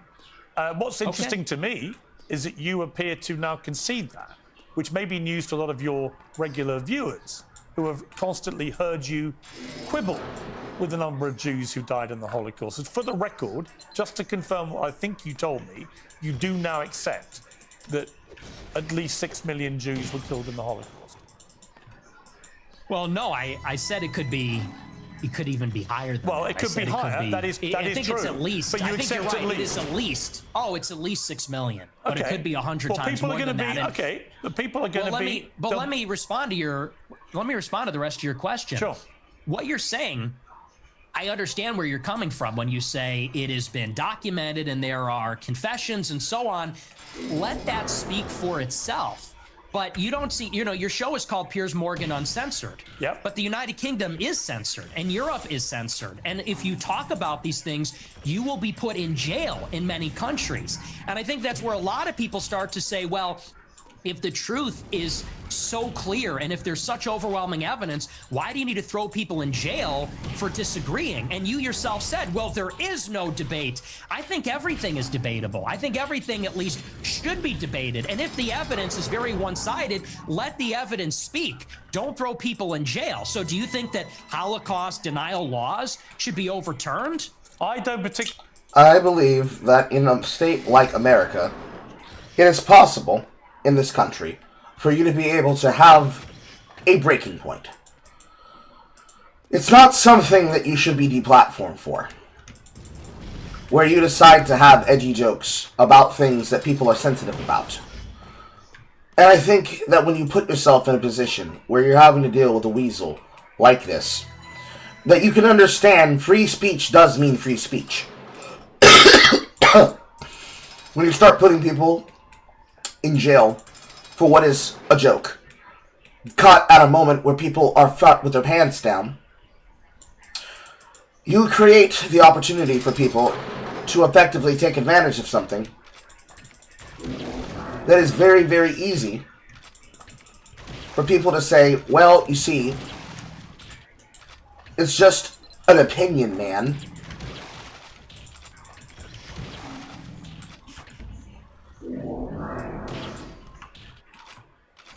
And it becomes a thing that you have to address in a way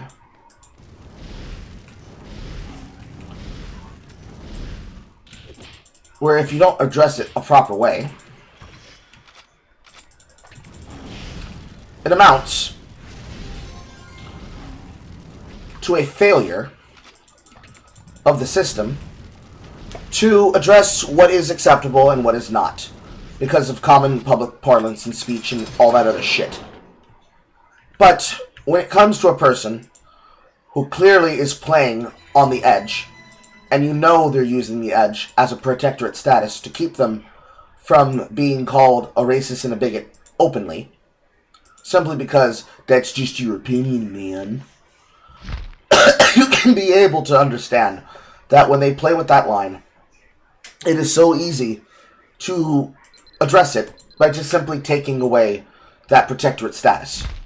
So they know that they are doing it to get a reaction. You start putting a consequence behind playing with that kind of civil action and interaction. You know he's going to hide behind it. So just simply say, okay, these are just jokes, supposedly. So here's other examples of them clearly not being jokes, but instead being dog whistles about things that you believe as a part of this process. Because when it comes to states of existence like that in Britain, there's not a single American that is going to cope to a system where I, or any other American, can go to jail for words, questions, or mean tweets. Because that is bullshit. It is bullshit to the highest degree. It is not acceptable that it's bullshit to the highest degree that we've decided to just let be a thing.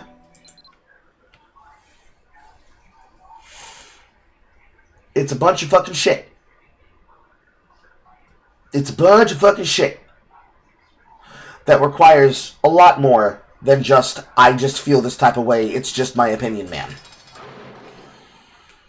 Because on the one hand, I don't want to let myself be at the mercy of maritime law or of country law for a state that would jail me for things that I say that I do not mean, so that I can be victimized by socialites that will use this as a means to destroy me. And I was also similarly not likely to allow someone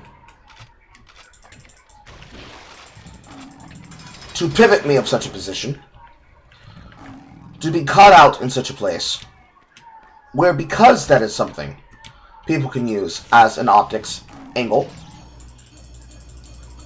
that I would let them be able to have that kind of power over me in the first place. It's obviously a culture problem, especially for something over the seas, but it's not something that I'm willing to really give away at a base level, compared to somebody like Fuentes, who will definitely give it away, just as long as he can say, but it was funny, huh? Because the problem at the end of the day is, he gets to say, but it was funny, huh? You just don't like funny jokes, bro. You just can't handle jokes, bro. It's just too spicy for you, bro.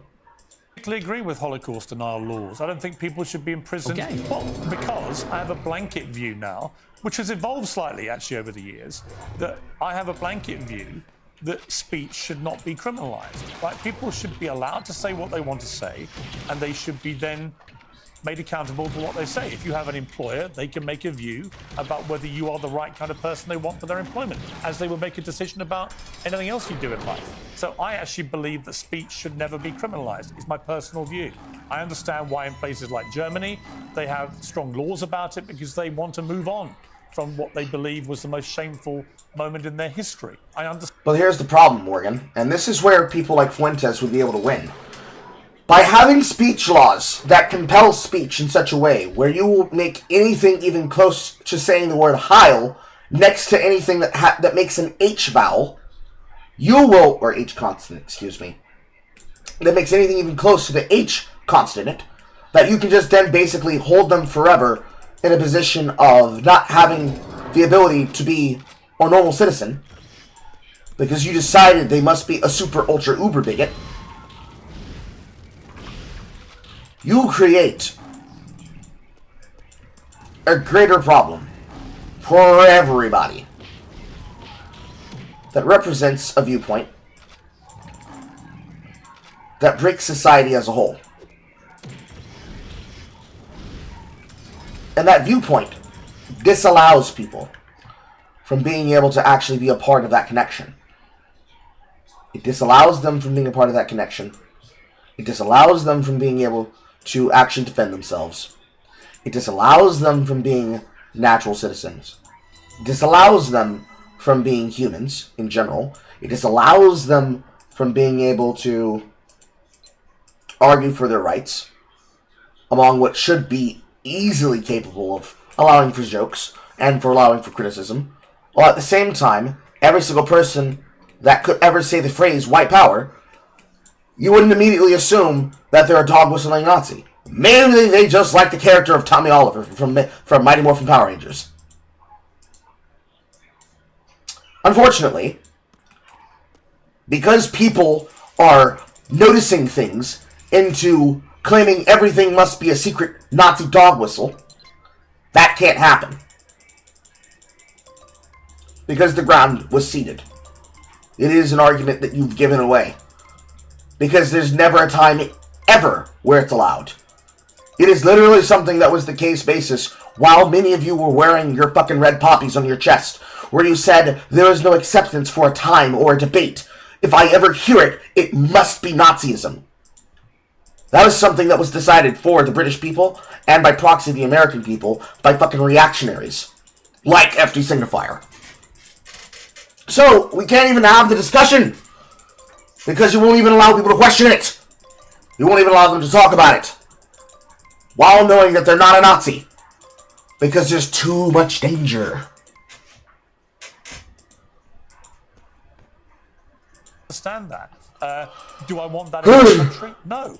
Am I appalled by what has been going on with free speech in the United Kingdom in the last 2 or 3 years? Absolutely.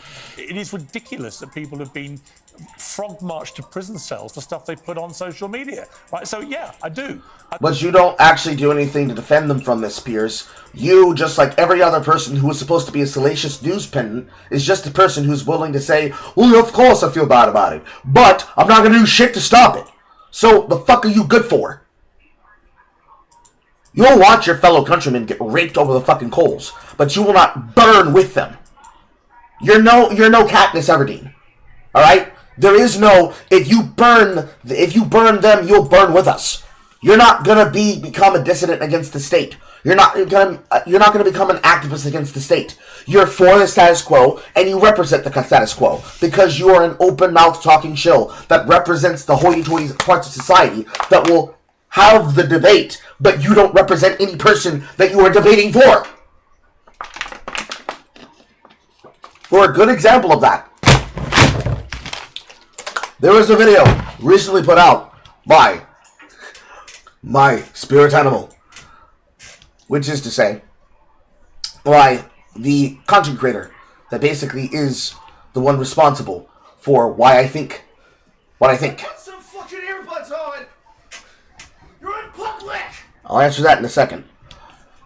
There is a video that was published, I believe, literally like 2 days ago, if not a couple of days ago, by Dr. Ramericam, by Mike, where he actually goes over this exact simp fight between yourself and Tucker Carlson. Tucker represents the questioner, the pundit questioner for the States. You represent the pundit questioner for England. Both of you are the equivalent of politicians that are Eiffel Tower fucking citizens of both countries at the same time while pretending that you are just a questioner and a truth seeker for both sides. Both of you represent the hoity-toity loft of society that is afforded and given the preferential treatment and the opportunity to be the ones that can supposedly question the questioners without getting jailed for it. You don't do this to represent those people and to stand in and allow for that to be the ones that represent those people on those margins. You do it and you say it and you afforded it because you are already bought and paid for. Because you're bought and paid for, if Fuentes does it, he's dog whistling. If you do it, you're just asking questions. Now, assuming that we're not retarded, and somebody were to try to clip this out of context and make it sound like I'm on fucking Fuentes' side, on the issue of free speech, assuming he is a citizen of the United States, where did my fucking lotion go? He should be allowed the same ability. There it is. He should be allowed the exact same ability to do what you and Carlson get to do as news pundits, as an independent, and not get canceled for it. Unfortunately, you two are industry figures, media figures. Again, paid shittles. Equivalent to Don Lemon, or at least you were equivalent to people like Don Lemon, who I believe has been fired from his position. But any other news pundit that exists as a part of any organization, like say Crystal Ball and Ingar Segal of the Rising Hill, any independent, any state media, any alternative media, any empire creator like Tim Pool, they should be capable of having these conversations without people calling them Nazis. But unfortunately, that is not what people are afforded and given. That is not the game that people play when they play this game. Both of you are responsible for the biggest fucking failures for the people of your fucking countries. Because you're more worried about trying to make money off the politics of it instead of actually speaking for the people who cannot speak for themselves. Shame on the both of you. Shame on Tucker and shame on you. Because both of you have platformed this fucking worm. Because no matter whether or not you should be allowed it, or he should be allowed it, it will never be about what you're talking about. Because just like it was when it was Bush, just like it was when it was his clones, just like it was when it was Destiny, just like it was when it's Hassan, just like it is when it's Denims, just like it is when it's Frogan, and any other fucking chatter, and any fucking other orbiter, and any other fucking moderator, and any other fucking broadcaster that cannot be concerned of being solid on the issue. That they are not signaling and counter-signaling. Each and every one of you have failed the basic shibboleth that you needed to keep this evil out of politics. That goes as far as Ben Shapiro. That goes as far as Candace Owens. That can even go as far as Chunk Yogurt and Media on Anna Kasparian. Or Tim Pool. or any other employee of any other media figure, past, present, or future. You allowed for your positions and for your arguments and for your representative quality to actively fuck everything over. Because no matter what time, no matter what debate, no matter what issue you could have with this cockwaffle, Nick will always do what he's going to do, which is to get attention, use the limelight to then push his views further, to then increase his views, and use you and him and everyone else that uses and talks to him to justify his legitimacy.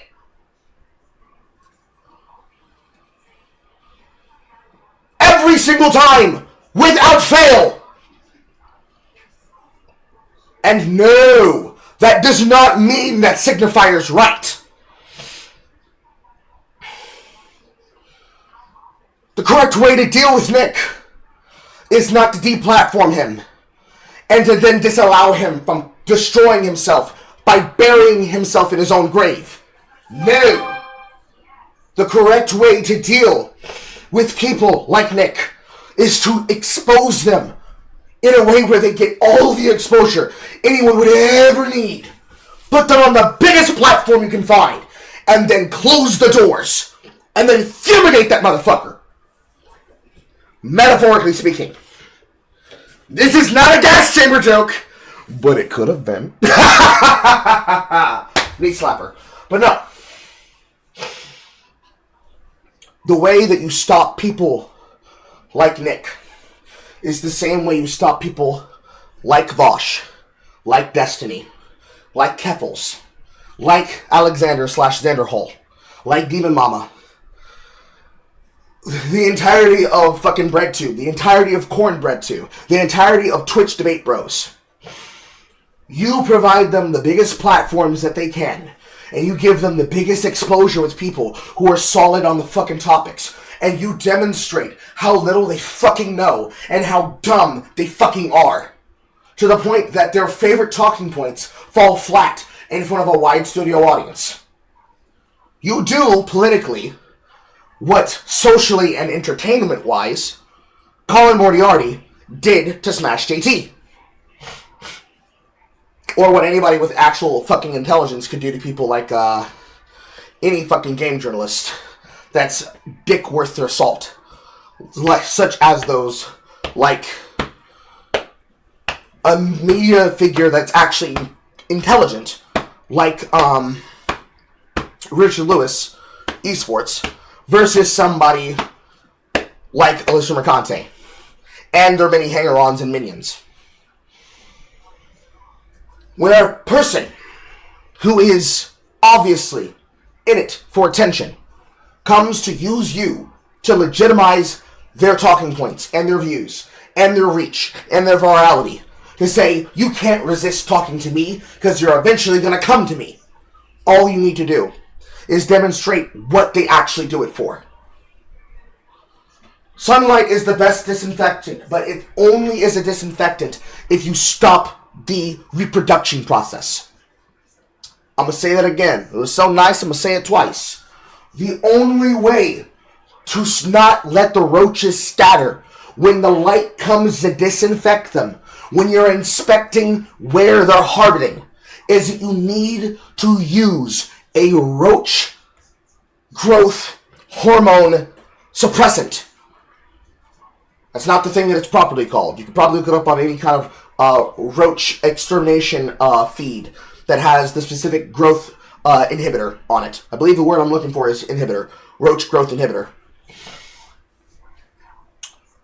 You need something that is unto them the chemical nuclear option that destroys any platform they could ever have and any group they could ever find legitimacy in forever. Because as long as you allow him to represent the downtrodden Nazgul that has gone so far right that they cannot be rescued by white girl or black girl vagina that goes to the gym and can bench press them like people like Asog likes to, because he just wants a nice buff southern woman who talks to him nice. Just like all racists have. Because the one thing you do not do is you do not ask racists the color, body make, and the body fat cut limit of their girlfriends or boyfriends. You cannot save them. And the only way in which you can be able to stop the growth before it continues to spread further and then is able to become the equivalent of politically, chemically resistant to normal extermination tactics is to do this methodology. You need to handle the problem in the place where the problem is best handled. And unfortunately, because of the political capital in which it's used, you aren't the one who can do that. The people who can do that, unironically so, is Milo Yiannopoulos. The people who can do that are people like me. The people who can do that is, to his credit, even though he's a part of the problem sometimes, Tim Pool. That's how you deal with Nick Fuentes and his ideals and views, and the people who support his ideals and views. Just like you deal with the kind of people who supported the Super Peter Brothers, who support Sneeko, who supports Myron, and fucking the majority of the red pill mentality, when they tell you to hate whores, but you should be fucking them constantly to get social proof by having sex with them. That's how you deal with that. Unfortunately, you cannot do that if you're not willing to do what basically, what is his name? What Tim Pool did to Adam Conover. You need a perfect moment encapsulated perfectly, where there is no wiggle room, there is no mistaking it, and there is no debate on this thing happened, you're trying to tell me that it didn't happen, you're lying to my face, and you're trying to manipulate people because they're too lazy and they're low information. Now, do I think that Catboy Fuentes will disappear in 2 to 3 years? It depends. The ultimate answer is it depends on whether or not he is able to get to Vance and whether or not Vance somehow believes in this kind of bullshit that he's fostering. If he is somehow able to get to Vance, it'll be a problem. 100%, it will be a problem.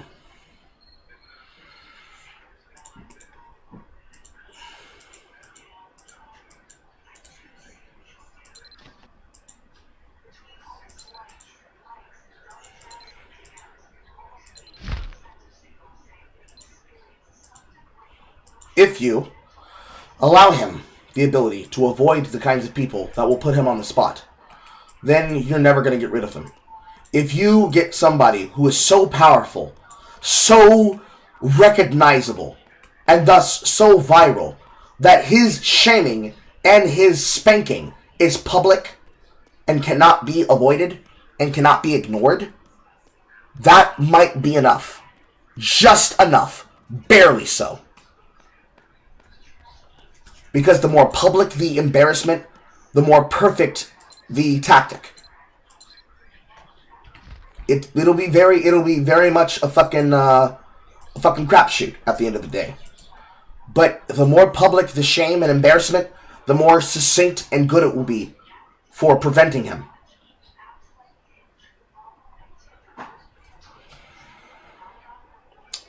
Let's continue. We're at the halfway. We're already past the halfway mark. And it's only 141. This one's actually going much faster than the other. I think what is more interesting to me about our exchange is I was not expecting you to go the opposite way. I was not expecting you to be so emphatic that at least 6 million Jews died in the Holocaust. And there'll be people watching this who I think will be very surprised by that, because you have built a reputation for being, if not a Holocaust denier, then somebody constantly questioning in a downward way the number of Jews who were murdered. That doesn't appear to be what your position is now. No, and here's what I would like to see for my entire career. When I started my show, it started with a good faith inquiry where I was questioning a lot of these narratives, and I said, what is the answer on the other side? But what I found is that the answer was criminalized. So when you would talk about anything regarding Jews, Israel, the Holocaust, you could be in favor of the official narrative on those things. If you went against, you were banned, censored, and in some countries jailed. And so I actually haven't made up my mind on that, because that's not really a matter of interest to me. And there's a lot of analysis and scholarship on both sides of the issue. And I've read both sides of the issue. And honestly, unfortunately, it's hard to judge because there has never been There's never been a debate on it. And there's never been a debate because of the stigma, because of the censorship. And I think that leads a lot of people to say, well, what do they have to hide? Because you can say on your show, well, I'm personally against Holocaust denial laws, yet they still persist.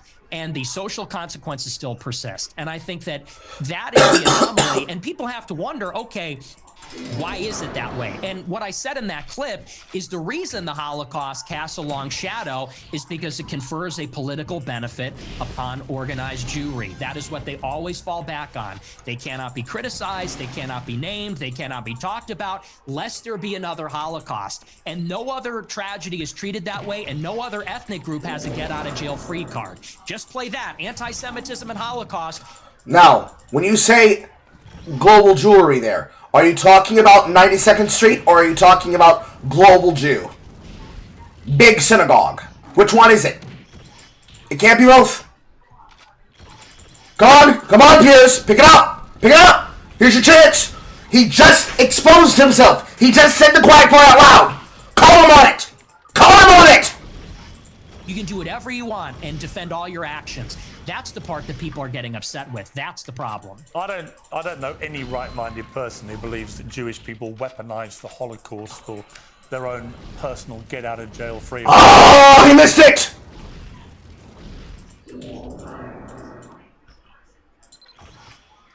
You missed it, boy. It sailed straight over your head. Went straight past you.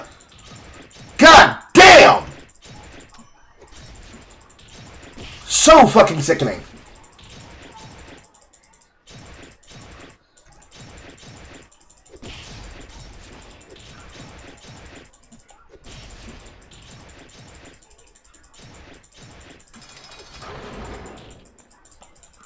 It is so irritating watching somebody fumble.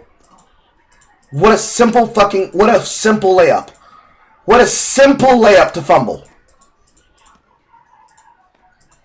All you have to do to not fumble that is catch him on him using that terminology again. Because he pivoted to using the group as a definition of what he meant when he talked about global Jewry. And then he outright says it's about all Jews, any Jew, every politically affiliated Jew, using it as a linchpin to antagonize and to criticize people. And you don't catch it. Ugh! Ugh! Fucking ugh! Whatever you called it. You don't know anyone that does that? That believes that? I'm sure there are some people that do that, but it's such a ridiculous generalization. You know, but it's not a generalization. It's about how people can weaponize using the JQ to deplatform people by saying that if they talk about things like that, it's a Nazi. Just like how Yiannopoulos was deplatformed by the right wing when he talked about how he had a positive experience being predated on. What should have come from that discussion is that, hey, when I was molested and this put me on my lifelong journey to find out, am I gay or not, I had to decide and come to terms with whether or not this was something that I wanted to address in myself, and whether or not it was something that I wanted to address as a part of a greater issue that affects me and people around me. And what I've come to realize is that there are some people that do not understand the difference of these things, that are affected by these opinions, that affect me. That is unfortunately not the case example that most people are put to when they're talking about that.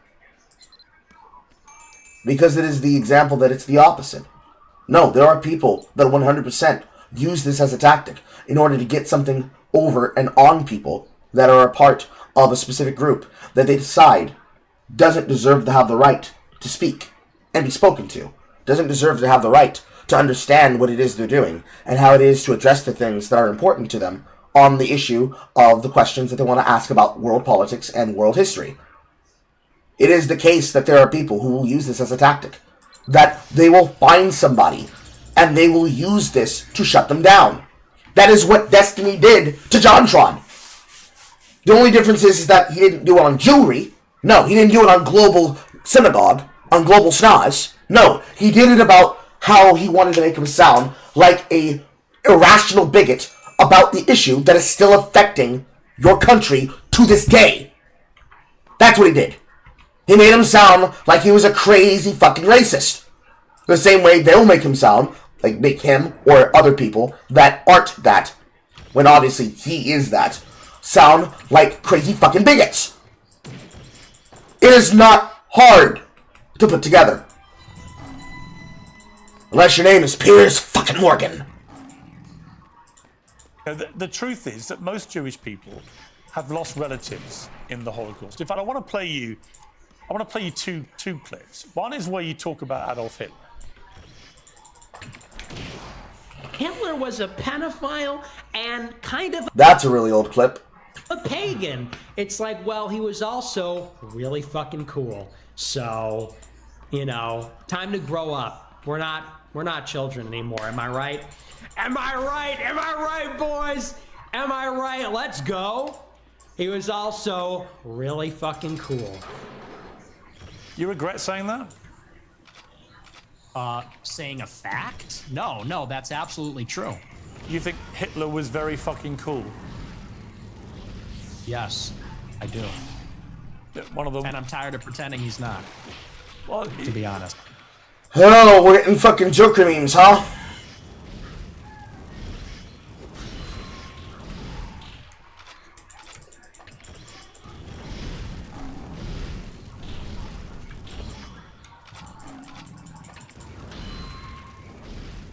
This is the problem, you see. It's a bit like when you just say, I'm a racist. You're a racist who thinks Hitler's cool, but you're not anti-Semitic. If you're a Jewish person watching this, what are they thinking? I'll tell you what they're thinking, because I've got a friend of mine called Danny Finkelstein, who, when he heard I was interviewing you, he's a Times journalist in the UK, very eminent journalist here, and author, who wrote a book about his own family's experiences at the hands of Hitler and Stalin, because you also told Tucker Carlson that you admire Stalin. But let's just take what Danny said here. Hi Piers, it's Danny Finkelstein here. As you're interviewing Nick Fuentes, you might try suggesting to him that he reads my book, Hitler, Stalin, Mum and Dad. It's called Two Roads Home in the United States.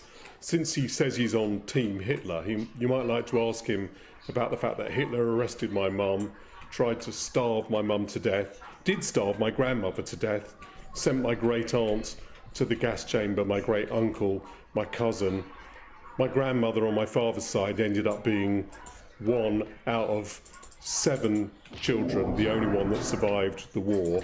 So you might ask him whether he wouldn't rather be on Team Mum rather than Team Hitler. And as for celebrating Stalin's birthday, well, Stalin took my father, sent him to a state collective farm, sent my grandmother and to a state collective farm, sent my grandfather to the Gulag. You might try asking him why he doesn't celebrate Dad's birthday rather than Stalin's. It may all be a big joke to him, but he complains that he was 18 when someone tried to cancel him. Well, Stalin and Hitler arrested my mum and my dad when they were 10 years old, so perhaps he might like to reconsider his joke.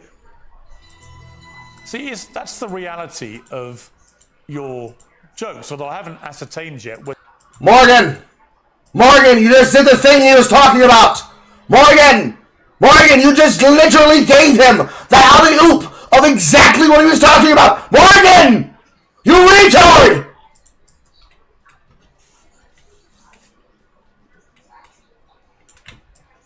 Fucking airball. Fucking airball. The worst kind of airball. Whether you are joking when you say that Hitler was very fucking cool. Are you joking, or do you actually think he was very fucking cool? The most genocidal monster of the last 150 years. Yeah, the thing is, my generation, we're just done with the pearl clutching. You know, Yeah, you might be, but then your generation hasn't gone through what Danny Finkelstein's family went through. So maybe the pearl clutching has a way to go for families whose family members oh my were gosh, murdered. yeah, we got all that. We, you know, me mom, like we're, you know, I don't even know who this person is. Why is this person talking to me? This old British guy is saying me mom got killed by Hitler. Because and he doesn't dad find got it killed funny by... when you say Hitler's very fucking cool. I don't care. He finds I don't care. I know you don't care. That's fine. You don't have to care. But he does care. Does that guy care about America? Does that guy care about me and my country and my family? No. He cares what you, a That's the prominent problem. conservative in America, has to say about Adolf Hitler. And what do Calling him a conservative is an insult to people who are actual conservatives. you mean by Hitler is very fucking cool? Because I think he's very fucking a monster. Okay. And that's a clip. I think he's very fucking a monster. Do you hear yourself? Yeah, I mean, can we all grow up? Isn't it ridiculous? You do hear how you're talking. You're so stupid for doing this.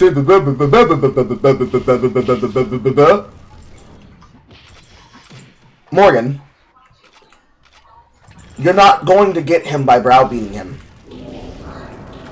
It doesn't work, Morgan. Morgan, he does not care, Morgan. Morgan, he believes that you are a joke, Morgan. He is mocking you to your face. He is mocking you, Morgan. You must be able to fight back, Morgan.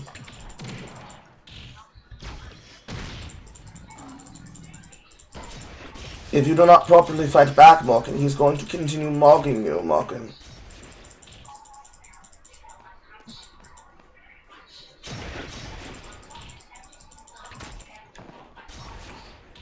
I do. Can we all grow he up? Murdered That 12 is just million childish. people. He murdered 12 million Okay. people. What is very fucking cool about that? Tell me. The edits, it's just cool. The uniforms, the parades, it's cool as a guy. You look at World War II, and it's fascinating, and it's interesting, and it's compelling, and it's cool. And you know, I'm going to give you a piece of Carl lore.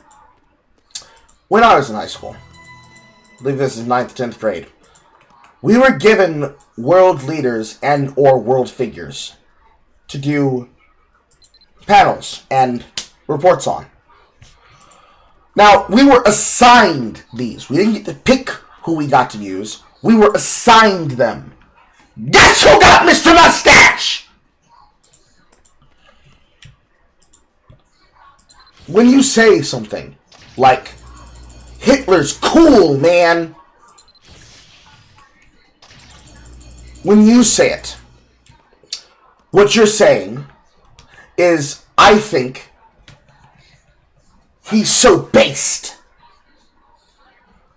If I do a report on him, and I get down to the nitty-gritty of the shit he did in his life, down to who was responsible for sending him away from art school, and how everything played into his career, his life, his love life, the amount of fucking coke he does, I would say he's fascinating.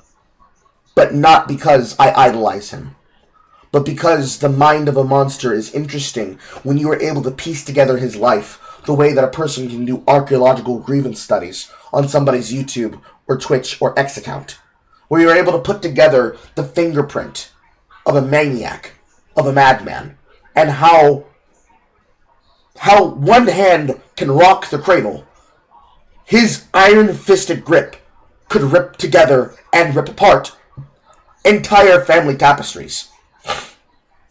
How he could go for a walk and all he wanted to do is get some ice cream. How that desire can directly affect everybody else around him that is then a victim of the shit that happens because of his opinions and views. That kind of a thing is fascinating to someone like me.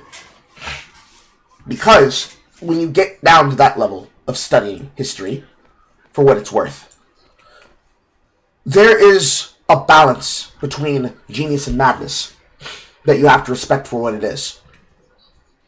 I do not believe for a fucking second that Nick Fuentes ever could understand the difference between genius and madness and respect it for what it should be.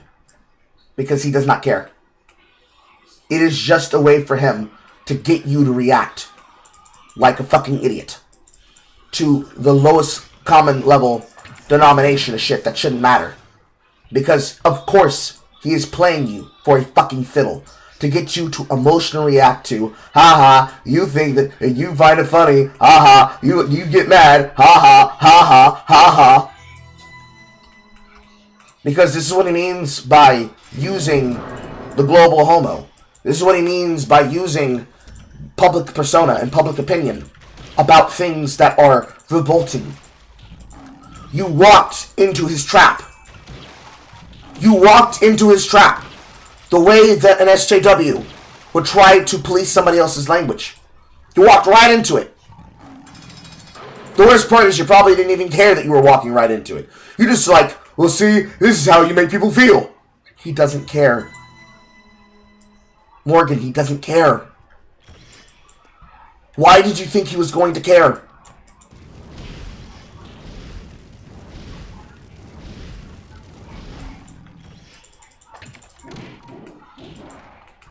It is so ridiculous that you thought he was going to care.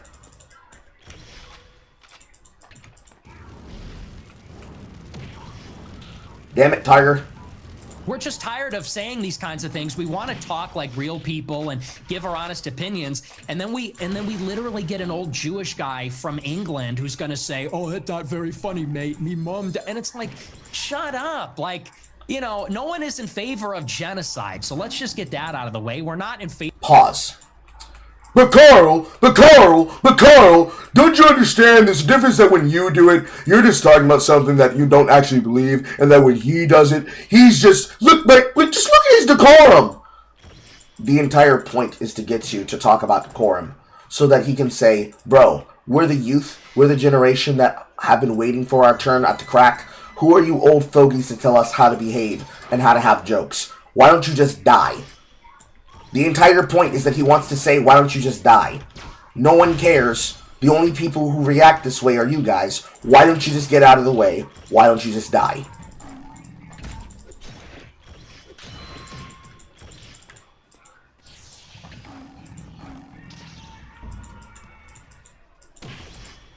Smash. Favor of a Holocaust or genocide. Do you think if half your family had been, you think if half your family had been wiped out by very fucking cool Hitler, you'd still think he was very fucking cool? Yes, because then he could be able to say, bro, my family got directly executed by Hitler. Yeah, I love the fact that I'm connected to this man in a sycophantic weird way. He would love it. He'd love it. He would love it. He would sing it to the fucking mountaintops, bro. It would not be something that he'd be sycophanted by. He would love it. He would love it. He would want more of it. He'd want nothing else but the ability to fucking scream it as much as he possibly could to whoever he could fucking tell.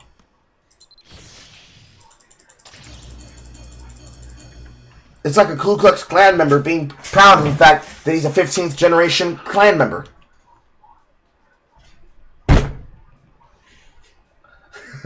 Hello, Carl. I decided to stop watching another video and chose Parasocially instead. So I came here. We salute you, Avalon. But no, he is going to do this because that is what he wants. He wants your generation, Piers. He wants people of your age, people of your mindset, people of your mentality to move out of the way.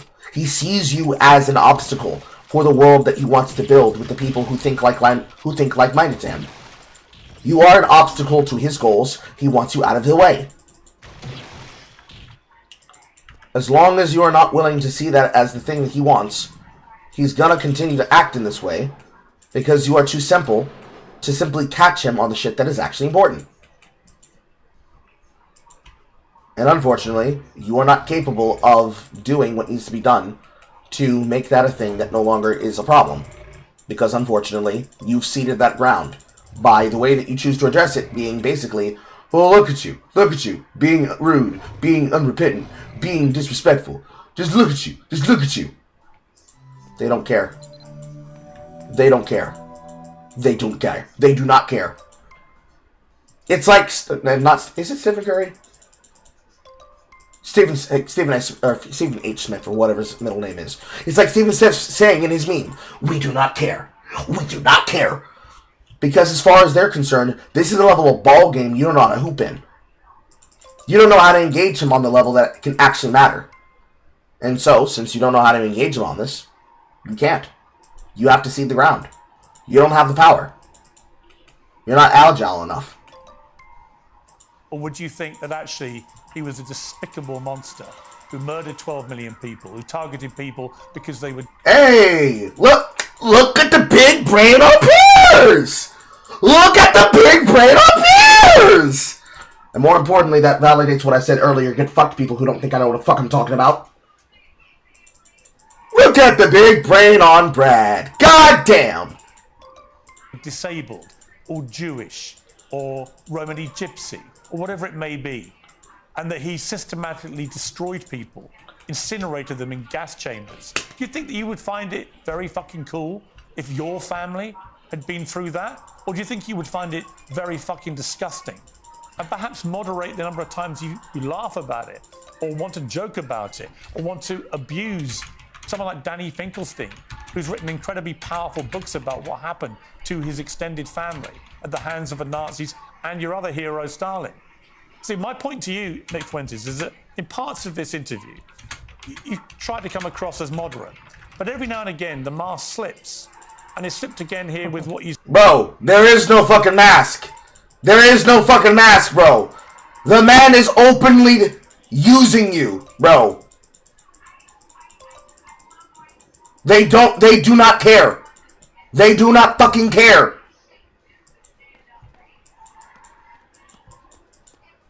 You say about him. Look at him. He's already grinning before you've gotten to the end of trying to browbeat him.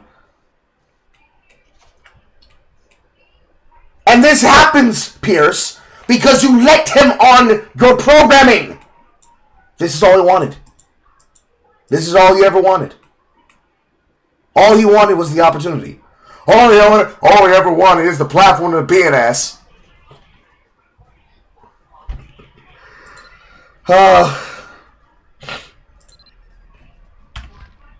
It's so stupid. It's so stupid.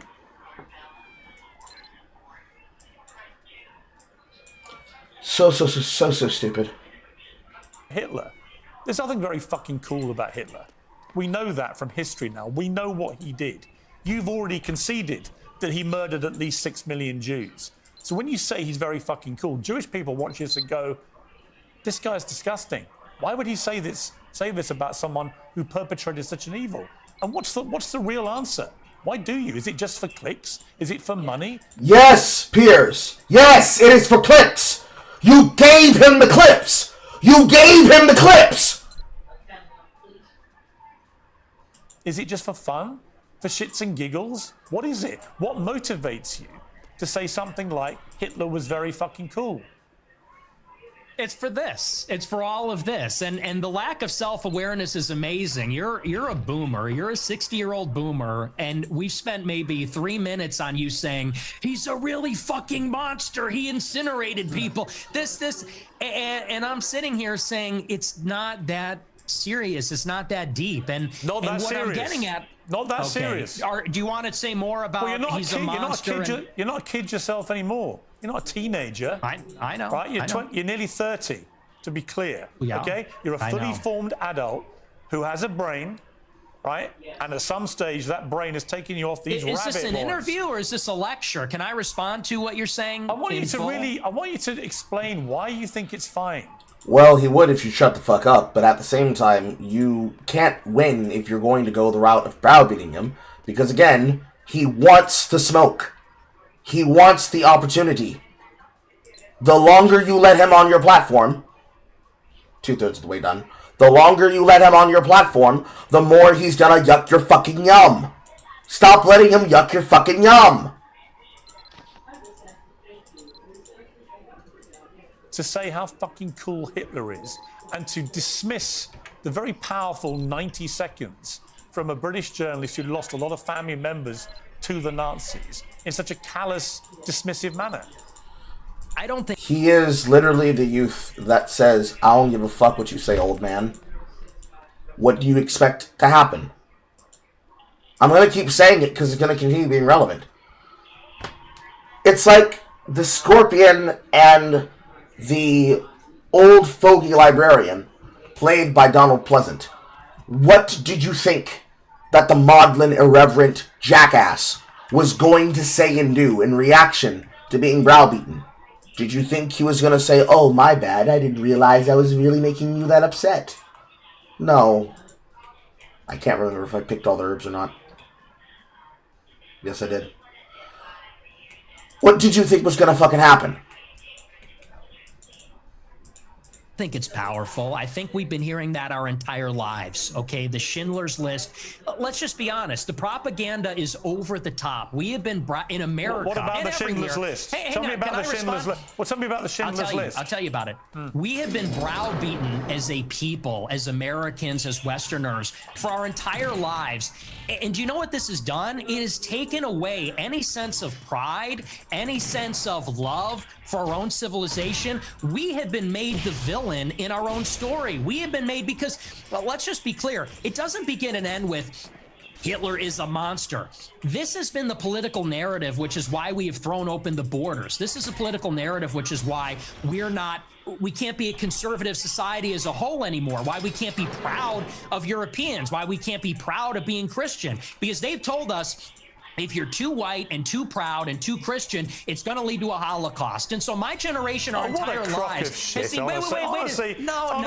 Fuentes. It's going to lead to a Holocaust, but actually he is correct, but not in the way that you think.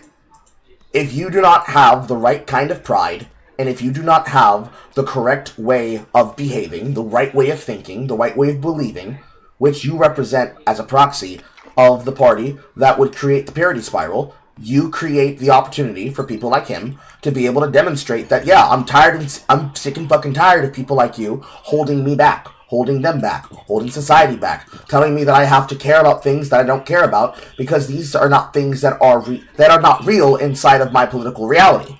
In the political reality, the fact that he doesn't actually have one, the political reality of Nick Fuentes, effectively, is I'm accounted for and I'm antagonized as a person who's supposed to kowtow and bow down to this wonderful, easy bake response to anything I could say about my background and about my ideals. So, replace this in the position of Daniel Penny. I see a person who affects people inside where I live, New York City. This man is terrorizing people. I try to do something to protect those people, and how am I rewarded? I'm treated as though I tried to create the next opportunity of Derek Chauvin versus George Floyd. They try to make an example of me. Go back even further, snap back to reality. Go to Kyle Rittenhouse. I'm a person who believes a certain thing about a place where I live. I try to protect people who ask me and that I offer my services to protect their property and to maintain the peace. How am I gifted and treated that? I get hunted, I get antagonized, I get threatened, and I have my life directly threatened by not one, not two, three! Three examples of criminals. One a rapist, another a serial pedophile and an aggressor, and the other a wife beater. 2 out of 3 of them dead on the spot. The other one, they'll never have proper use of that arm again. And instead of understanding what is obvious from tapes, how did they treat me? They said I went looking to catch a body. Even when it's unmistakable from any angle, the ground, over the crowd, drone footage from above that's owned by the government. No, he was trying to shoot them. See, what he should have done is he should have surrendered himself to the crowd. Things that, when said by people like Bosch, that come from a level of security, who will never face real hardship in his life. Because his father fucking corralling it as he did up and down Sunset for the entirety of his life from Bel Air. He's never known a serious day of hardship in his life. He's been able to coast on the fact that nobody can call him what he has as beliefs because nobody knows his proper background until it was exposed as such. Same way it was for Hassan. And other grifters like him. The way that somebody like Rittenhouse is questioned for just looking for the opportunity, you give them the opportunity, and they will never be faced by those hardships, but they will never have to struggle for money because they've learned how to take that narrative that you've given them and use it as the easiest dismissal of anything and everything you care about in perpetuity, because you don't have the ability to properly address them and to treat them as though they're a part of a greater problem. You don't have the ability to do that. None. None whatsoever. You don't have the ability. Because you have given it away.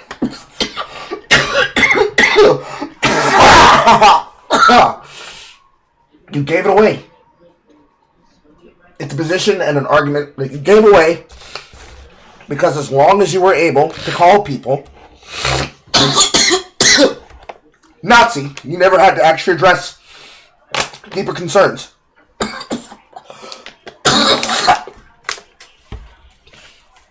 Because it was all about you labeling somebody instead of actually assailing their views. God damn it.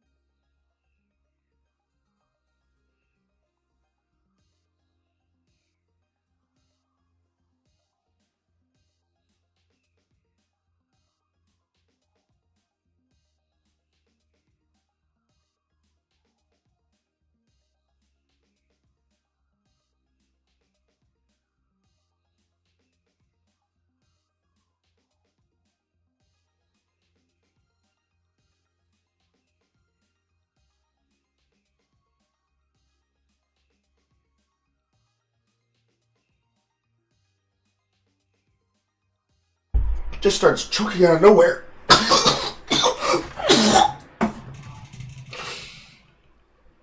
You have never had to actually address people who are disenfranchised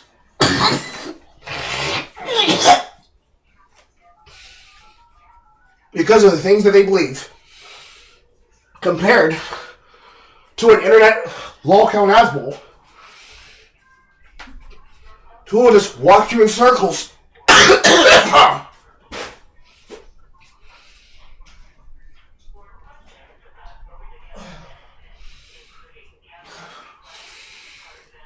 And the reason is because we're people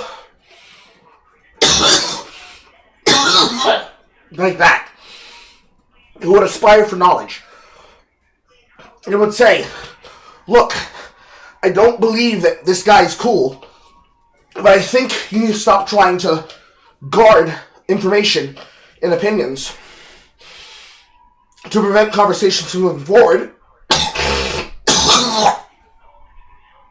Fuentes uses this as an opportunity to grandstand on your stage. And the grandstanding is the point.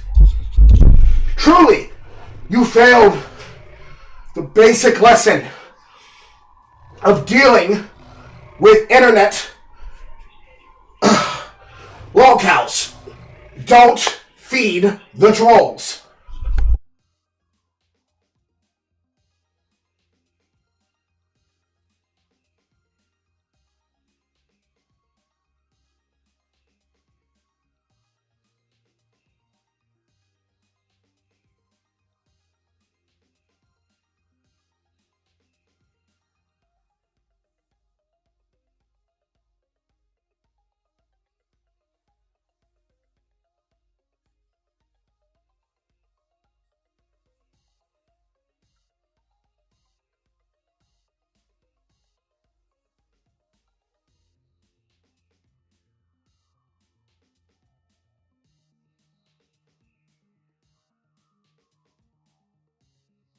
My coughing fit gave me a fucking muscle spasm.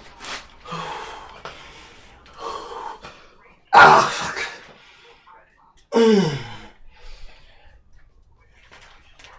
Ah, ain't that about a bitch.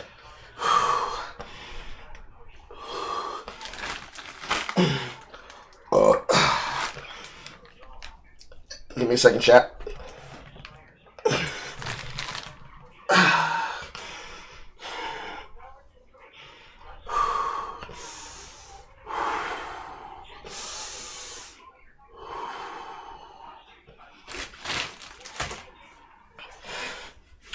Can I sit down? Yes. Can I stop the constrictions? We're gonna find out.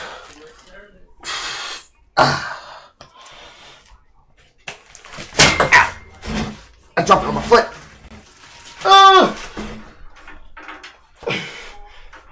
Okay, here's what I'm gonna do. As I work through this muscle spasm, I'm going to mute the microphone so you don't have to hear the ums and ahs, and I'm going to click in when I have something to say.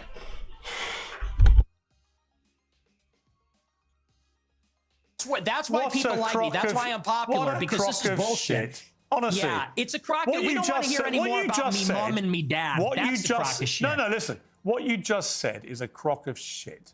And you It's know true. it. It's called the open society.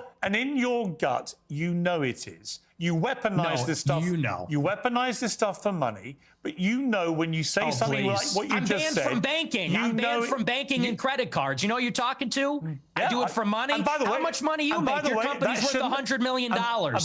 Your company's worth $100 million. I was banned from Bank of America. And you shouldn't.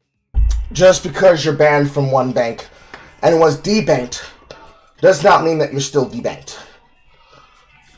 Certainly, you're making your money somehow. Certainly, you can debunk him on the spot and say, but actually, you're still receiving money through cryptocurrency. Are you not? Which more than likely is the case. So, get the fuck out of here with that bullshit. Secondly, yes, you do it for money. You do it for clout. You do it for attention. You have the ability now, Nick, to say, aha, see, it's me, Nick Fuentes, Nick the Knife, Master Troll, Master of the Internet Blood Sports. Look at how I fucking schooled this goddamn cretin. He has no ability to fight me. Ha ha ha ha ha ha ha ha ha. You have the ability to brag about that and show how you were sticking it to the man, to the organization, live on television, with a smug grin on your face, even. Nicholas, you're able to use edgy language and provocative behavior to behave like the provocateurs of old. The same thing that used to work for Fleckus Talks. Although Fleckus was more of a man on the street than he ever was a nuisance streamer. The same thing that's worked for Ice Poseidon. The same thing that worked for Dick Masterson. The same thing that works for Destiny. The same thing that worked for Vosh until Vosh was completely broken upon the wheel. The same thing that works for Kyla, for now, as female Destiny. The same thing that works for any person that has ever dealt with any kind of issue that comes from being a person with a certain type of reputation who is never going to take things seriously enough to actually sit down and have a proper discussion that is sincere and heartfelt. You, in fact, do it for the money. Because if it's not for the virality, if it's not for the clout, it's for the attention, and from the attention comes the money. Because we are a part of an attention economy. The more people who see you do antics like this, the more they're going to be like, based, based. It's the same logic behind the Sassanites choosing to attack Ethan Klein.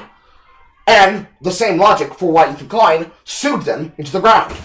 And started off with getting Caseytron to be able to settle. And more than likely is going to get everyone else to settle too. You know that it's about doing it for attention. Because if you didn't do it for attention, you wouldn't be on his platform right now. Cause as much of a problem and as much attention as you can, and then pivot and monkey branch to another platform. It is content and political hypergamy. As long as you're able to climb onto someone else's platform to usurp it for your own intentions, for your own views, then you don't ever have to deal with the problem. It's the most annoying shit that I was describing earlier in the broadcast when talking about how people have treated me over the last 5-ish years and how things have been in the last 2 years. If there are people that would, on my platform, say things such as, "Oh, I'm sorry, Carl, am I too base to be here?" Then you, in fact, are doing it for the intention of fucking with him live on air and acting like it's funny. This is why you don't feed the trolls. It's why you don't feed the trolls. Now, it's okay to get punked. It happens to everybody. Basically, you get fooled once. But as the song goes for CSI, don't get fooled again! Before you got to this point, Morgan, there was multiple opportunities where you could have cut him off. How many times do you have to catch him in a lie before you eject him from your programming? No, Morgan, it doesn't help. This is where the don't platform them ideal of FT Signifier comes into play. If you don't give him the opportunity to grandstand like this, then he doesn't get the ability to get money off of you. Because you let him grandstand like this, you let him get money off you. Because you're an easy pack. You're an easy lunch. And because you're an easy lunch, you don't have any defense for his arguments. It's the young versus the old. It's the decrepit versus the youthful. It's the hip and in the know versus somebody who's a dinosaur. That's the optics. That's what you're fighting. As long as you fight him on the lines of how dare you, how dare you, how dare you, you're always going to lose. Punch back. Call him a bundle of sticks. Then you'll shake him. But of course, decorum does not let you. Banned for processing credit cards. And you shouldn't have been. But I am, so don't tell me I'm doing it for money. Well, ask me my opinion about that. I'll tell you you shouldn't have been. Right? I don't agree with that. And that's the reason why he is able to win. You will immediately have him do this kind of antic. And they'll turn around and say, well, you shouldn't have been. You shouldn't have been. They shouldn't have deplatformed. No, they should have. They should have deplatformed him. They should continue deplatforming him. Because as long as he's able to make money, he is able to do this. It is a necessary good. It is ontologically positive to do this to him. Because as long as you let him get this angle, you will never be done. It will never be over. It will never end.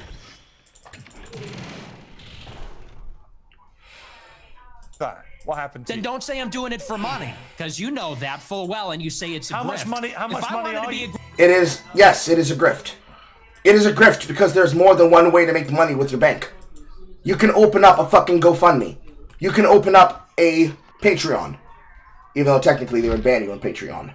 So, Subscribe Star and other alternatives. You can be able to use whatever kind of system you want to be able to get you what it is that you need. The same way that you can use X for attention, that you can use YouTube for attention, that you can use Rumble for attention. Yes, it is the fact that you do it for that stuff. Do not lie. Do not try to trick us. Do not try to fool us as though that is not the case. Because it is. Grifter, I'd be like you, and I would go and say, how much money are you making? I'm making a lot of money now. Yeah. Now that I'm the #1 live streamer in America, because people agree with me more than they agree with you. We're tired of hearing about slavery and the Holocaust and Jim Crow. We're done hearing about that. You guys I'm not overplayed your done hand. hearing about that. Okay, well, you know, your generation's on the way out, and Generation Z is coming up, and we're finished with that. We're ready to take our country back. I've got three we're sons. not listening I've to got crying three minorities sons. anymore. I've got 3 sons, and they don't share your views about Yeah, well. slavery and about the Holocaust. They can have decency and compassion and humanity about some of the worst things that have happened in the last 150 years or more. Sound like girls. They can do that, and they can also have concerned views about issues like immigration and other issues. The two things are not mutually incompatible. You can have different views about different things. It's your lack of humanity and compassion for people about things like the Holocaust, about slavery. It's that people find so contemptible. And I don't understand why you need to do that. Again, I just ask you. Because the entire goal is that is the brand. By remaining on brand, he's able to make the money. Catch up, old fogey.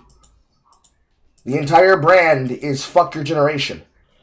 As long as you keep acting like you can't understand that, you are lost. You are lost. You have lost. You will not convince others that it is not the case. Period. Is your motivation financial? Is your motivation for fun? What is the motivation for saying these outlandish things, which you don't need to say, and which I suspect, I don't know, I suspect a lot of it is performative. So what is the motivation?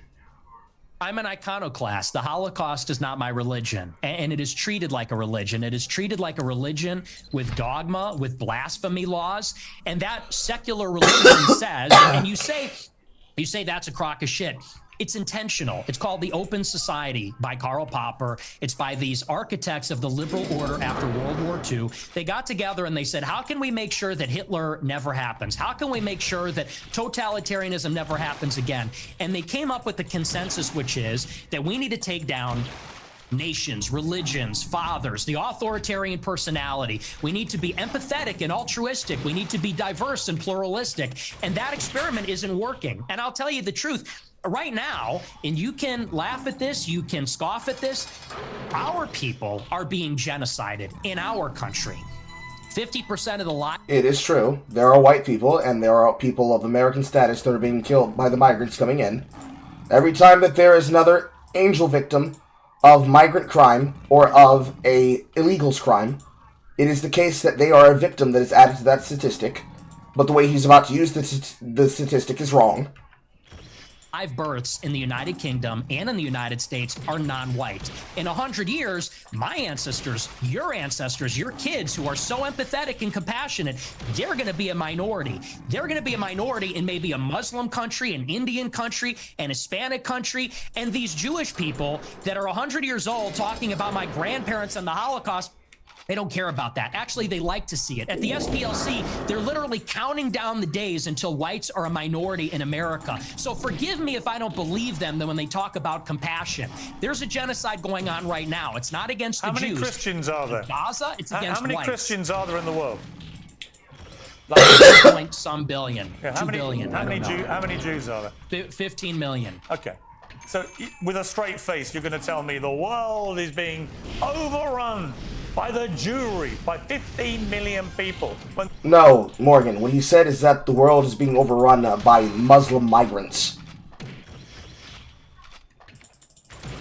This isn't an arguable number that you don't have the ability to fight back against.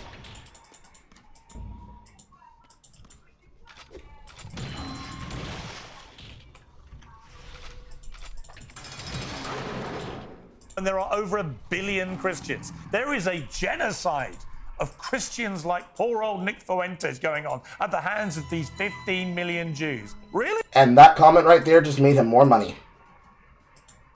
Every time you lay into it and you say, really, you think that you, poor old you, is getting fucking pushed out of your countries? That's why he makes money off of you. You are not thinking of the disparate people that are being lost in the middle. You are just thinking of the, well, see, Nick Fuentes says it, so I have to fight him on it. If you paid attention to what he was just talking about, he was not talking about the Christians. He was talking about the persecution of people inside of countries where they are being made migrants and they are being made into a minority in their own country of origin. The country that is of their forefathers. The kind of thing that happened to the Irish, the kind of thing that happened to the Italian, the kind of thing that happened to the Sicilian, the kind of thing that happened to the Romani, the kind of thing that happened to the Jew, the thing that happened to the Jesuit, the thing that happened to the Christians, this level of persecution that has happened by way of the word or the sword, whether it happens by the Purity stack or it happens by somebody from out of the country as a Pajit, with Izat fucking you over because they love revenge culture, it is these things and it is this stuff that is responsible for why we are here and why he is here. It is inarguable, as long as you always approach with this level of you're being ridiculous, you have seeded the ground for which he will win on. You are doing his job for him. Here's your sign. See, this attitude is why you're losing. When you say, who am I losing to? White people, who am I losing to? White people. See? You got the fucking racist agreeing with me! Do you see? It's not even a hard fucking read. It's just obvious. Because it's the oldest trick in the book. Who am I losing to? You're seeing it. Mass migration. Oh, you're losing to me. We are losing as a civilization of mass migration. And here's the difference. In Israel, they have my politics. In Israel, they want to maintain a Jewish majority. If they had it their way, it would only be Jewish people. They're fighting like hell so that Jewish people can have as much territory, a Jewish state, they can be proudly Jewish in their own land. Whereas in America, we are being besieged by 10 million illegal immigrants in 4 years. And then whites and Christians are going to be the minority. And that's true in Canada, Australia, all the countries in Europe. So you could say there's 2 billion people, but what's the proportionality? What is the percentage of people being born that are white? Where's the arrow pointing? Where are we going to be in 50 years? In 50 years, there might be an Israel. In 50 years, there isn't going to be a white Christendom. You don't believe people should get married, right? I think people should get married. I'm a Christian. But you're basically anti-marriage, really. You've talked about this. You've talked about. Are we done talking about white genocide? Well, no, and I'm I'm coming to the same part because you seem very resistant to the idea of marriage. You've never got married. You've talked very scathingly about henpecked husbands. Just take a look. He's a virgin, sir. Sir, he is a virgin. He is a kissless virgin. Well, that depends on what you mean by virgin. First off, he's gay. So, he's a gay kissless virgin. For where it matters that he has actual relations with women, he has none. So, that's the capacity of virginity that we're talking about. But he is a kissless virgin when it comes to his demographic of society.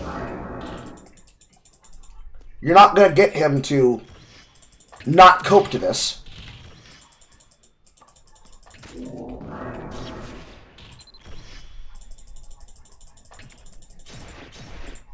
That's true. Guys get to a certain age and they're like, you know what? Women suck. Like, they're talking too much.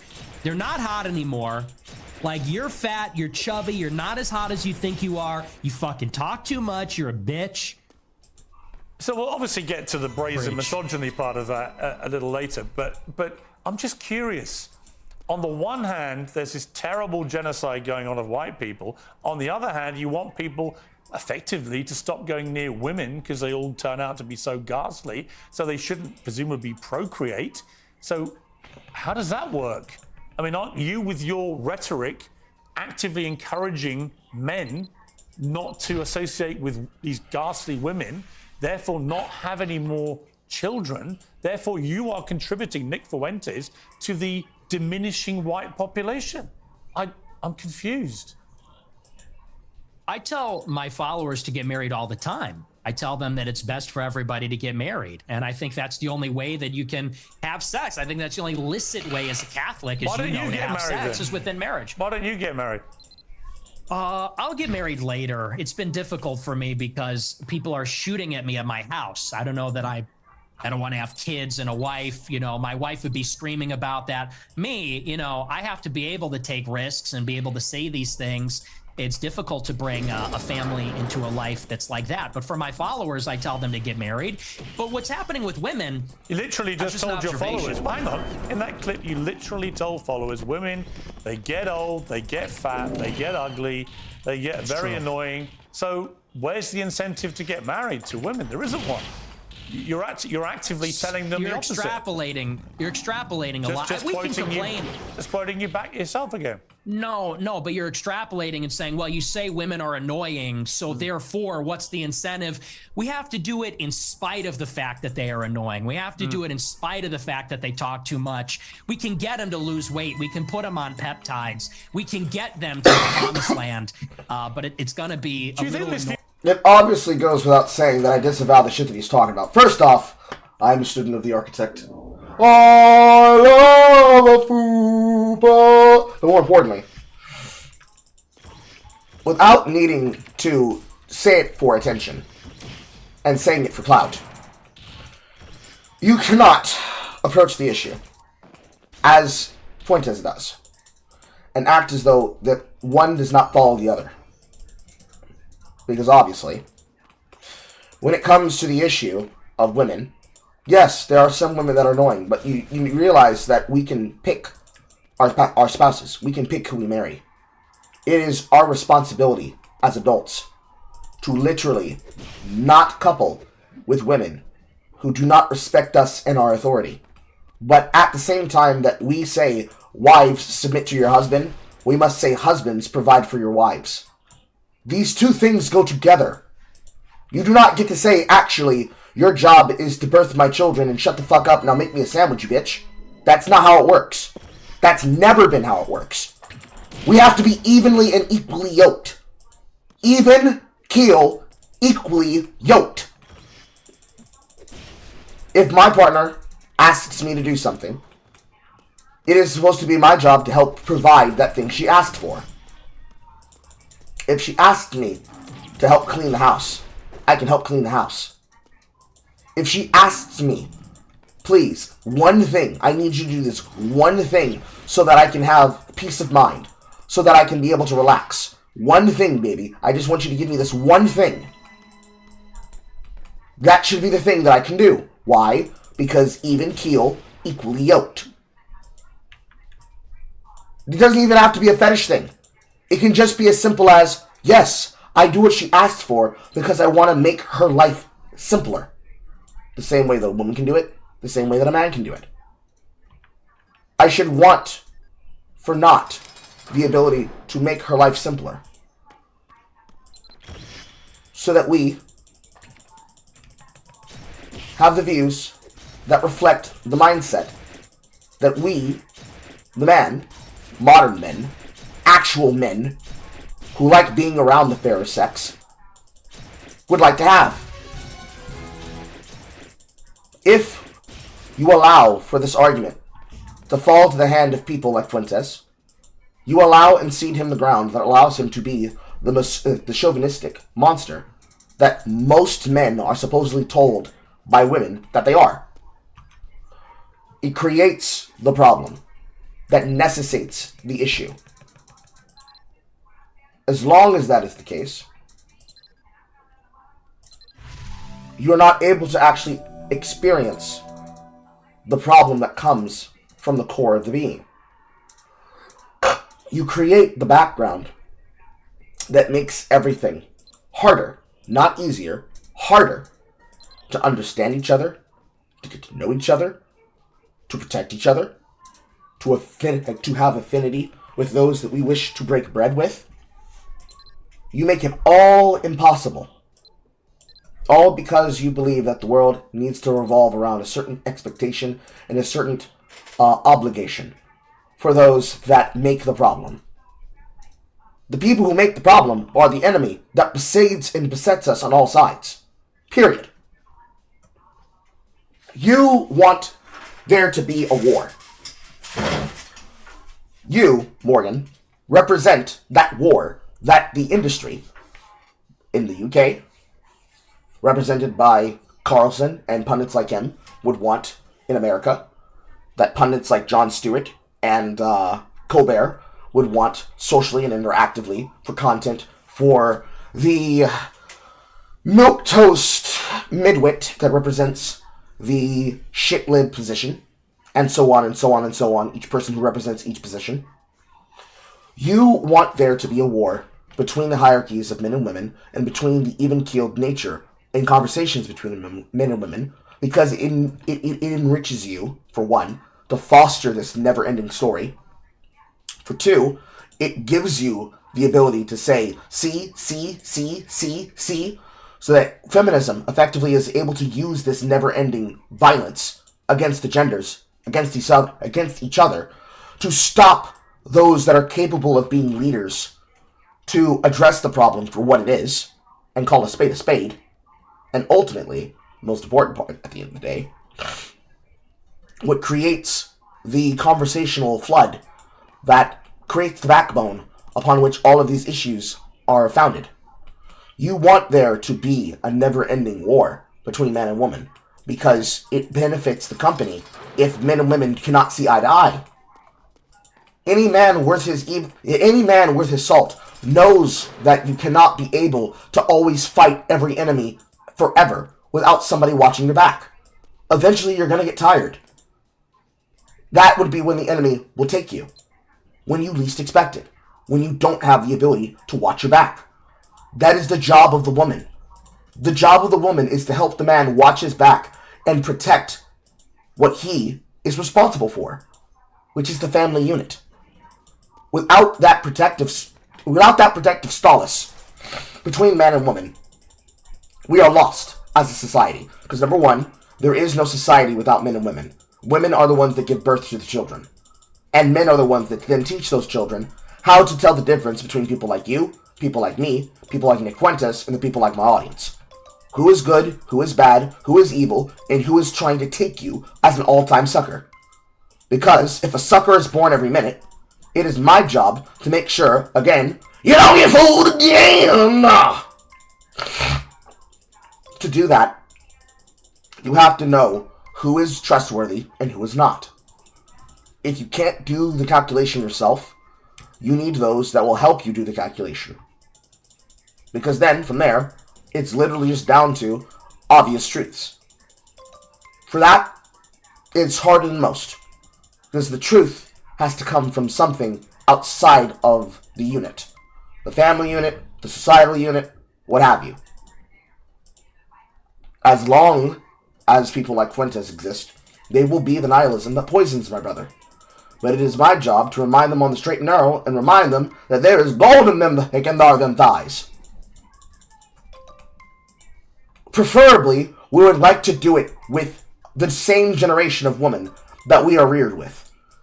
But if we have to go to the point where men must become concubine of mature adult women above the age of 25, pushing 35 to 40, then so fucking be it.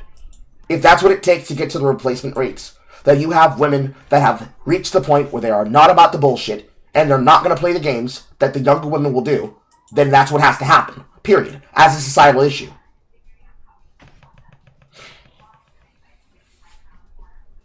If you want it to be the youth with the youth, and the older with the older, and the elderly with the elderly, passing on generational wisdom from the tree at the top down, you require the ability to recognize when a little boy, like Quintus is talking, and when a grown fucking man, whether they like to be a man or not a man because I say so, but because I am doing the function that society requires of me, because I see the need, and I fill the need, and the hole, that I am able to guide people with advice that if it works for me and works for them, why not give it to as many people as possible?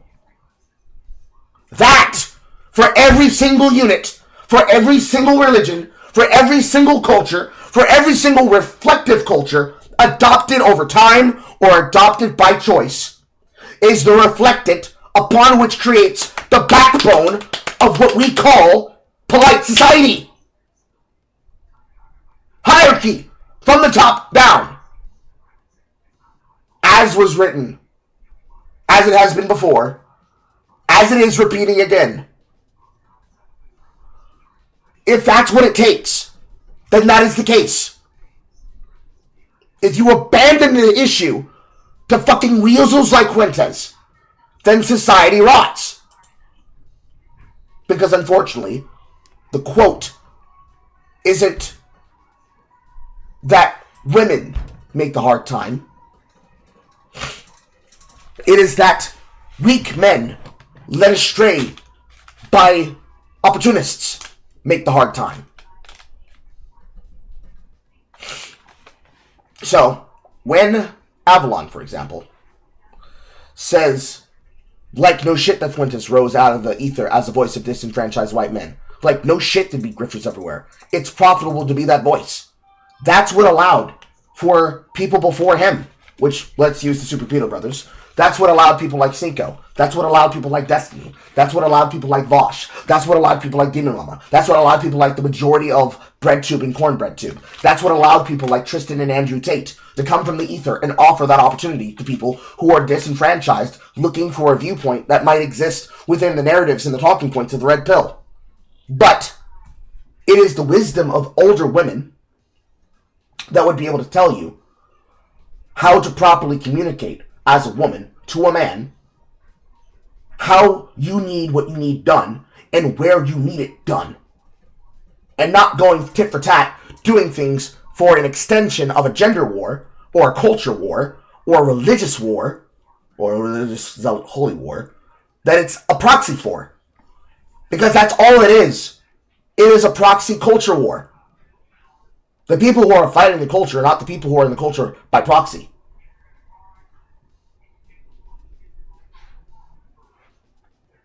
So, when Avalon says things like, good women appreciate men for working hard to provide for them, regardless of the extra things to do around the house. By appreciating for doing so, good men will want to help them, because good men are hardwired towards self-sacrifice, but only when self-sacrifice is being recognized. Because as much as men are hardwired towards self-sacrifice, men are also hardwired towards social hierarchy climbing. Society requires men, and it requires those men be recognized for the sacrifice that they are doing for the good of the tribe. If the tribe is the people, and the people are not one group, but all groups, you need men to be recognized by women, as well as by other men, and for every single intersectional breakdown that it matters towards. Not just men, but black men. Not just men, but white men. Not just men, but Jewish men. Not just men, but Jewish black men. And so far, and so on, and so on, and so on. To the point that the refractionating pyramid looks like a prism. You need them to be recognized. Because if you do not, you will lose them.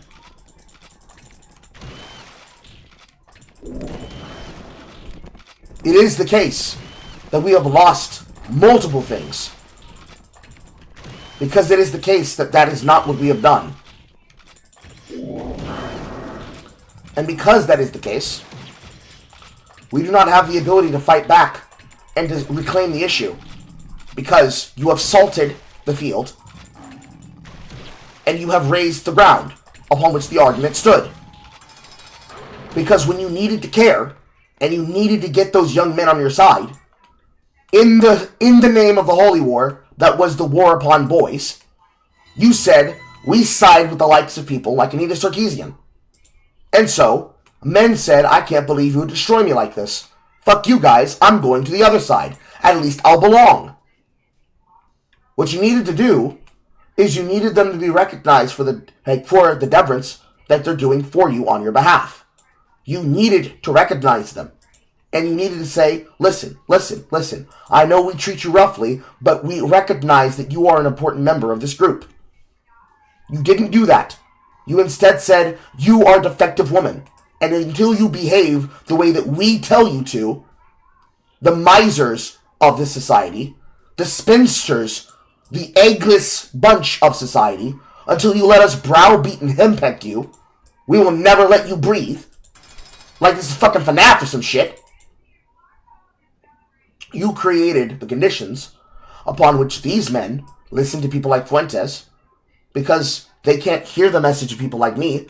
Because, unfortunately, the one thing that is literally important to this, the part that is actually the valuable thing that Fuentes has to say that is true, regardless of whether or not you want to agree with him or not, you deplatformed that very message because you saw it fit to destroy and remove your opposition.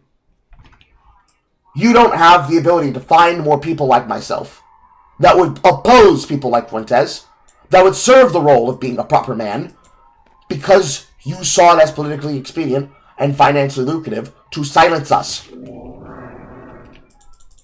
And so, the only thing left is how, for the desire of what it's worth, you and other people like you represent a quality and a quality that for most people's concerns does not reflect the viewpoint of most people's interests into the things that they have to hear and that they have to see as a part of the greater matrices of these issues and people. Because you sold men up the river, they don't want to help you rebuild society. Because they won't be recognized for it. You'll ask them to help, and then you'll claim the victory, yet again. Sad to say, in some cases, you'll have to give up pen draws. Since the lever that you guys like to use is, excuse me sir, you don't have enough vagina juice on your penis in order to have a correct opinion, thus debasing yourselves below what these men would be involved with, it is now up to you to win them back and say, actually, you have more value than just what your penis does. They won't believe you. But the rational ones that can, they might be willing to build society with you. But only if your ability to work together is in the form of full submission. Not submission as in you're going to become a sex slave, but specifically you have to agree that this is worse than whatever you thought toxic masculinity was going to run in society. Because instead, what you have here, what you have now, is obviously the worst case scenario. It is inarguable that you think that this is normal and or acceptable. We would not believe you. And so, only through shame, and only through the recognition of that shame, are we going to be satisfied and say, okay, alright, we're going to bail you out this time. Because without it, we don't think you learned your lesson. Which is also another thing. Because, at the end of the day, the insult to the collective gender was loud, so the apology to the gender must equally be loud, and again, equally yoked. If it isn't, we ain't talking cash money.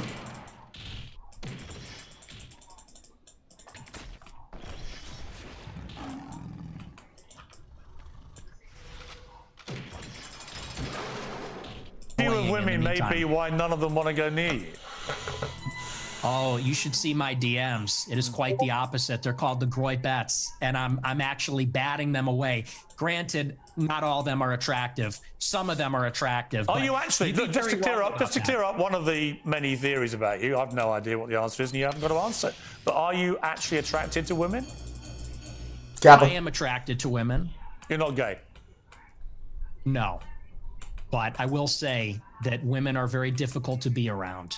Okay. So there's that. And do you think they should have the right to vote? I do not. No, absolutely not. Kappa. Equality is the radical notion that I'm equal to foreigner, rapists, pedophile, murder thieves because some liberal from 100 years ago says so. But even they don't believe that. They believe in equity, which means the foreign rapists, pedophile, murder thieves are actually more deserving than me because the foreign rapists, pedophile, murder thieves are only that way because of institutional oppression or something. True, exactly. That's where the suicidal empathy comes in. Obviously, Avalon. They should stay at home. Well, yeah, absolutely. See, basically, you're just a misogynist old dinosaur, aren't you? For a young guy. Yeah. I mean, I know I'm the boomer. I know I'm the boomer here, but actually, you're a 27-year-old dinosaur, aren't you? Aren't you, Nick Fuentes? All women. I am. All women are annoying. All women grow fossil. old. They all get fat. Says the guy. Have you ever had sex? No, absolutely not. Wow. Says the guy who's never got laid. Kappa. That's the thing, though. You boomers, it's Do you think always you're an get expert laid, in women, free love. given you've never got laid?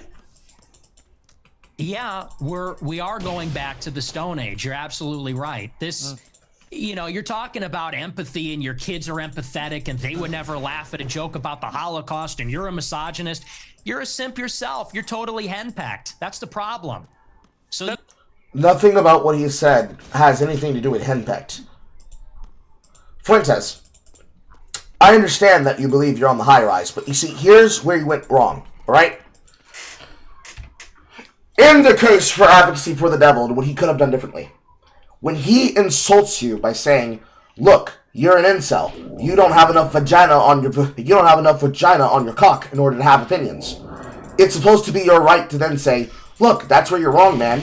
You guys are all the society of free love, but you don't understand that we as a generation, we find that to be something that's a little bit more sacred. I would like to have a woman that if I'm going to choose to do it, in spite of the annoying nature of women, I'm going to choose somebody who's not going to make me want to throw myself off of a cliff, type shit. It would then be the case that upon that answer and question, that you're then able to say, and you see, it's that simple. All the woman has to do is not make me fucking hate her and want to shoot myself dead.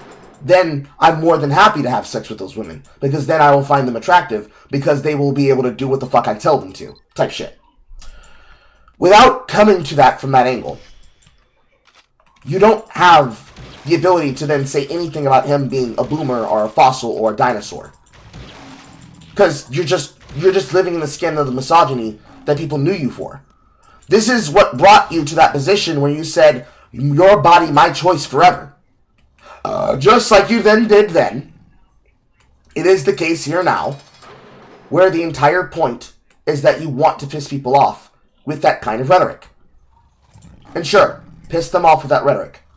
It doesn't really amount to anything. But what it means at the end of the day is that whatever you would want to say to people, whatever argument you could use to say to people, is an argument that is inarguable as relevant to the importance of most people's concerns, to what they would understand is just like a thing, man, that a person could be concerned with. Your viewpoints, your worldview, the tactics of your worldview, the matrices at which that worldview matters for, whether or not it's actually valuable to anyone other than yourself and others that would flippantly mock the idea of polite society, treating you as anything other than a victim of the infinite migrants, when you yourself are a nuisance to people who live here in this state of being. It is always going to be the case that as long as that is the rhetoric that you choose to approach with, that you will not be able to prosper in the long term. It is only people who are stupid that you will be able to trick and fleece. And as long as that is the case, it's going to become harder and harder and harder for you to do that. Until inevitably somebody pulls your card. Logistically or literally. Hopefully you don't get assassinated. You should live a long, happy, and pathetic life, being an example of what you should not want to be. Because your kind of behavior is why society rots. Because there are people who will literally follow you and say that it's based when you decide to act like this kind of monster. Let me play another clip of yours about women. A lot of women want to be raped. That's a very old clip. When I say raped, I mean like... that sounds bad when I say it like that. But there's like a lot of women that really want a guy to beat the shit out of them. But also, they have to pretend... But part of it is they have to pretend like they don't. You think women want to be raped, do you? Oh boy, they're sargoning him right now. I mean, that's not gonna work. It's not gonna work the way that it did when Sargon made the joke about Jess Phillips, right? Because he didn't even say that he wanted to rape her. He said, I wouldn't even rape you. But the point there, Piers, is that there are women that are into some kinky shit, like CNC. And those women would say to you, yes, I want this man, with my permission, that we already worked out ahead of time, to ravage me the way that I told him I want to be ravaged. Yes, there are women that are going to ask them, and that will say that if you ask them. If you just say, so you think women should be raped, huh? Huh? You think women just deserve to be slandered by your penis? You have, again, missed the forest for the trees. You fucking simpleton. Yet again, mobbed by the pseudo-intellectual. I'm old enough to remember feminists on Facebook actively arguing that men should have their right to vote revoked. What's the response from people like Piers Morgan at the time? Crickets. Nothing. They ignored their own people behaving badly. How about now? They say that it's bad. Okay. And?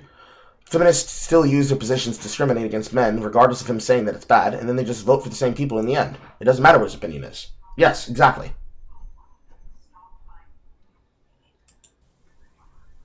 That's what the studies show, Piers. That is what these statistics say. But that's what you believe, They is have it? fantasies. They have fantasies about it. I don't think that they want to actually get raped. But there's a study out there. Get ready for this. It says 62% of women have rape fantasies. And if you read anything that they're reading, if you watched what they're watching, what do you think 50 Shades of Grey is about? What do you think Twilight is about? I mean, that's just true. You think women want to have the shit beaten out of them, as you said? Yeah, and it's very disturbing, but it's true. Do you think your views on women might change if you actually ever had a relationship with one or had sex and actually had a problem? Yet again. How is it that I keep outmaneuvering the both of you? I have never seen this content. I have not seen this footage. I did not pre-watch anything. I know exactly how this was going to go. Jesus fucking Christ! By saying that he needs to have sex with women, you're demonstrating the reason why people pull away from a feminarchy. Stop it, Piers. You're not helping yourself.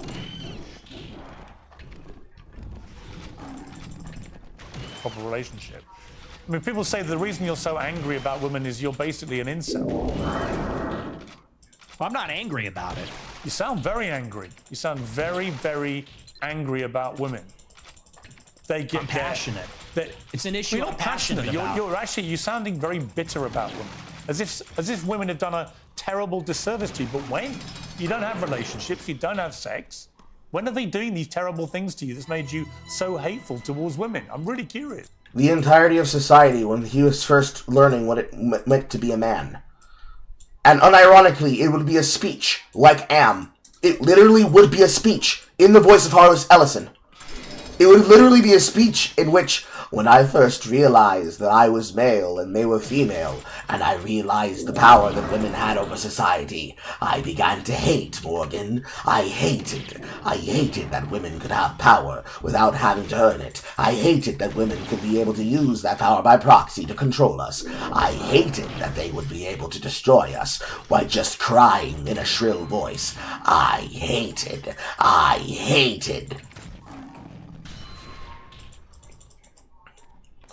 Call it dumb, call it stupid, call it ridiculous, but don't call it anything other than what it is, which is some bullshit.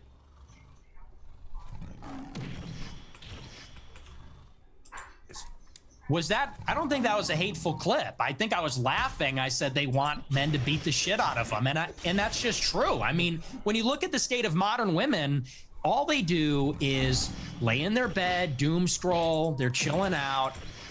They're getting a little fat. It is what it is. I don't know what the average weight is, but they're getting a little heavy. And any guy that is playing the field these days will tell you that. I mean, and I know a lot of the Chads. I am an incel. I'm friends with a lot of Chads like Bradley Martin, Clavicular. They agree with me. You know, there's sort of like this alliance between the guys that don't have sex and the guys that get the most sex. We know what women are about. It's the guys in the middle. Guys like you in the middle. It's the beta male orbiters that say, she's amazing, you're a misogynistic pig. Because I don't know what that is. I guess well, they're come on, let me desperate. explain to you what I think it is. I think when a 27-year-old guy who's never got laid, never had a meaningful relationship with a woman, says that women shouldn't be allowed to vote, they should stay at home, that all they do is fantasize about being raped and being beaten up, that's what they want, that they're annoying, that they get fat, that they get ugly. That's a misogynist. Now, you may not understand it because your knowledge of women is so incredibly tiny, but actually, you are the embodiment of a misogynist. It couldn't be clearer. And if I was in a way, you have the deep-rooted misogyny of some of the actual boomers I know. Yet here you are, 27 years old. And most of the current studies show that a lot of men are really disenfranchised from society, no longer have physical relationships with women if they've ever had them, never associate with women, and build up instinctively misogynist views about women. And I fear you're in that position. You're just a bit of a lonely guy who wants to get laid and can't for whatever reason. And it's made you bitter about women. And I don't know where that's come from, but it's fascinating. No. Morgan, how do you have the ability to give that reliance of a speech and then say, but I don't know where that comes from? Either you know where he's talking about and you can speak to the men that he is by proxy representing, that he says you could never get and never understand. Or you're capable of actually communicating the thing that you need to say from the beginning, that is a part of the Band-Aid you gotta rip the fuck off in order for you to be able to address the problem that is actually happening here. They were disenfranchised by women like Anita, who decided to use the power vested in them in the bullshit that they reached for, that created the problems that are the backbone of the issues they gotta deal with currently, that most of us still deal with currently. That is the backbone upon which society has curved for most of these men where they are not able to get addressals for the shit that they have to concern themselves with. Because whenever they try to discuss things like adults, they are treated like they are stupid. Their concerns are ignored. They are mocked. They are antagonized. They are told you need to have sex. And then society continues rotting. And the people who take advantage of the society rotting, as you allow them, get to say, ha ha ha, I continue for another day to destroy things. Because nobody will ever tell me to shut the fuck up and get in the back of the class. Ha ha ha ha. Ha ha ha ha ha. Ad infinitum. A loop of Mandark laughing. But it's just women in a group laughing at men as they succeed at destroying society as a whole. Because no one is willing to tell them, stop destroying us. That is the world that you are creating. For the behavior that you are expressing. I, for one, do not think that that's acceptable. I think it's something that should be behooving to the rest of us as a warning on why we don't let that happen. But certainly, make fun of the man because, haha, he hasn't had enough sex. Watch where we're going to be. Watch where we're going to be when that is the message that he's able to use to get a rallying cry of all those people who, they too, feel disenfranchised by people who have done that to them. Again, here's your sign. If you can't tell him, then at least tell the British men. Because as far as the whole society goes, you're fucked on that issue. Right? You're fully fucked on that issue. As far as the whole of society goes, you won't have the ability to address those men. Whatsoever. What about the British men? Forget the Americans. What about the British men? What does it mean to be an Englishman? What does it mean to be a countryman in your country? Is there a standard that you have to meet? Is there a number that you have to beat? Is there an argument that you have to miss? If you can't tell them, tell your countrymen. Because right now, there is no answer. I can do the exact same metrics, Morgan. In France, I cannot tell you what it is to be a Frenchman. Do you know why? Because my country is being raped by the actions of Macron and his fucking mom. Which is to say, his female domineering mistress who is also his wife, who slaps him around a little. And by a little, I mean a lot. Nobody can tell me what it means to be a person who believes in the standard of our country. Because we are being replaced in a rate where they have destroyed our culture, they have destroyed our landmarks, and they are destroying our people. Systemically. They did it to us. They're trying to do it to Denmark. They're trying to do it to you. They're trying to do it to America. They're trying to do it to Canada. Sometimes, it's people who come from shitholes. Sometimes, it's people who are just down-home, born racists, like Fuentes. Sometimes, it's the oligarchs and the Plutarchs that belong to families whose names are legendary since the time of the oil barons. And sometimes, it's the down-home bullshit of the world being fucked because of the super predators like Diddy and Epstein and Ghislaine. Whatever it be, if you can't answer the people across the seas, if you can't answer to the world police that you rely on to keep the peace that is being shredded whenever you cede ground to worms like Fuentes and to grifters like the ones from yesteryear and the ones that will definitely come in the future, what does it at least look like to your countrymen? Can you give them an answer? Because for as long as I've been witnessing the answer, I can tell you for a fact, I think Sargon's probably closer to the answer than most. But he's only one piece of the puzzle. I think Dr. Ramerkam is directly on the fucking nozzle. And you know why? Because he is exactly the people who your lifeblood of your country relies on! And they're being smothered. But not just by the foreigners. By your government. Because your government praise be, your government, your entertainment apparatus, even your storytellers and your writers, they forgot what it means to be English. Blame it on whatever you want. Blame it on optics, blame it on narrative, blame it on access, blame it on media, blame it on the current culture, blame it on the message. But it's your fault. It happened on your watch. And as long as you keep saying, but I don't have an answer for it, that might as well be the equivalent of the smiling happy merchant. They don't have an answer. Yes. Yes. They don't have an answer. Yes. And when I say answer, I don't just mean talking. I mean like the way that we play games. I mean the way that we create offense, defense. I'm talking defensive lines for the protection of a barrier, for a building. Or, if you want to get down to brass tacks, trading card games. They are using an opulent, perfect offense that overwhelms any strategy for the longevity of a society and nation. And as long as you say, and I don't know where it comes from, you have no answer. Therefore, full board wipe, table flipped, they win the tournament. The same top 8 of the same top 8.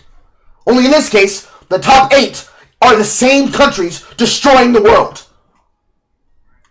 To conclude on them, we'll say there are 3 factors. Sovereign money, terrorism, oligarchy, and corruption. To combat number 3, and number 2, and number 1, you at least need an answer on the societal level, in terms of hierarchy. This is where the libertarian answer, and maybe at least like the ANCAP answer, is able to do something. Because at least they are aware of how the market works. They can follow the ribbon. They can see how the stocks are moving. They can see how the investment is moving. In this case, it's the investment into society. So they have an answer, and that answer is preserve society. Preserve how? Preserve by protecting the things that are important. Like what? Tradition. Traditions of what? Traditions of what allowed us to build all of this. Okay, good. How do you want to preserve it? We preserve it not by destroying others, but by protecting others. What does that mean? Gatekeeping. You hear that, you hear, well, why are you trying to protect the gates? What's so wrong about multiculturalism? I don't know. Take a look at your country and then get back to me in 20 years. Oh, wait, you can't. You're dead in that time. Why? Because they replaced you. You're no longer the majority of your country. Because you decided no limitations. No limitations, no borders. Without the border, you have no ability to define what is Britain, what is England. Without those borders, you are done.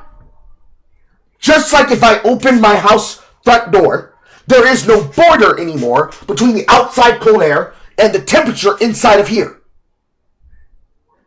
I can only reestablish the border if I decide, I think I'm done being cold. Then, when I establish that border with something like this here, right here, in my hand, it's hard to move it on camera, here it is. This here, in my hand, once I've established the border of the inside and outside of my home from the elements, I can now say, I think I'm done being cold on the inside of my house. And I can click a button, and boom, turn on my heater. Where does the desire from being warm come from?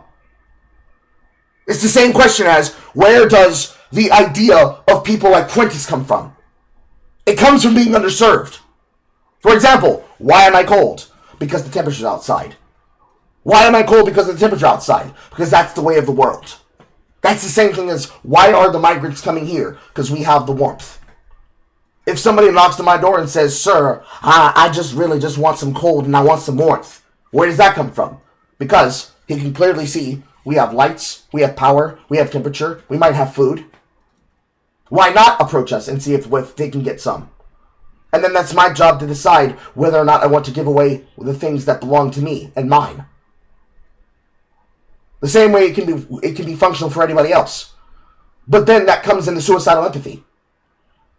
For you, the suicidal empathy disallows you from being able to do this defensive fucking rigor. And that's why every country is getting fucked over.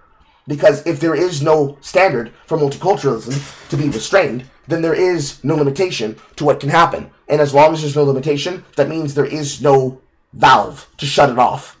And then you're fucked. And as long as you say, and then there is no answer, you give the opportunity for Nick Fuentes to say, see, they don't have an answer, guys. That's why you should follow me. I have the answers. I'll lead you to the promised land. But again, what do I know? I'm just some chud. See, here's the thing. First of all, you're very caught up in the labels. It's always, you're a racist, you're a misogynist. You said you were a racist. Mean nothing to me. Well, hang on, whoa, can I respond? You gave yourself the label. What is this? You said, I am a racist. I didn't give you the label. Okay. You said, Nick Fuentes, I am a racist. Calm down. Calm down. Did you or didn't you? It's okay. Now here we go to the arguments of, look, bro, why are you so mad, bro, why are you so mad? Control yourself, Piers. Come on, step up your lift. Control yourself. Hey. Did you? Yeah. Okay. But so here's I the didn't thing. give you the label. You did. Why are you yelling at me? Because you're trying to infer screaming at something me? that didn't happen. You said, I gave you the label of being a racist. No, you did. You said, I'm a racist. You gave yourself the label. You're gonna have to tone it down a little, all right? You're gonna have to bring it down a notch and relax. This is just an interview, okay? Please calm down. All I said is you're hung up. I didn't say you gave me that. Maybe I did. You did. But here's what I mean. What I mean is you're just hung up on proving you're a misogynist. Okay, you're a racist. Okay, you denied the Holocaust, and I'm not about the labels, You man. didn't deny I'm the just Holocaust. past that. As I said to you, look, Nick, as I said to you, I just wanted to go over the stuff that you know everyone uses out there about you and get you to respond. And we are getting, I think, a long way in this interview. Okay. Right? You didn't deny the Holocaust. You accepted there's been a Holocaust of at least 6 million Jews. I'm a maximalist. I'm a Holocaust. That is significant. I think it's more. You did admit you're a racist. And you have spelled out a thought process about women, which is the purest definition of misogyny that I've ever seen. And you've said you're not gay. So we're getting somewhere. Yeah. Well, look, and I own the labels, okay? But I just don't care that much about them. That's fine. I feel like the whole... I'm not saying this is like a weird... I'm not saying you have to ahead. care. Nick, you don't have to care about any of it. I promise you. Right? That's not why I got you on the show. I wanted to give you a fair... Press X to doubt. Crack, which I think I have. We've gone over a lot of stuff. We've got a bit more to go on. I genuinely don't think I've ambushed you with anything you couldn't have been expecting. No. I don't think I've been overtly hostile. In fact, when you've asked me to calm down, I've calmed down. I don't want to have a hostile, angry, shouty match with you. You shouldn't have to do that at all. And look at him. Look, you've done it again. He's gotten you doing exactly what he wants you to do. What you should have told him is, fuck off, get off my show. Again! You failed! Again! Simply want you to spell out exactly what you've meant about all these things, and people can then be the judge of them. So let's take another break, and we'll come back and talk about Donald Trump, Tucker Carlson, Candace Owens, and others. Christmas is peak time for online shopping sprees, but that also means it's peak time for... And then immediately into a fucking sales commercial. Pathetic. You began your show in 2017, the same year as Trump was inaugurated for his first term in office. You supported him at that time, but you've grown increasingly disillusioned, I think it'd be fair to say. Let's play a recent clip from you about Trump. We played this game in the first term. We're 10 years in. And you still have these people, I hate to say it, but they're just like in denial. And they're like, okay, everybody, let's all go on Twitter and let's tell Trump, don't screw over your voters. Okay, hey, Trump, don't hire John Ratcliffe in the CIA. Like, what are we doing? We lost. It's over. The time to make demands was during the election when he needed the votes. He's a lame duck president. He doesn't need anything from us. He's not even on Twitter. He's on Truth Social. So what are you talking about? We're going to all rally and tell him, don't hire yet another neocon? Now, over the weekend, you posted this on X. You said performative cruelty is the perfect phrase to characterize the Trump admin and the mood of the MAGA movement. In order to compensate for his compromises and failures, Trump has to fall back on mean-spiritedness to appeal to the basest instincts of its followers. It's really sad. I mean, do you think you're the best person, Nick Fuentes, to lecture people about performative cruelty? Why? Are you accusing me of being cruel? Is that what that is? Yeah. How am I cruel? You're cruel about black people. You're cruel about women. I mean, you're cruel about a lot of people, and you're very performative. Okay. I don't think I'm performative. If anything, everyone else is performative. I'm authentic. You know, whatever you want to say about me, it's real. It's from the gut. But yes, I do think it's performative. And what I mean by that is, you know, when they're doing the deportations, they know the deportations are not where the base wants them to be. They deported, the figures are disputed, but from my data, it's 300,000 in the year, which is not a massive deportation. They know the base is unhappy with that. So what do? The deportations that they are carrying out, they do a big spectacle and they arrest everybody and they film it and they put a hype at it. And there's a meanness in there. They played that song, I think from Sabrina Carpenter or something, and they make it a joke. They make it glib, and they do that because they're not delivering on the promise, so they compensate by doing it meaner, edgier, more mean-spirited, so that the base will overlook the fact that it's not happening. And I think that's by definition performative cruelty. You can call me a hypocrite, but it's definitely true about what they're doing in the administration. And then, therefore, when they do that, then I do the same thing. When they do it, it's okay. When I do it, I'm an evil Nazi bigot, despite the fact that you are an evil Nazi bigot. So what is the thing here? Why do you have this criticism for me, but you ain't got this criticism for other people? You're a hypocrite, you see? You're a hypocrite by doing this to me. Silly person, silly man. You went to see Trump at Mar-a-Lago with Ye for dinner. What was that like? It was very interesting. They're my two heroes. Ye is my hero. Trump is my hero. Even though he's very disappointing, I still a personal hero of mine. And he's a remarkable person. It was a great conversation. We got along pretty well. He liked me. I liked him. It was the love fest. I mean, he got attacked afterwards for supping with the white supremacist devil. I mean, do you accept you are a white supremacist? No, absolutely not. You don't think white people are superior to black people? No, I'm a Christian, so I believe everybody is equal before God. Including women? Yes. So you give women equal rights then? No. Great. No, Piers. He said equal before God, not equal before man on earth. If you want to treat it with the angle of saying he's looking down on women and saying that they are useless to him, then sure. But again, he does not care. This will not work on him. But the way that it works in his mind, women are equal before God, but he, as one of the men of God's chosen, is effectively the individual who decides that, yes, God might love you indiscriminately, but I do not love you indiscriminately. There are things you need to do, woman. Chop, chop. Obviously, bad, but he doesn't care. Because as long as he says it, again, people will look at him and say, based, based.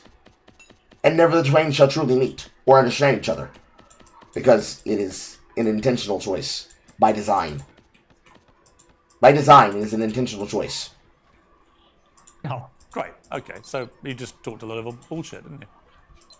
No. Why are you like mad about this? No. You want women to be treated equally before God, but you don't want to give them equal rights. Yeah, because women and men are different. Look, do you believe there are two genders? It's your view. Do you think there's two genders? I do think there are two genders, yes. Okay, and so you mean there's distinction? There are two distinct genders. I think we should all have the same rights to... Well, if they're meaningfully distinct, biologically distinct, and they have different social and biological roles, I think it would follow that we would treat them a little bit differently in the law. Do you think the Catholic Church's teachings reflect that?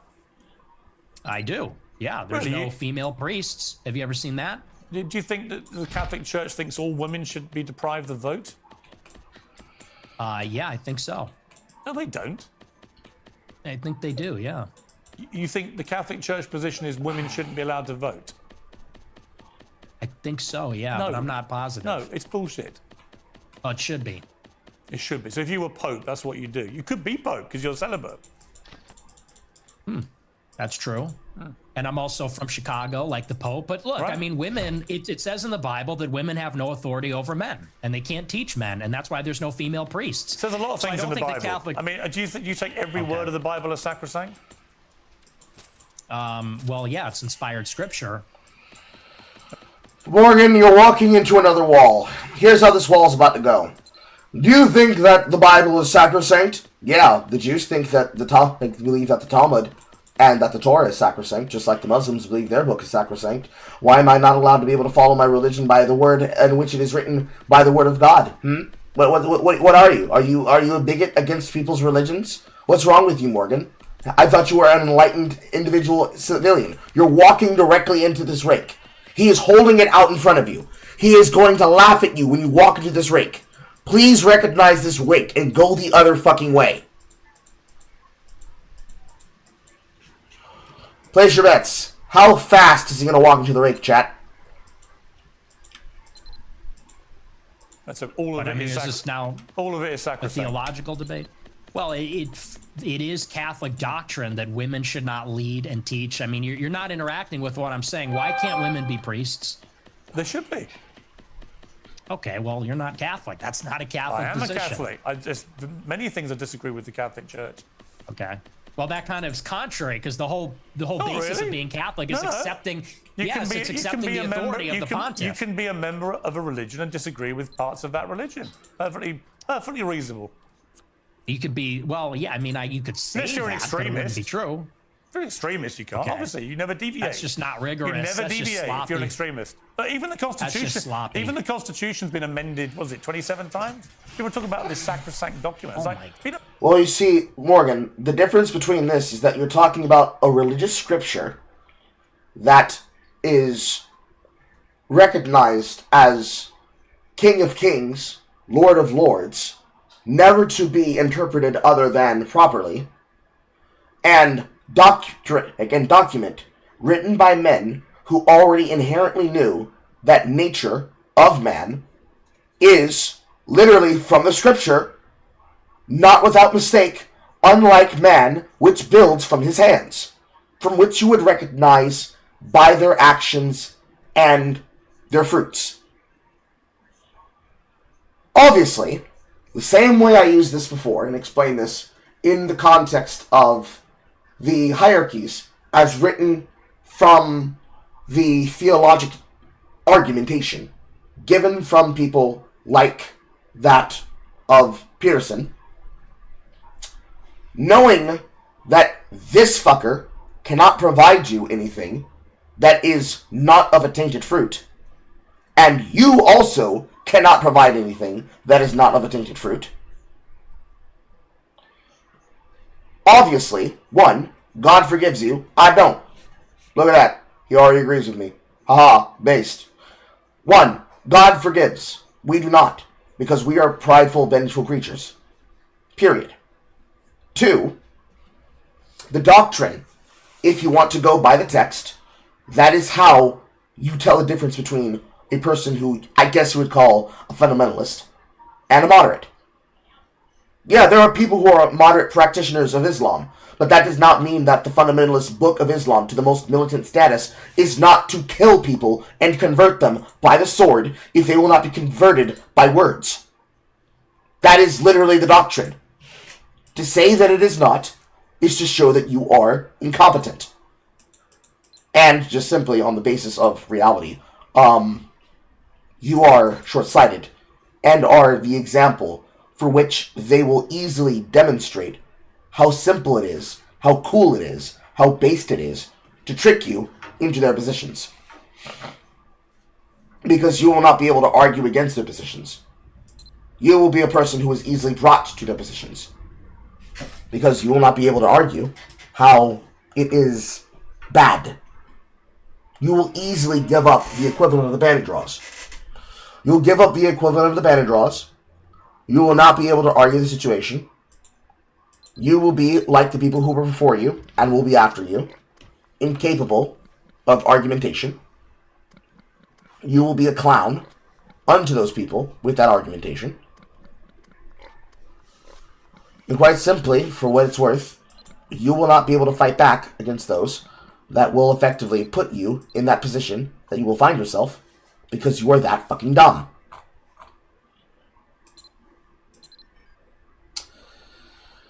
It literally was 10 seconds. I cannot believe that you were so right, Boster. It was literally in the next 10 seconds.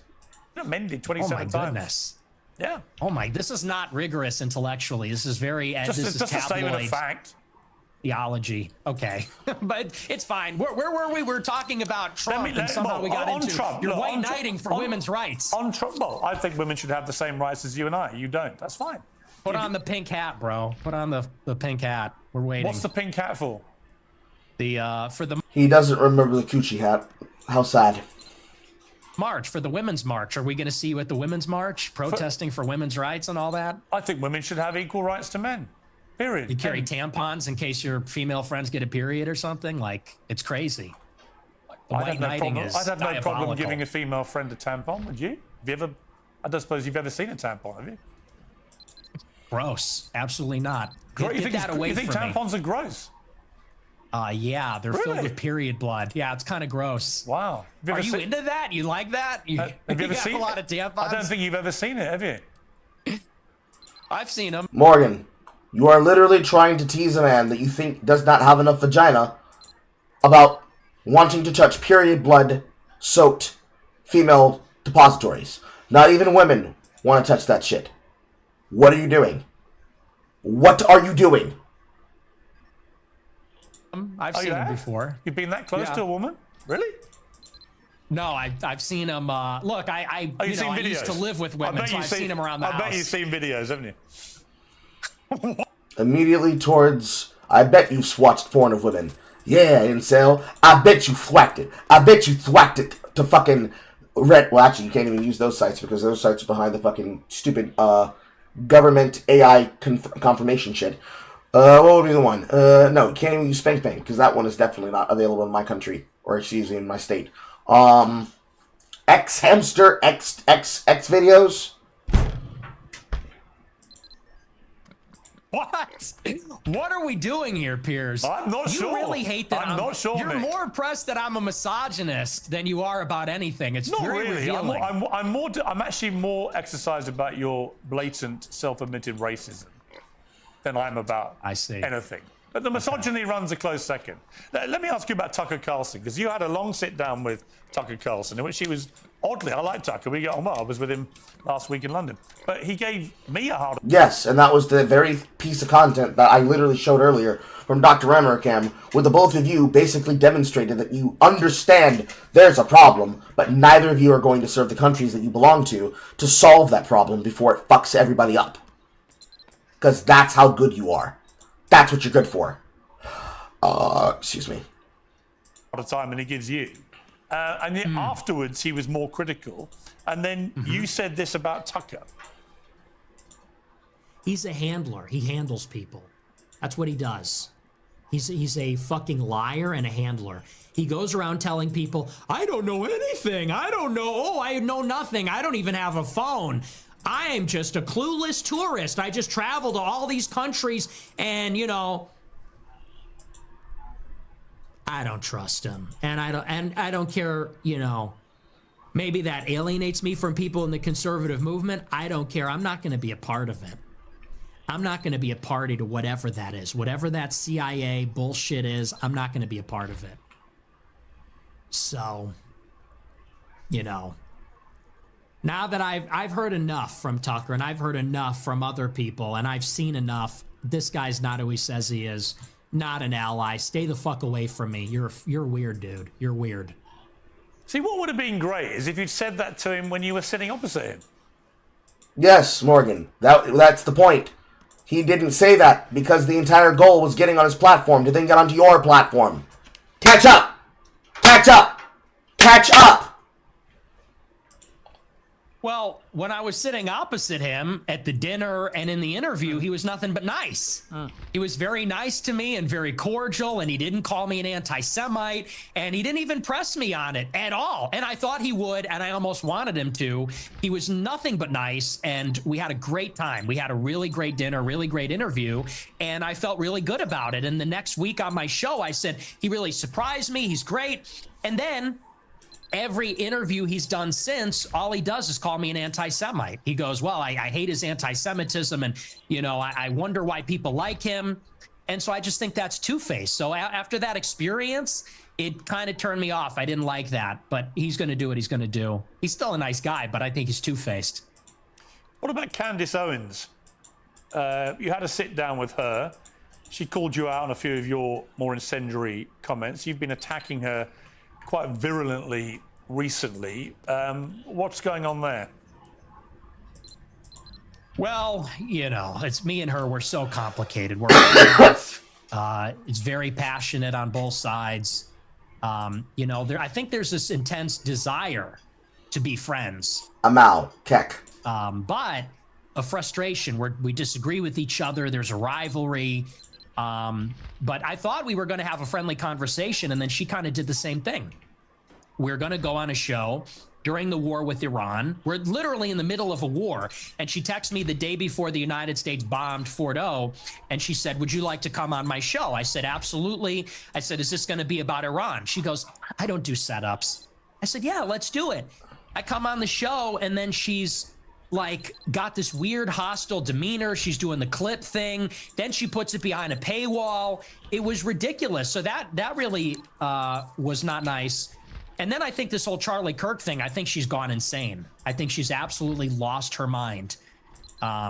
So I feel sorry for her husband. What did you feel when Charlie Kirk was assassinated? Where were you when you heard about it? I was at my house, and a friend of mine who was actually at the event texted me and said, Charlie got shot. I said, who? I've been sitting here trying to go through my fucking pet inventory looking for my white herb, and I forgot that I put it right fucking here. Wow, I'm stupid. He said, Charlie Kirk. I said, oh my gosh, that's terrible. And honestly, it was devastating. I didn't like Charlie Kirk at all. And we had an intense rivalry, and he hated me. But honest to God, I was devastated. I was emotionally affected by it. I didn't even do a show that night because I was beside myself. So it was rough. I mean, it was hard to watch.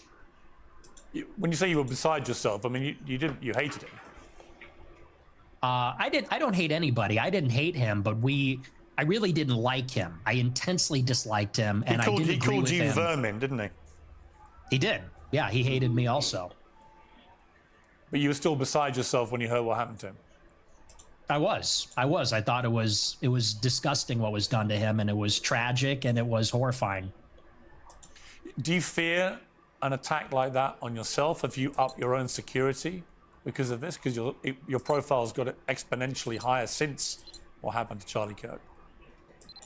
I have increased my security, and but you know, something similar like that happened to me. Someone came to my house with a gun about a year ago, almost exactly, trying to kill me, and he was shot and killed in my alleyway.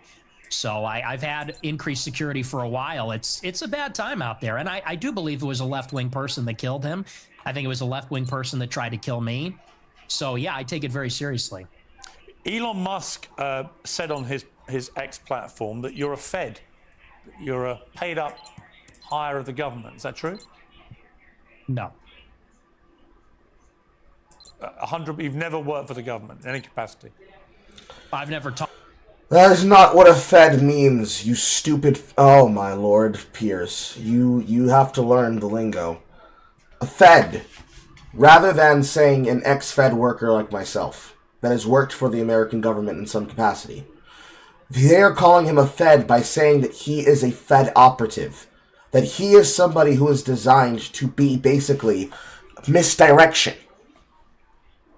Realistically, he doesn't have to be paid by the government to do that.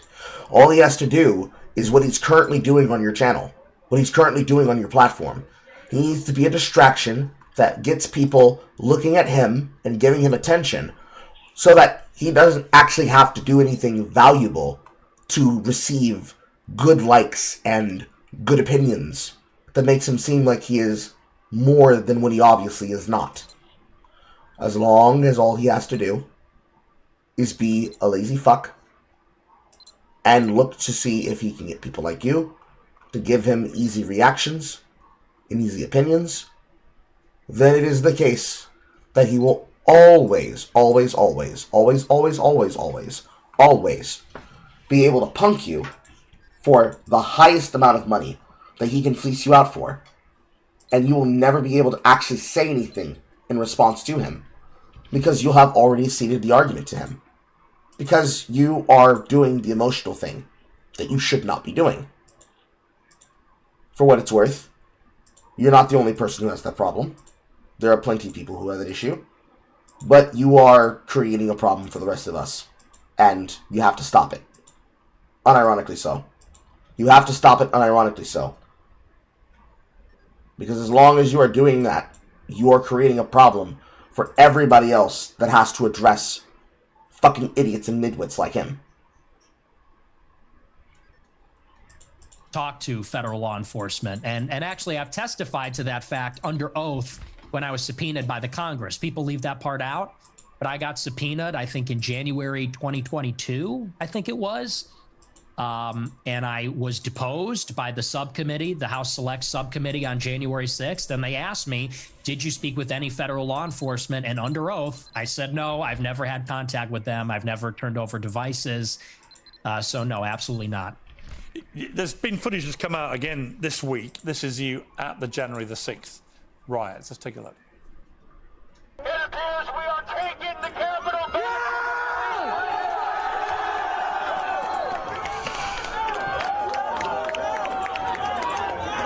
Keep marching and don't relent, never relent. Break down the barriers and disregard the police. This Capitol belongs to us now. The police are evacuating the Capitol.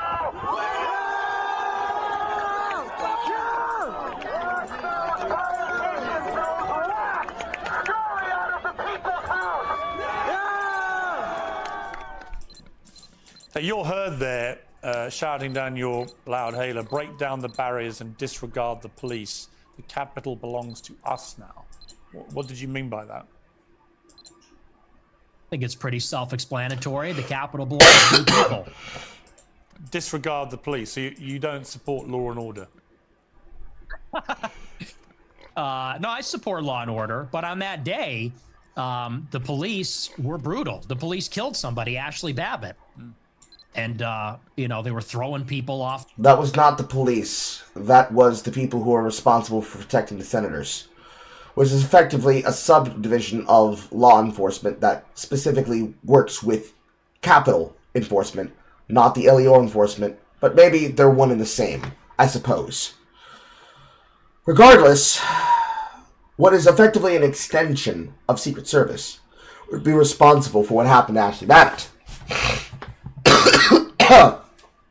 Using her as a critical fucking thing extends this as retarded.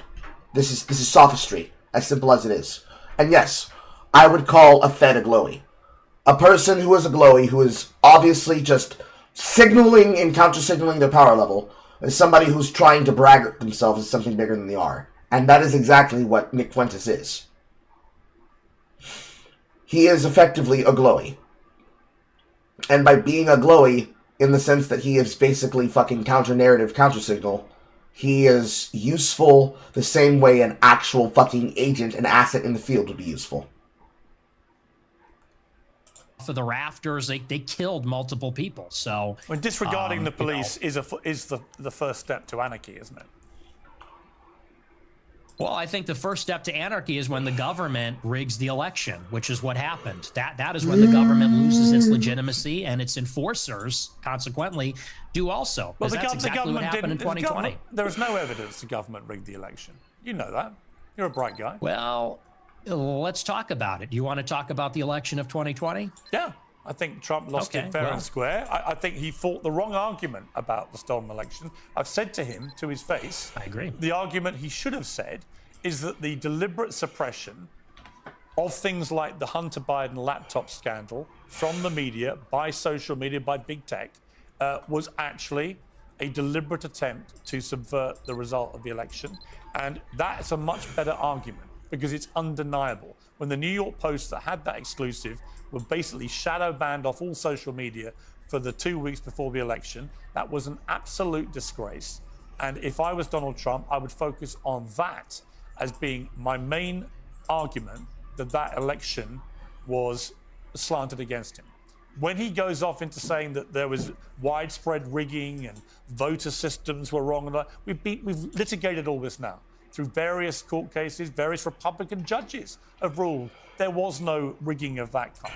In fact, the American election system is accepted by most people around the world as being one of the best in the world, one of the most reliable. So I just think he fought the wrong argument. If he said the deliberate suppression of damaging stories to the Bidens, which could have swung the election, was outrageous and unacceptable, I'm 100% behind him.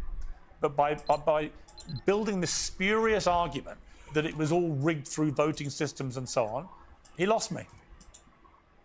Well, I agree about the voting systems, but, when they went into the machines, I think that was ridiculous. However, what has to be accounted for is that in 2016, 35% of the votes were cast by mail. By 2020, it was 70% because of the pandemic. So you doubled the amount of votes that happened by mail. They called it in-person early voting. They called it a variety of different things. And the other thing that they changed is they solicited the mail-in ballots. So they sent ballots to people's houses.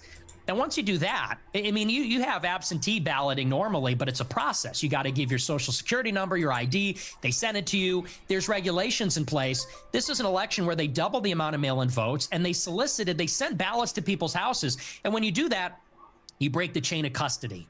So they send the ballot out, and then they tell people return it at a 24-hour ballot drop site that's unsupervised. There's thousands of them, and they're going to hope that all the ballots that find their way into these drop boxes were filled out by the person that the ballot was intended for. And I know that didn't happen. I'll tell you why. My uncle has been dead for 26 years. He got a ballot in 2020. It was mailed to my parents' house. And that was happening in nursing homes. That was happening in apartment buildings. But you also know that every independent body that has looked at this has concluded there was no widespread rigging, that it was a free and fair election, and Trump lost. And the bottom line is he should stop going on about it anyway, because he won back the White House in 2024. As you. The thing that's important here, Morgan, because there's things here that if you really wanted to get into it, this would be where you go to a political content creator, because I don't care. I don't care. I'm tired of hearing this talking point narrative. It is old, it is tired, it is dead, it is time for it to die. Put it to bed, put a fork in it, it's done. Levels of I'm so over it. When you say there is no example or there was no proof of widespread rigging, that is not true. There was examples of rigging in certain places in certain states. Obviously, the meme. You don't have a thing that goes like this and then a thing that goes like this without there being a manipulation of when the vote's being counted and how it's being counted. It might have not been done in all 50 states, but there were people engaging in manipulation. The important part is, did they engage in enough manipulation for it to stop the vote from being relevant? And the answer there is no.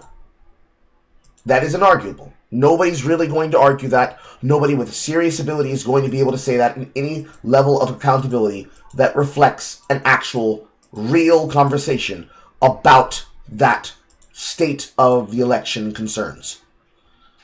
From that moment, anything else that would come as a proxy to that argument From there, that's for the fields of the experts. Okay? Period. Because you're not going to remove the amount of fucking calls of on-tape examples of people doing shit under the hush of night. People actively trying to count and fuck with the votes behind lock and key. Because, for my state, the literal way that we did this, license, registration, hand thing, get electronic ballot. Stick card that has your vote tabulation in machine. Not a Chad sticker, but an electronic system. Do your votes, down ballot if you wish, or whatever you wish to do. Even have write-ins, which you'll have to like type with the keypad, or use a stylus, depending on how your system was done. Take voting key, the card, out of it. They then plug that into printer. Printer prints your results. Results go into locked drop box with slit open into object, physical, vote 1, registration, physical, vote 2, paper, certification. Both lock and key, registered electronically and in print, into a room registered and guarded by officiates. Never fucked with, never touched without lock and key, and without witnesses. Then, after all voting is done and closed, polling booth, tabulation, calculation. Paper, QR code scanner. Registration key, lock 1. Paper, QR code, lock 2. Register to the name, register to the voter. 1 card, 1 vote, 1 recertification paper ballot to reflect the electronic card key. 1112, or technically 1111, 1112, 1113. Fed into a machine, automatically doing it. Let's play a game, chat. Who do you think was the company that provided this process? You don't even need 3 guesses. We all know which one it was. Say it with me now! You're going to need like 5 seconds of that overlay because some of you guys are on a delay.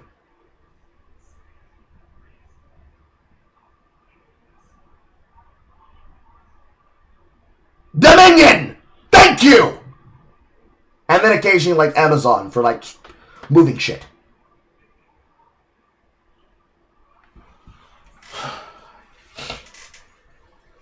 The same way that you could be able to rig this machine is the same way you unironically rig the machines in a fucking Payday 2 mission.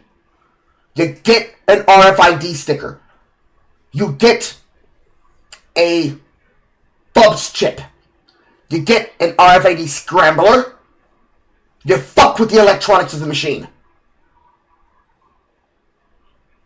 Rather than destroying the physical reciprocation, you take the data on the key card and you show that they have to be printed over again because there's an issue in the system. What's on the card doesn't match what's on the paper. Literally, take a USB system, plug the goddamn nuke directly into the object. Fucked. It's like walking up to a house that doesn't have an SD card tracking system that instead works by Wi-Fi. Get a Wi-Fi blocker, use that Wi-Fi blocker to block the signal, scramble, nobody can tell what's going on. This is not hard. Now, how many cases do you think they actually reported on that for? Less than enough. And yet, any hacker, any gray hat, any white hat, any black hat hacker that's on red team or blue team could be able to tell you that this is so easy to fucking do. It's not even a goddamn joke. It costs you less than $25 to put it together. The coding is free. The delivery system, the payload, $25-ish. and then like a little bit of wiring and soldering technique. And then whatever money it takes you to get the materials to do the soldering. Or the machine to do the soldering. A hobbyist that puts together and repairs computers could be able to create a payload to fuck with a Dominion a Dominion machine like that. You know why? Because the information and the code and the deliverable to run it is already on the deep web.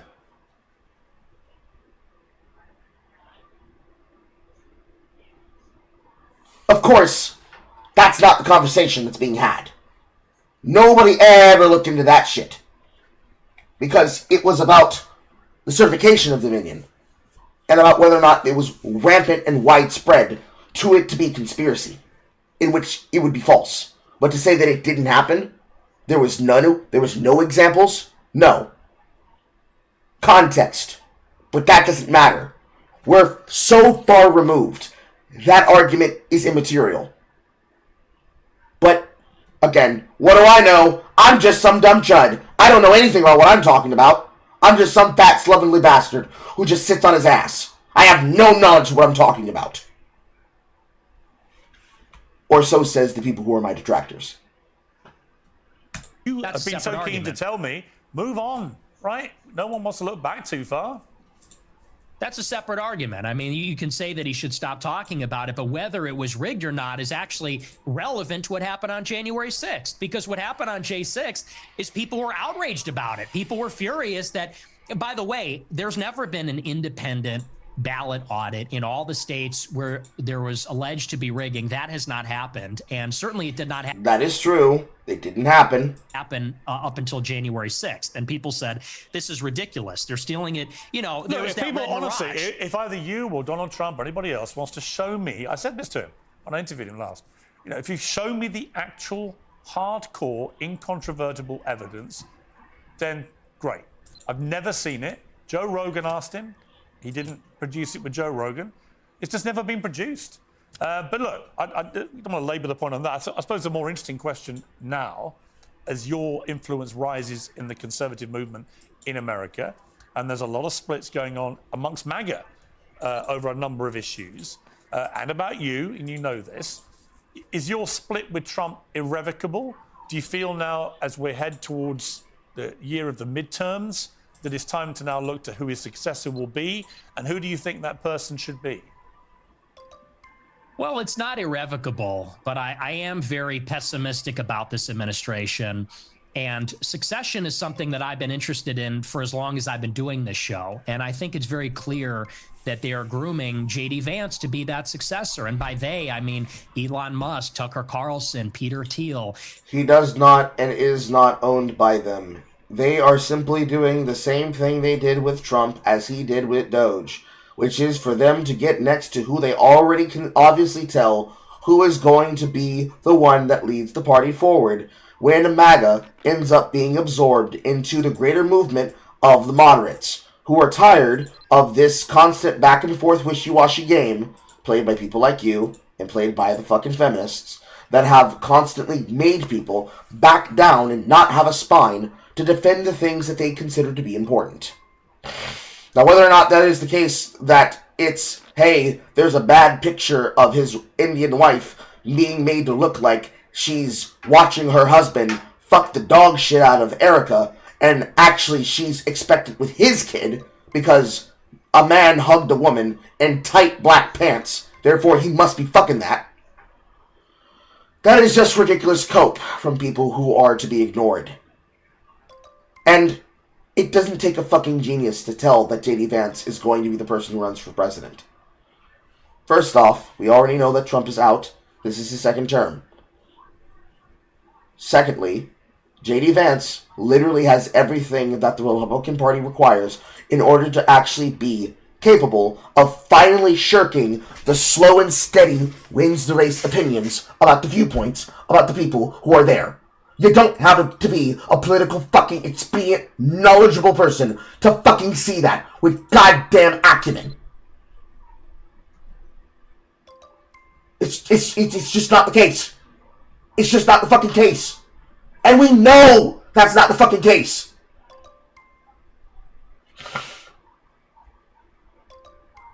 So, as that is obvious to anyone with fucking eyes, just like it is obvious to tell that J.D. Vance is going to be the person who leads the Republican Party moving forward, and hopefully, at some point, the old goddamn turtle and turtles around him, which is to say the minority and majority whips, are to finally let go of power and let the youth in, you will begin to see a generation that understands memetics and memes and meme magic, that will be capable of actually fighting for what people believe in, because they will not abandon their people to a position where they are not able to defend their rights and their beliefs.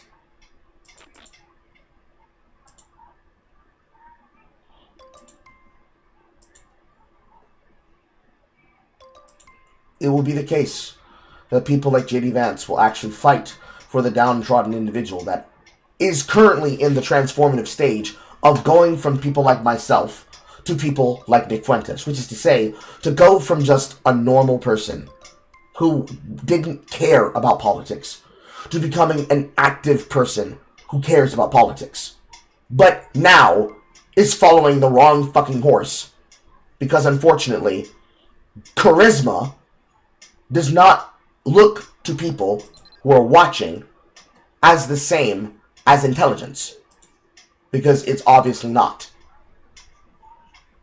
It is a counted position that they are not capable of actually being able to address.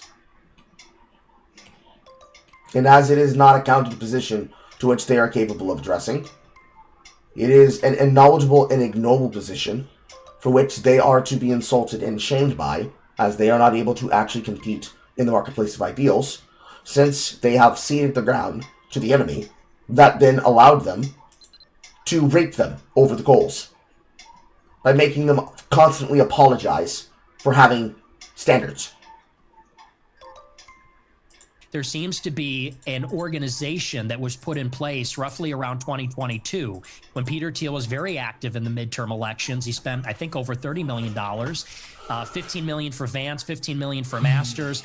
Spent a lot of money in a lot of other congressional races, trying to unseat the Republicans that voted for impeachment in 21, and also building out a media market, building out a patronage network, funding things like Passage Press, Sovereign House, a number of other projects to create sort of like a self-contained media ecosystem. And Vance is clearly the selected nominee. That is who the interests want.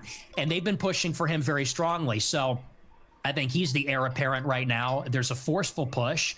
I've heard good things about him. I've heard bad things about him too.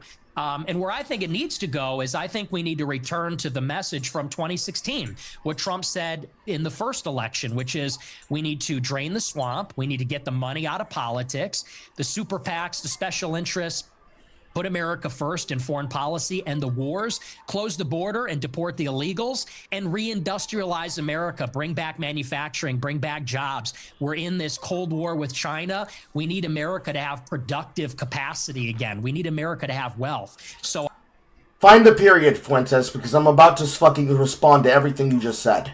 I think whoever is going to bring us back to that, that's who I'm going to support, and I haven't seen enough from Vance yet.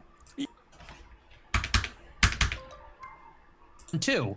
And where I think it needs to go is I think we need to return to the message from 2016, what Trump said in the first election, which is we need to drain the swamp. We can't drain the swamp because the swamp is what empowers people into fucking office. You goddamn simpleton. Call it the military-industrial complex, call it the deep state, call it whatever. The same powers that controlled Biden's election as he was obviously not fit for his office are the same people that are going to operate the system as is. There's nothing we, as the American citizen, can do about it because we will never know their names. That's what a shadow government is, you retard. Need to get the money out of politics. You can't do that because as long as you have politicians that are allowed to fucking make insider trading deals when they have knowledge that they shouldn't have and they are not barred from the fucking stocks as a part of their fucking oath of office that goes along with what we really need, which is fucking term limits, you goddamn simpleton, you will never be able to get the money out of politics.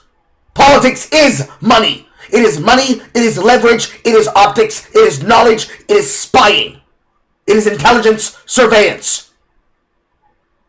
Just as much as it is clinking and clicking and zishin with people like protesters, with people like broadcasters, with people like influencers. You don't need a monetary fiat currency to get money into and out of it. As long as I can have the invisible hand of power extended from me, represented as the government, down through your body, in your spine, through you, through the people, where you must, intelligently or not intelligently, kiss my ring, that is the currency. When somebody I don't know the name of has the ability to make you do something, my official who represents me in Congress, in the seat of representatives, in my regular state, in my consolidated government, in my local authority, in my sheriff's office, in my coroner's office, when I don't know your name and you can control what I have access to, that is power! That is the chaos upon which society holds as a ladder! And access to it, to that power, is the chute! All of politics is a game of chutes and ladders connected to an on the stage of hungry hippos, designed in the format for the consideration of those who need a visual aid. As final destination, Mayday style! One side represents the Republicans. One side represents the Democrats. One side represents the Shadow Wizard money gang that is the shadow government. The other side represents the industrial military complex and the stock markets that are controlled by the pasts and the futures of all businesses that buy into the fiat currency. And the balls that the hippos are eating, that's us! It's just a question in this infinite currency of the balls that exist. How many people get consumed by that system and sacrificed on that altar and dais to the Shadow Wizard money gang that is in government that controls the levers of power? This is as obvious as any system that has to have an informed public. We have the laziest generation that is incapable of actually doing the rigor to understand this. And so, they're able to do whatever the fuck they want. Because if it's not a slogan that is easily recognizable, there's nobody that's going to be able to address the problem. Which is also the same lever that allows people like Signifier to say, damn it, I really hate that I couldn't get my fingers into Jay Longbone instead of player Carl. Because, god damn it, even though they're supposed to be people that we should hate, actually, they're very intelligent. They know exactly what's going on. Because it's obvious to anyone with a goddamn brain who understands how power works.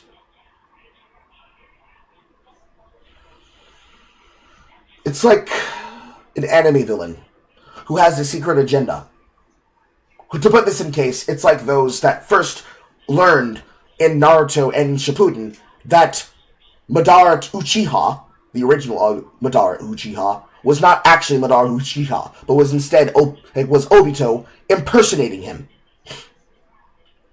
As long and also White Zetsu and Black Zetsu, it is obvious and it is knowledgeable for people who actually understand how politics work that it is the people who are responsible for the decisions and choices, the people who ensure those choices go through as intended and support the structure of power, and the people who asked for that power to exist that requires at minimum a three-pronged structure. Three-pronged structure. The people, the office, the power. It just so happens to be that it's all attached to a game of Hungry Hippos, where the higher up the ladder you go, the higher you fall should you go down the wrong chute. Trust the wrong person. Caucasian, that's with Africans too. The super PACs, the special interests, put America first in foreign policy and the wars. They won't be able to do that because those super PACs, again, Shadow Wizard Money Gang, as long as the shadow government is invested in this particular view and avenue, they will not be able to do that because that is the same avenue and the same power structure that allows who gets in and who gets out. As far as the wars, one part of it is that... See? Here I go, telling the secrets, and they try to take me down. Anyways. Not the fucking... Not the hot wars, not the cold wars, but the mercantile wars. The power that exists in the super PAC is the same power that is expressed by the hand of sovereign money. You will never be able to stop the wars because you will never be able to tell sovereign money to stop being evil, manipulative people.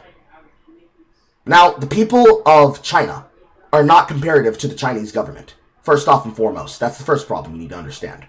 Which is to say, if you extrapolate that as a number, the people that represent those countries and the people just trying to live, whether they live in the technological cities or they live out in the fucking provinces that are equivalent to rural farm communities, they are not responsible for what governments choose to do on behalf of their own interest, of their own Game of Thrones. But you will never be able to stop the wars, because as long as you have sovereign money able to invest into our country and take control of our entertainment for their own optics and for their own opportunities, you will never be able to unlink from them, because they are as directly linked as super PACs are. Because, again, that's how you get people elected, dummy. Close the border and we won't be able to do that because deport the illegals. Those illegals are supposed to be the people that replace the citizens that are also going to be replaced by AI. It's a two-part process, you see. When you say livable wage, what the companies hear is a subsidy that they can be able to use to then increase their ability to gain more money. One part is ESG/bridge/DEI.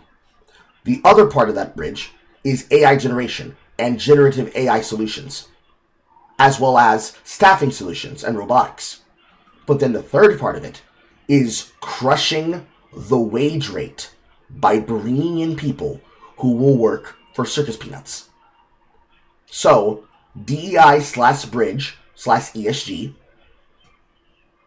AI automation, H-1B visas, and work visas, and just general, please, bleeding heart, they're trying to avoid war crimes sympathies for people who refuse to be naturalized citizens and go through the proper processes to become a citizen. The same way that Arena was doing so. The same way that Arnold did. And by Arnold, I mean the Schwarzenegger. These three levers are what control the inability to solve that problem. When you're able to deal with the inequality that is currently fucking people over with the debt ceiling, as well as the inequality that is fucking people over with the poverty ceiling, as well as the inequality that is fucking people over with class consciousness, caused by the fact that they cannot work themselves out of a hole, because when a person is on food stamps, like we talked about yesterday, when a person is on those food stamps, and they are unable to dig themselves out of the position that people like myself and the people like my girl are in, where we earn too much, or we're worth too much for us to properly get food stamps, or to keep them when we received them in the past, because now we make too much money, you create what stops us from moving from the lower level class closer to the line of poverty to a level of middle class wealth, where we can then start building generational wealth that allows us to pull ourselves and our communities out of the gutter, as well as actually having officials that give a fuck about where they come from and the constituents that they serve, instead of people who are supposed to be representing us in our states fucking globe-trotting and jet-setting to places like fucking Riyadh, because for some reason, a person who represents Columbus, Georgia, and the greater area of Maricopa County, or places like Buckhead and Bankhead and ATL, for some reason, a motherfucker like Raphael Warnock really gotta go visit the wall in Judea, okay? Somehow, he has to take a plane to the Fertile Crescent. The same with everybody else's senator doing this exact same thing, whether they're a part of the Republican Party or the Democratic Party or an independent. And then lastly, and reindustrialize America, bring back manufacturing, bring back jobs. We're in this Cold War with China. We won't be able to do that because we do not have the infrastructure over the fucking seas to help with our government spending. Dumb asshole. Take what was happening during COVID. People being unable to deal with things like silicon. Multiply it by 100. Now put a hand on every single table.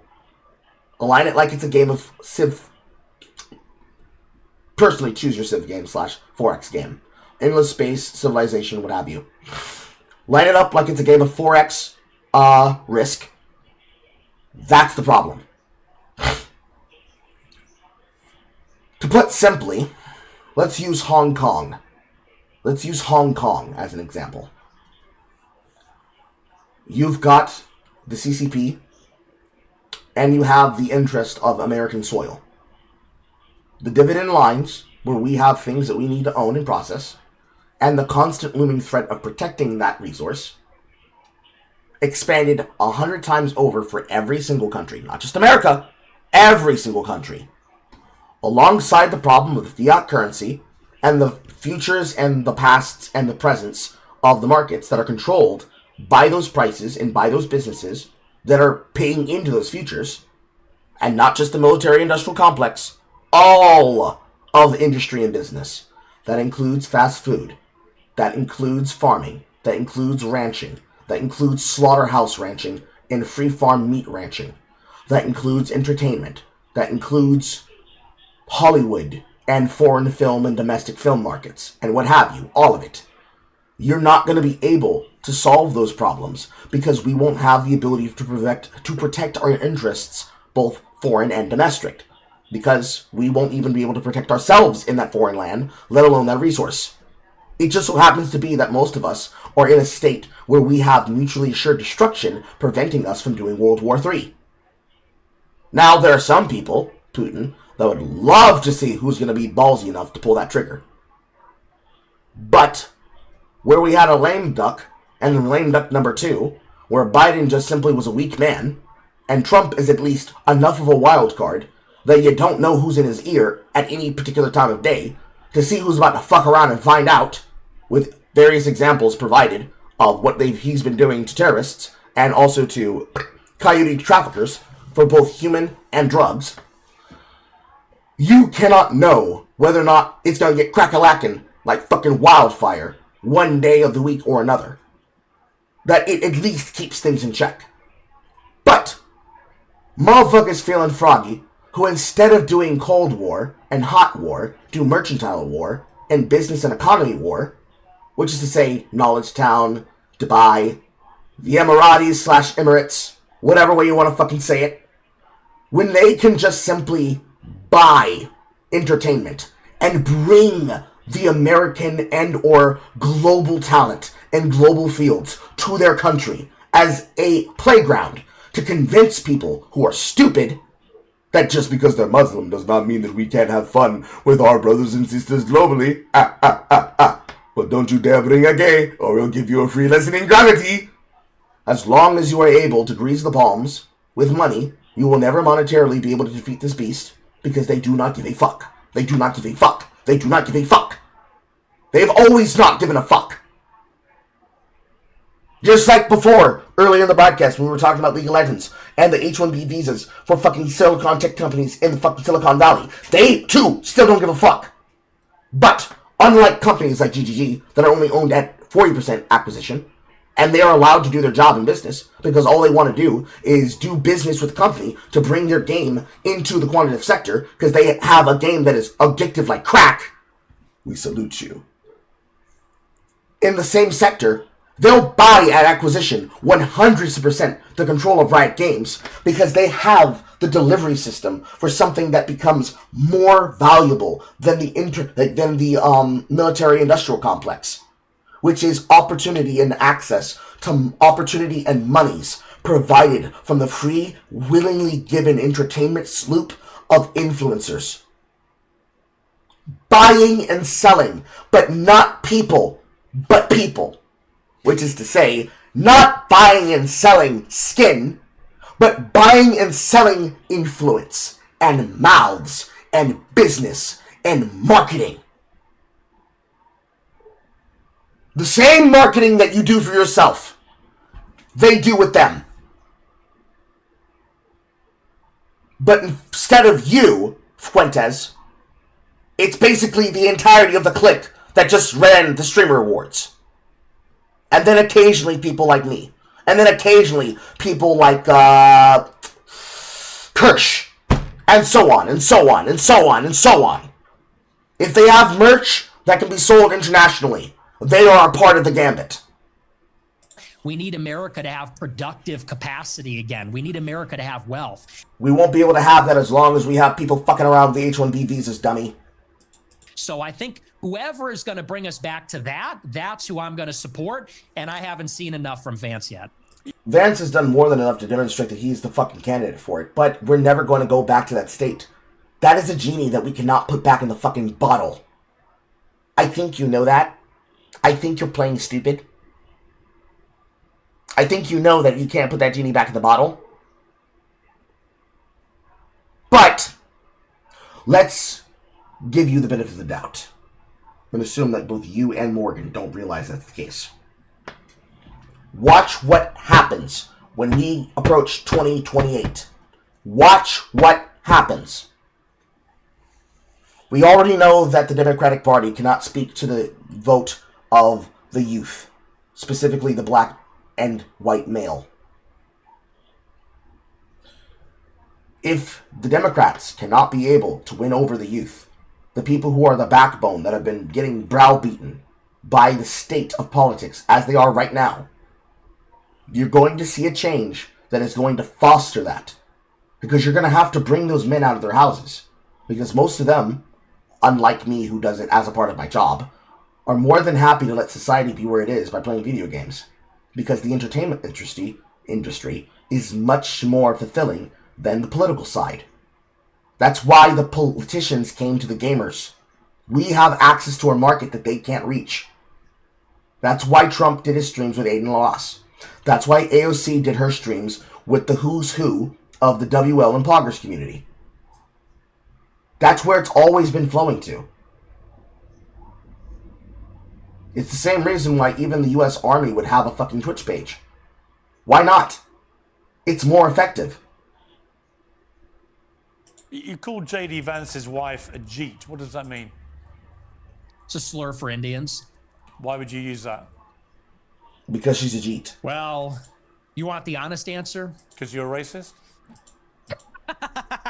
No, there's actually a different reason. The reason why I said that, if you watched the whole show, did you watch that whole show, by the way? No, but you've admitted you used that slur. I'm just curious why you would use that about a woman with her heritage. I'll tell you, there's a really important reason why, and this is why context matters. If you look online at the people that are supporting J.D. Vance the most, they are racist. They're racist also, let's say.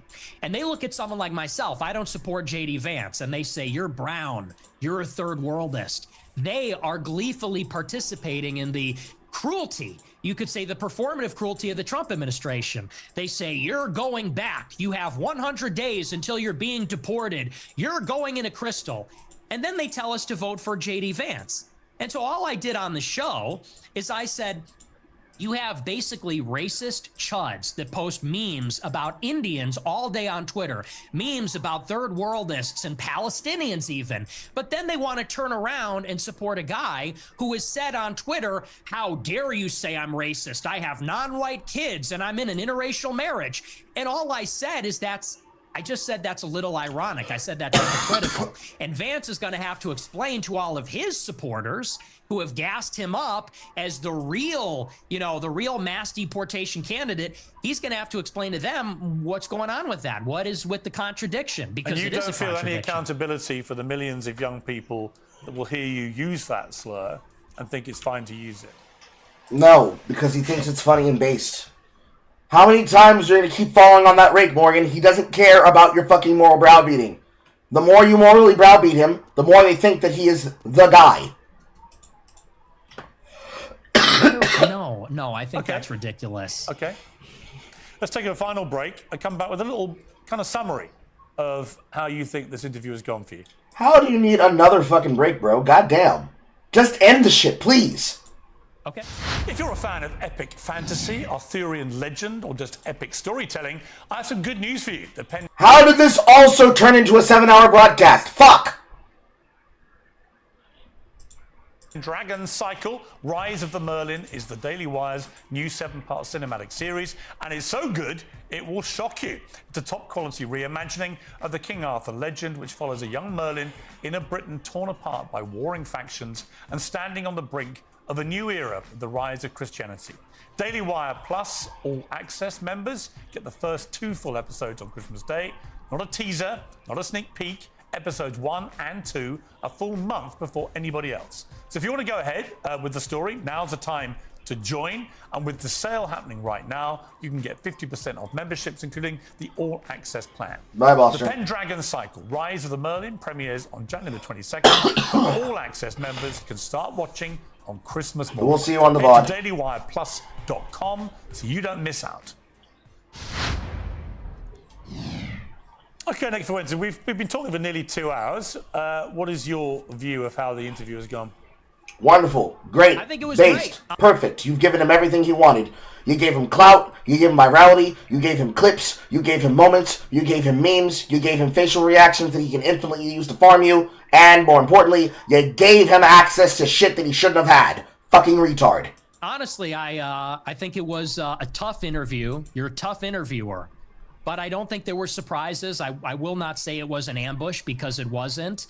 I sort of anticipated that you would make some choices about how you wanted it to go, and I was fine with it. So I thought it was terrific. As a Catholic, you're probably aware the Jerusalem Post has recently called on the Pope to openly condemn you. Would it matter to you if the Pope did? He's an American Pope, obviously. No, because it's more attention. It's more virality. It's more eyes on him, watching him and his antics. Once again, do not feed the trolls. It would be very disheartening, yes. Why? Because he's our spiritual leader. He's the head of the church. He's the vicar of Christ. So if he condemned me, that would be very disheartening. And it would depend upon what he would say exactly. But yeah, I wouldn't like that. I wouldn't like that at all. If he condemned you because you've openly admitted to being a racist on this show?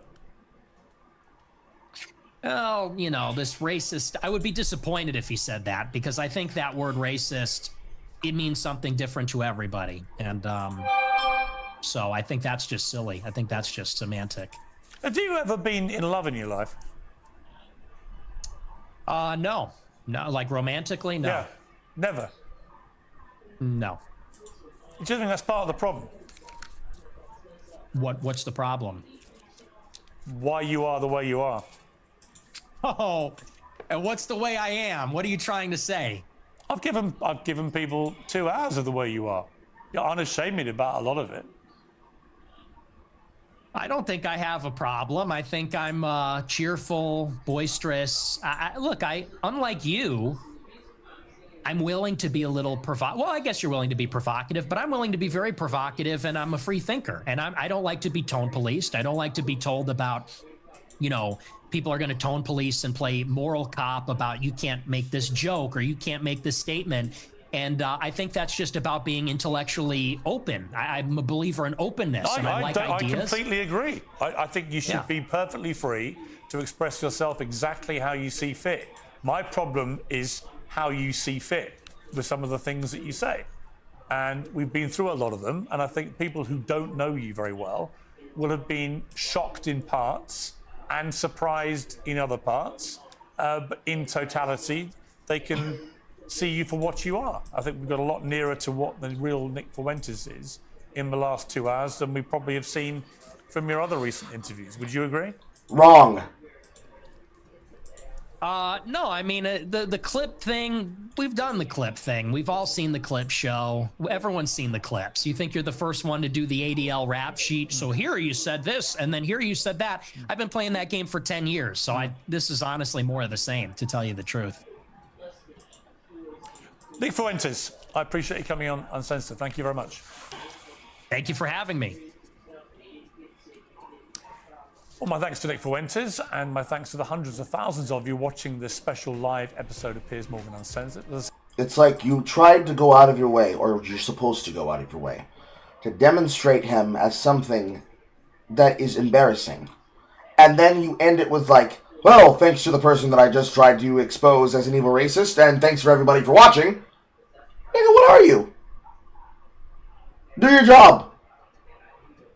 If this was the age of Katie Couric, if it was the age of Barbara Walters, if it was the age of Walter Cronkite, he would have never been able to do this shit. And at least they would have had the fucking acumen to fucking put this goddamn motherfucker in his goddamn place. What a waste. What a waste. What a waste. Well, we've done it, chat. We made it to the end. God damn, that is painful. But unfortunately, the pain's not going to end. Because the voice of Sheen is dead. Jeff Garcia, he's dead. Age 50. Sad. Sad, sad, sad. Your childhood is gone. Your idols are dead and buried.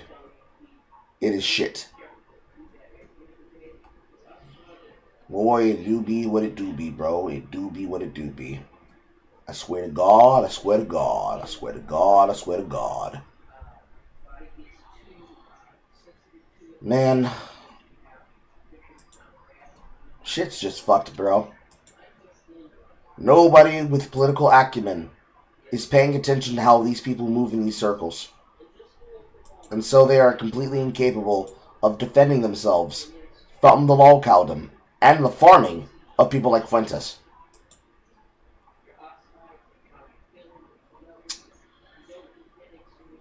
Well. Oh, well, this is wonderful. Cool.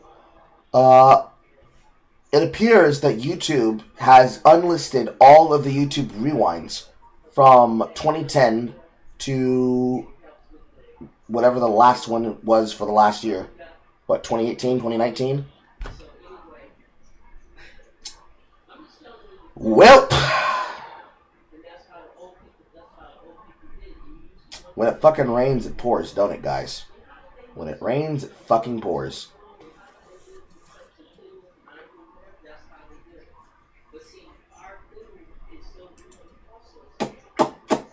Alright. It is 4:35. I have been streaming for, according to this, 7 hours and 11 minutes, but technically we were yapping for almost about an hour and something in the beginning, so it's probably closer to 6 something, which pretty much reflects what we did yesterday too. I need to go serve dinner, and then I need to figure out what I'm doing with myself. Tomorrow, Game Awards. There will be a live stream. We will be doing what I announced with the plans. Then, Friday is League Start. I don't know what I'll be doing Sunday. Probably still playing League Start. Some point, probably leading on Sunday, I will probably be doing the next movie matinee. I know I said I was going to do it some point between today and yesterday, but plans changed. So we're going to work it and play it by ear. Okay? Okay. Wonderful. Good. Lovely. Love you all. Thank you for doing you. Continue being yourselves. Spread the gospel of the Negrohood. Become a member of the HOA. And I will see you all next time. Hopefully. May the good Lord not take my life before I'm able to put more children on this earth. So this gave Nick more people to swindle? Yes, it did. As long as the establishment thinks that the way to stop people like Nick Fuentes is to basically slander them and to make them look like they're evil, but all they do is make them look interesting and based as kings of fuck shit mountain, they will always be able to grow. That's why people like me don't grow, because I don't do that dumb shit. I don't do the socially prognosticative stuff for attention. I don't clout seek, I don't clout shark. I don't content, I don't clickbait. That's what happens. Chaos is a ladder, which means chaotic people that do nothing to stabilize society will climb them. Either way, I'm becoming hungry. Goodbye, chat.